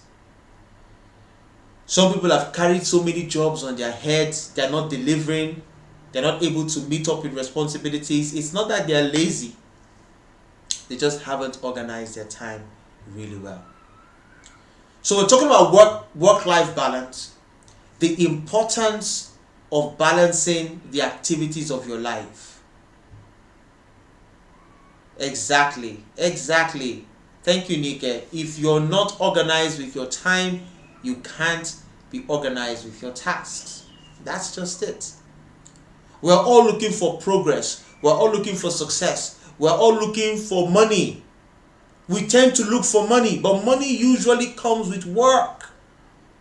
Work usually multiplies itself when you deliver. You can't deliver if you do not organize your time very, very well. And you can't have a happy life if you don't have a nice balance. I mean, I'm sure sometimes you see people who take their families on vacation. Sometimes you see people who take their families out on the weekend. They go, they sit down, they just have a leisure time. And you say to yourself, I would like to do that. Well, that person didn't just wake up in the morning and did that. The person had to organize his time. The person had to make time available. See? So all this talk of, I don't have time. No, you have time. You have to make the time available. You are the custodian of your time. You're the one that will make your time available. And don't wait until you have money before you get organized. You get organized, then you will have money. Oh, I'm shooting quotes today, but we've come to the end of this particular broadcast. We've come to the end of this particular broadcast. Thank you so much for being online. This is Tuesday. I'm here Tuesdays, Thursdays, and Fridays, 5 p.m. We're talking about topics that has to do with business development, finance, investments, business ideas, things to help you get better as a person. And the topic we're discussing this week is how to achieve a proper work-life balance. So thank you so much for watching. I hope to catch you on Thursday, 5 p.m., same time, same place, where we'll continue talking about this particular topic on how to achieve work-life balance. So I'm going to repeat it again. The first thing I've said is what? Proper time management. Thank you so much for watching. Always lovely to have you guys here. Seth Lifelong, nice to have you. Nike, nice to have you. Junior, nice to have you. TR King, nice to have you here. I hope that as we continue to do this, we're going to have more people coming in, more people watching these great work, these great shows. Yeah, very soon we're going to have guests in the house that's going to be discussing different things. Exactly, Nike. You have time, but how to manage it is the issue. And on that note, I say a very good evening and thank you so much for being part of this broadcast. See you on Thursday. Until next time, remember, your dream is possible.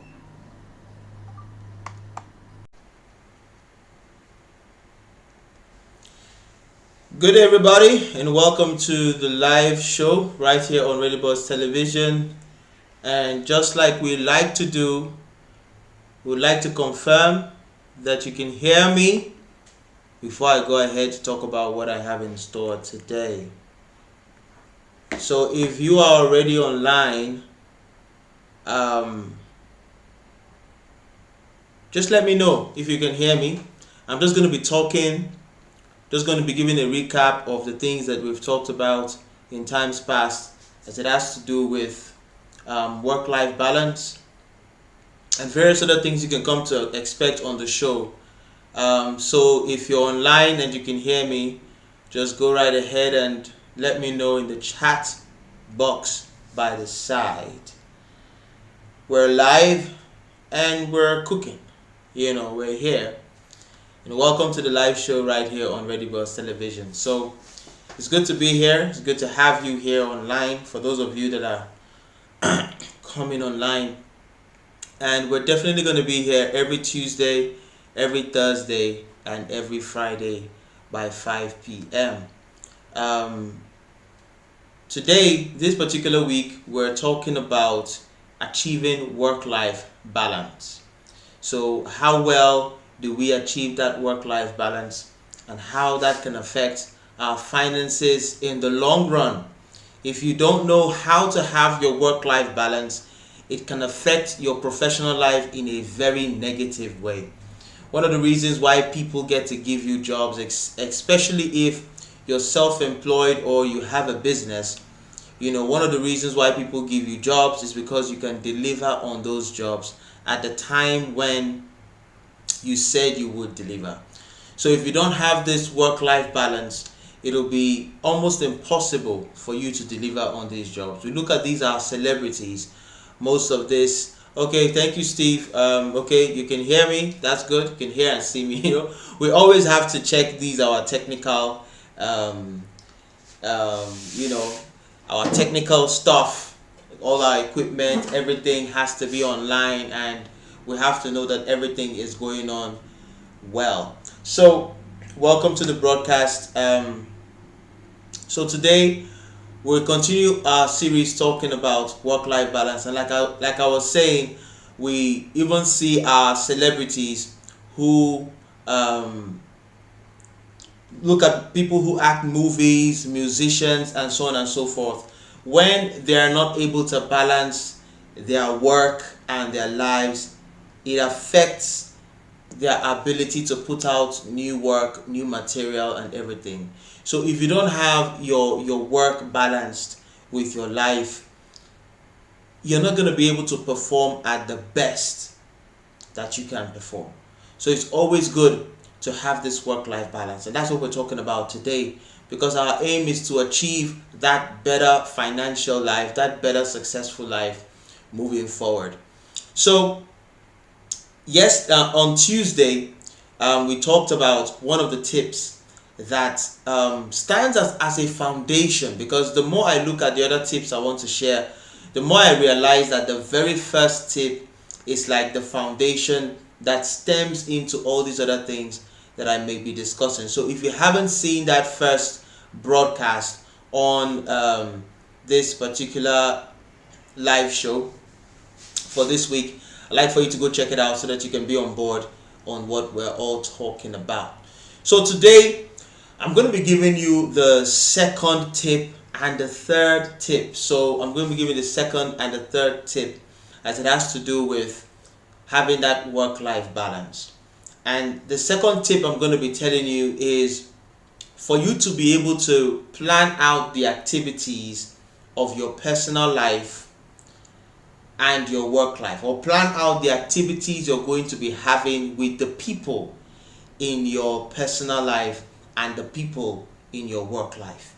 Okay, so the first point was time management. This one is you being able to identify the people you are most likely going to be relating with in your personal life or in your work life, and planning out the activities you're going to be having with them. What does that mean?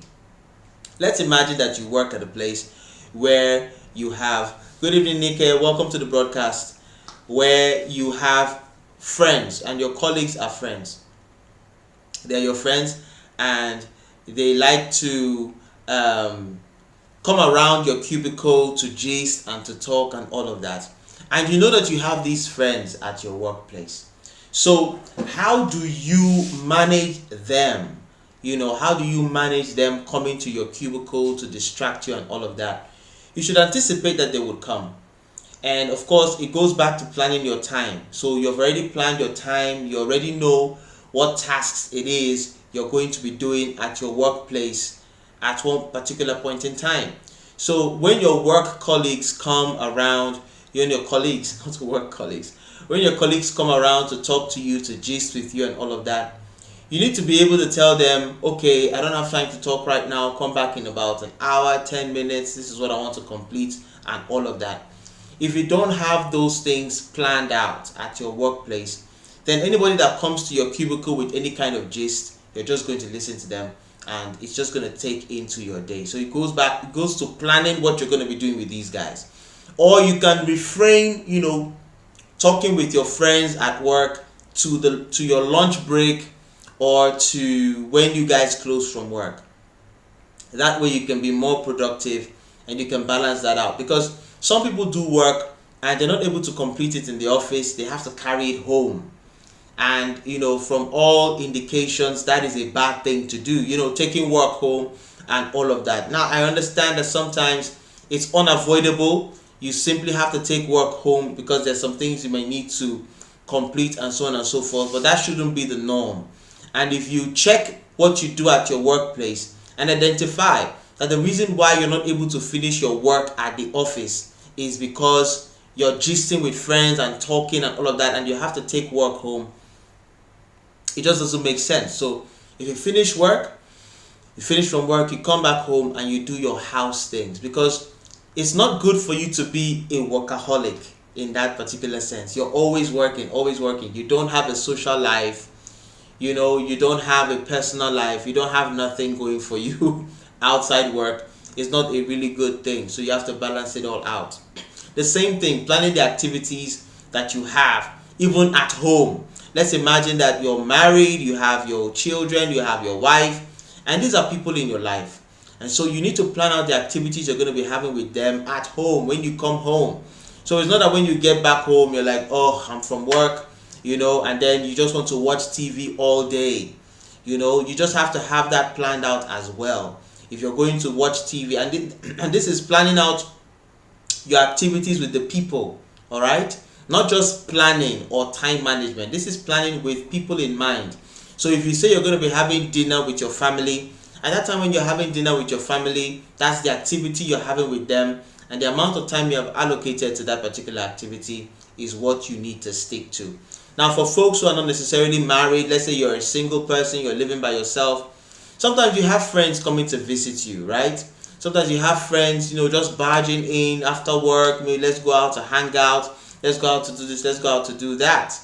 Now that in itself has to be planned out. It's not every day that you'll be going out with friends to sit out and have drinks.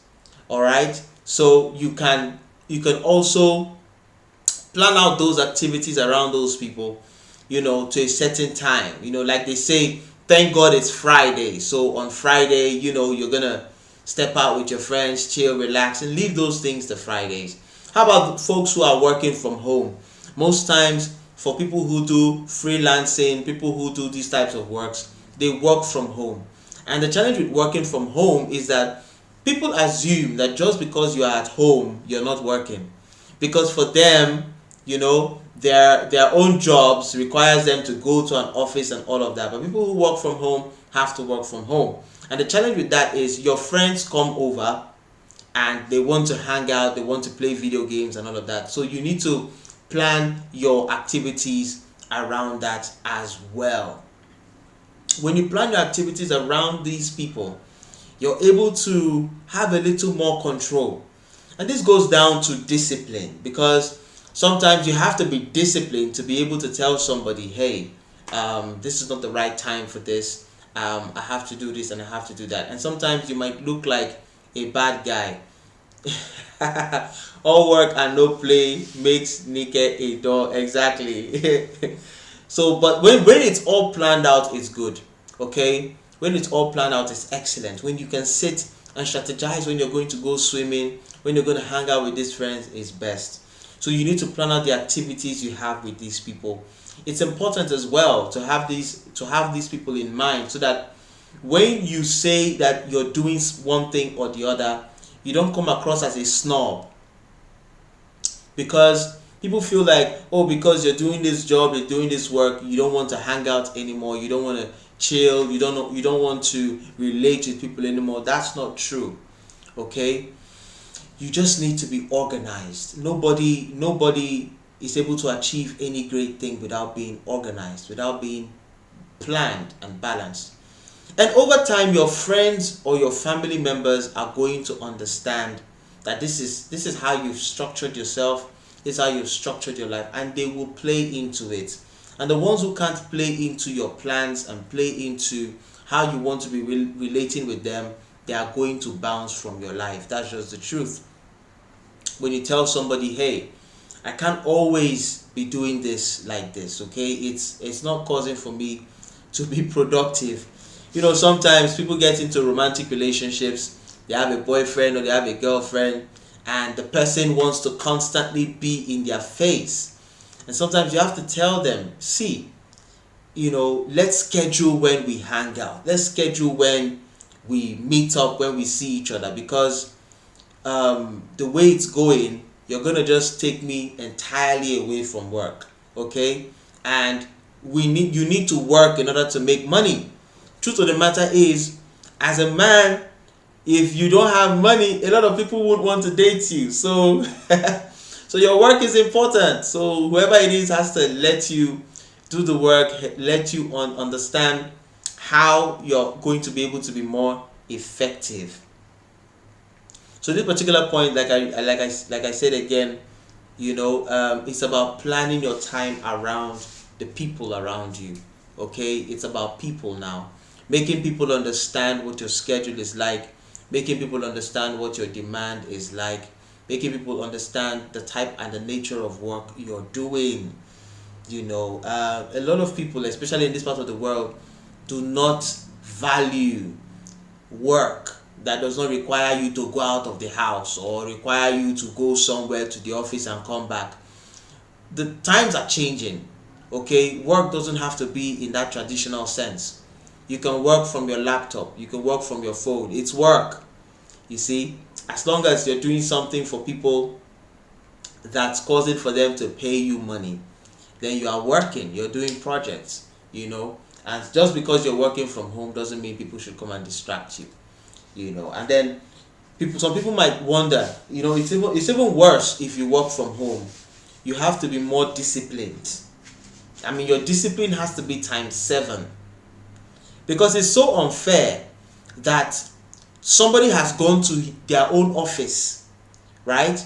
They've had their own time to work, and then they come back home, and because they are your neighbors, they pass by your house, and they sort of come into your house and say, hey, let's chill, let's hang out. No, we can't hang out. You've gone to your work, you've done your work, and you're back. But I might still have some work I'm doing. So we can't just be like that. That's not the way it works. And for somebody who works from home, most times they give you projects. So you have to finish those projects. It's not like, some jobs are not like a 9 to 5 that, you just, and then you have this, yes, Seth, as long as you deliver, exactly, it's not like a daily thing that you go to the office and you come back. You have a project to do. There are no weekends, there are no public holidays with certain types of jobs, especially remote jobs, freelancing jobs that you have to do from the house. So you're working until you deliver. Like Seth said, you're working until you deliver. That's what it takes. When you deliver on the project, then you can chill. Then you can have a good time with all these people around you. All right, so that's tip number 2 actually. That's tip number 2. You need to plan the activities that you do with the people around your life, okay? In the time management course I'm going to do, I'm really going to do that course, because I'm really going to develop that course, because it's a course that gives you, a comprehensive look, all right? A comprehensive look at time management and planning your time. And it's inclusive. It also includes what I'm talking about, planning your time with people. Because in the course, the time management course, there's going to be a module that talks about the different aspects of your life, okay, and the people that are involved in these different aspects of your life.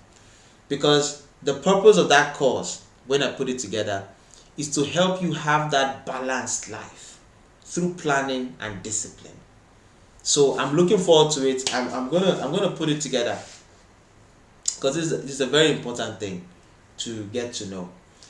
So the third tip on how to have your work-life balance is to find a coach. Okay,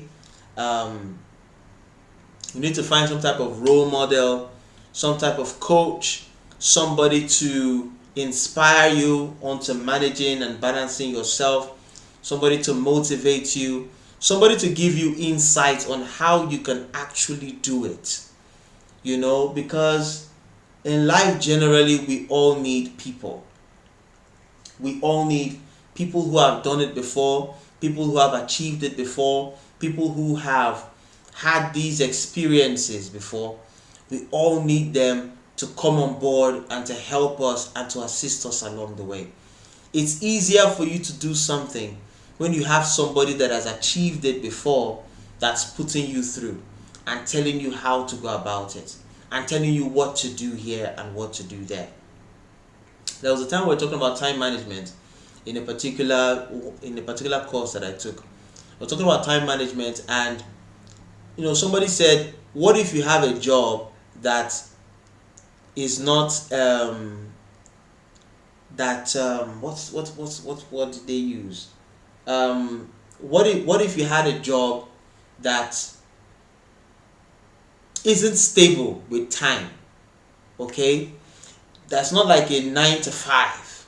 Like, how do you plan your time? How do you plan really well with that type of situation, where you can work the night shift for some time and then work the day shift, where they can call you up at any time for you to move? Like, how do you plan? And in those types of situations, you need a coach. You need somebody that you can talk to, all right? That you can tell them, excuse me, that you can tell them, this is what you are experiencing. This is how your experience is. So how can you create a more organized work-life balance? And so the coach will be able to look into your personal situation and will be able to advise you and be able to suggest to you according to your unique situation. Coaches and mentors are needed in every field. At every point in time, you should know, at every point in time, you should know who your coach is and who your role model is. So I'm going to suggest to you how to find a role model or how to find a coach. Now, unfortunately, there are certain people in our lives that are supposed to be role models that are probably not as role models. They're probably not fulfilling that place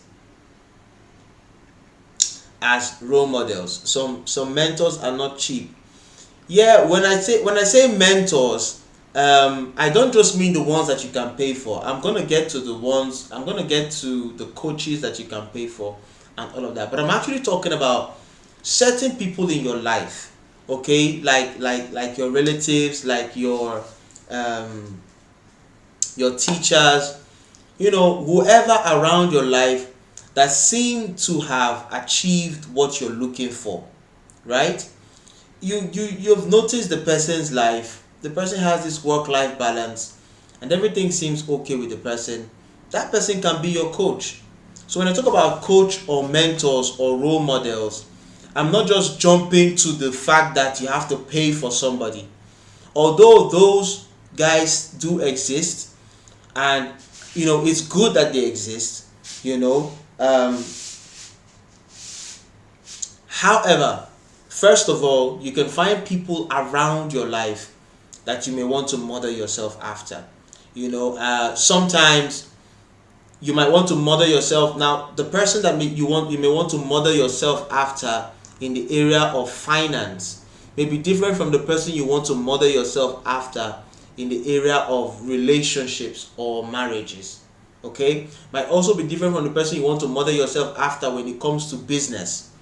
So as a person who is interested in achieving success in their lives, you need to have a coach for a number of things. All right, when it comes to business, you need to know you need to know who your coach is for business. When it comes to relationships or marriages and all that, you need to know who your coach is for that. When it comes to being able to organize your time, being able to put yourself together, you need to know who you talk to for that. And it's interesting when you have these types of people around your life. Now let's get to the paid aspect, the ones that you pay for. There are success coaches out there, there are life coaches out there that can really give you a good insight on how to achieve what you need to achieve. A good life coach, a good success coach, is somebody who has studied a lot about the idea of success. Somebody who has given themselves to research about human psychology and about success in general.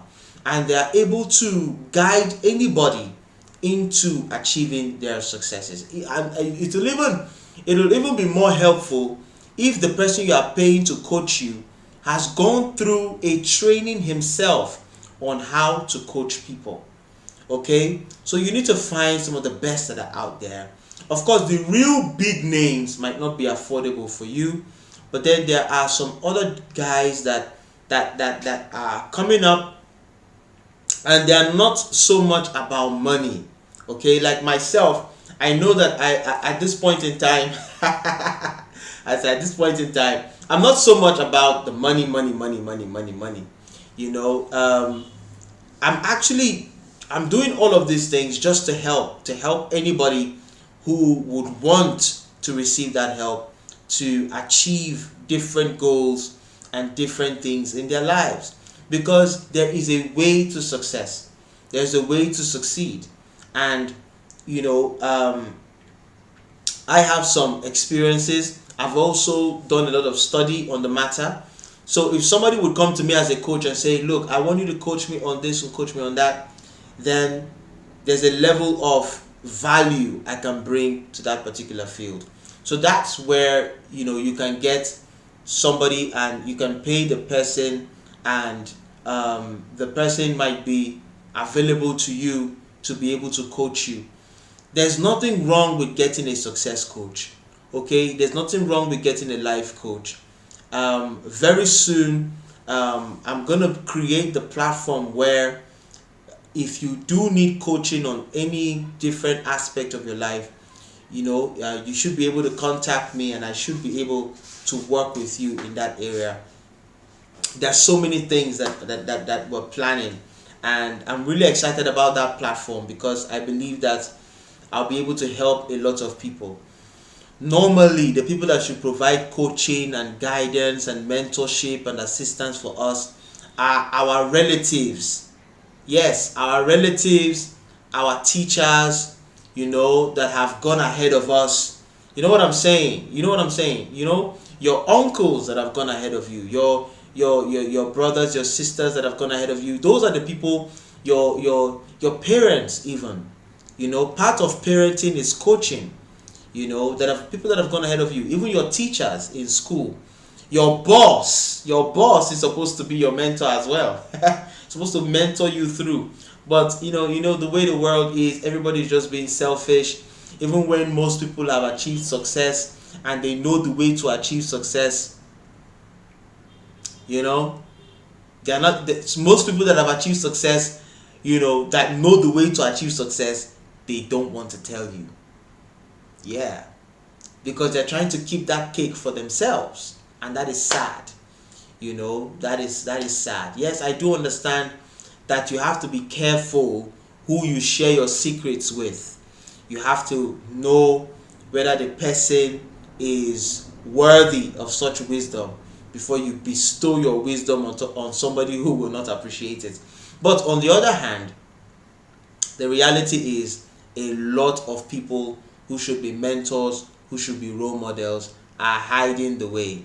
You know, they prefer to give you the fish rather than teach you how to fish yourself.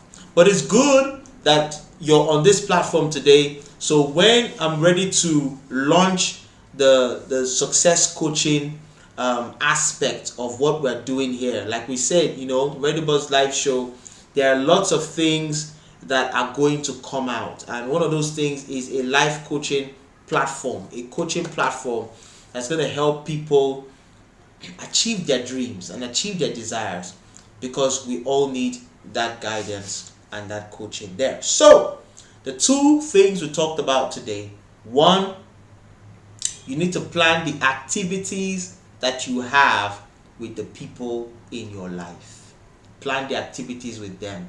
Okay, don't just plan the activities for yourself and do your time planning yourself, but plan when you're going to spend time with these people, how you're going to spend time with these people, so you don't just have like a workaholic type of lifestyle. And then two, get a coach.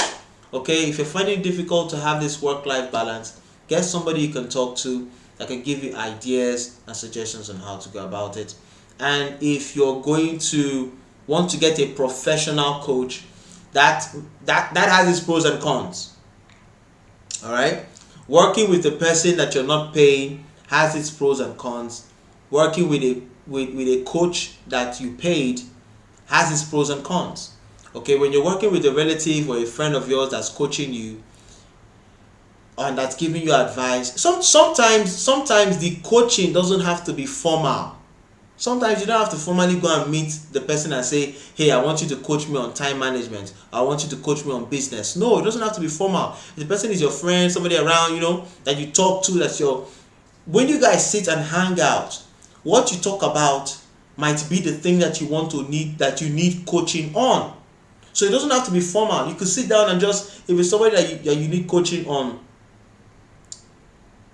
Exactly. Nick has said it right. Some people that actually know the way to success are selfish. They want to hold it to themselves. But if you meet somebody who is open-minded, when you guys are gisting and talking, that's what you're gisting and talking. That's where the coaching is happening. It doesn't have to be formal most times. If the person is your friend, you guys are just talking, how's this? And then the person starts telling you, unveiling a lot of things. That's where the coaching happens most times. It doesn't have to be formal. And sometimes you can be formal and you can say, hey, sir, I noticed that you're like this and I want you to mentor me on this. But, that approach of being formal, of going to tell a superior or whoever that you want coaching and all of that, is somehow, because you don't know how the person is and you don't know how he's going to take it. Because in this part of the world, when somebody says they want to be mentored by you as a potential mentor will begin to imagine that they want to ask you for money at some point in time. Yes. Like you're just waiting for the ball to drop. You might even agree and you're just waiting. Or maybe you might even tell them that, look, in this mentorship thing, I'm not going to give you money. Because that's what some people do. They say they need mentors and all of that. Meanwhile, they just want a relationship where they can be begging you for money. Alright, so yeah, we're coming to the end of this broadcast. And as we continue these broadcasts, we'll continue to develop what the content is going to be. We'll continue to refine it. But for everybody... Alright, good everybody, and welcome to today's live show. Today we're going to be talking about work-life balance, right? I'm going to be giving you the final two tips on work-life balance as a whole, as we've been talking about through this entire week. So, yeah. But before I go into what I have in store today, I want to talk about discipline as a very important aspect of achieving proper work-life balance. You have to be disciplined.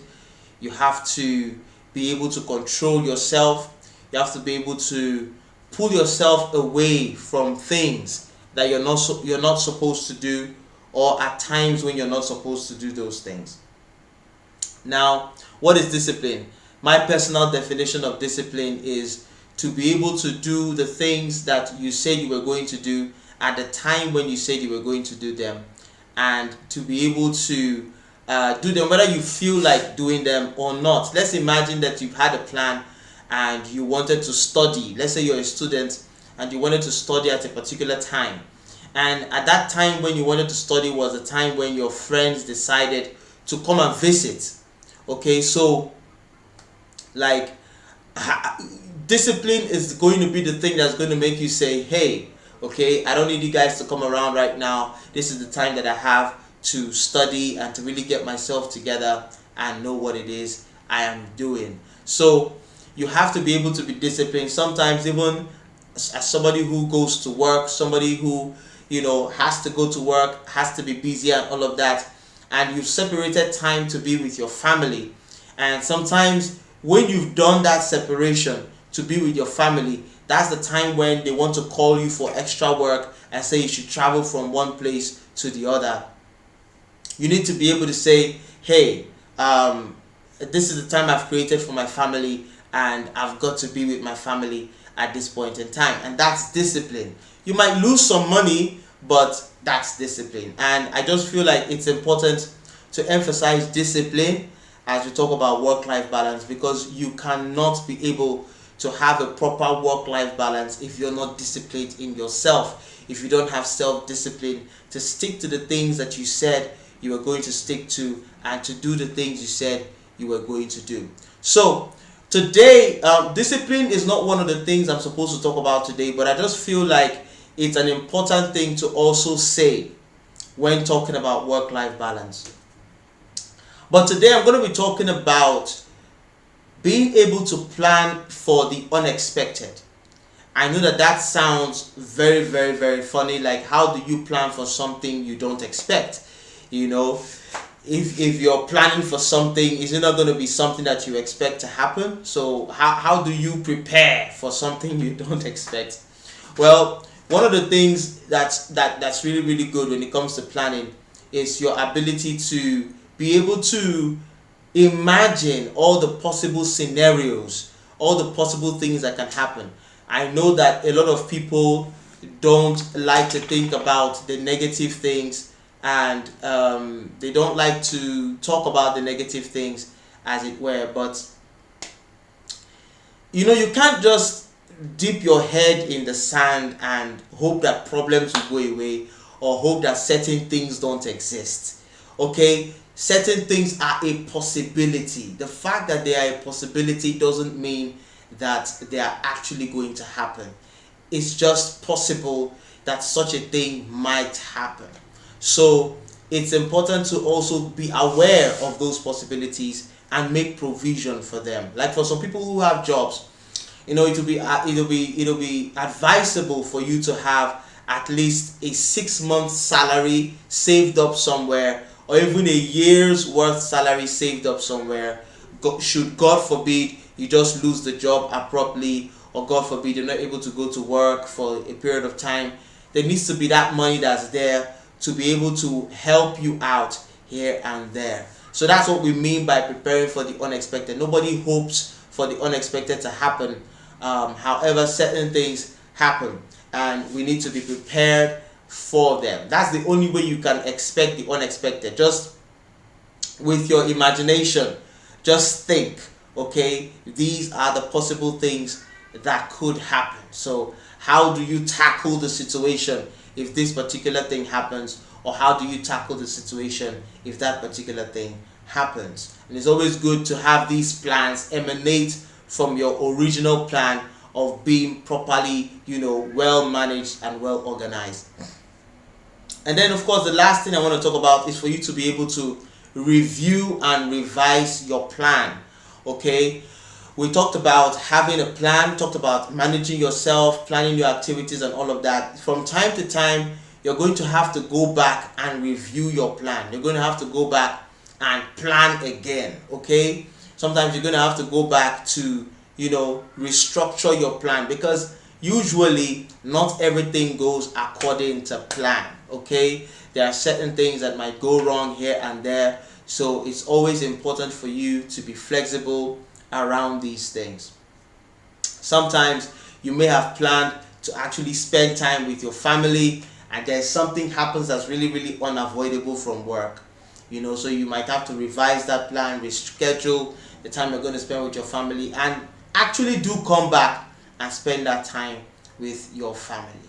So that's all we have for this particular segment of talking about work-life balance. I think you can go and watch the other videos and watch the other streams where we discuss about it.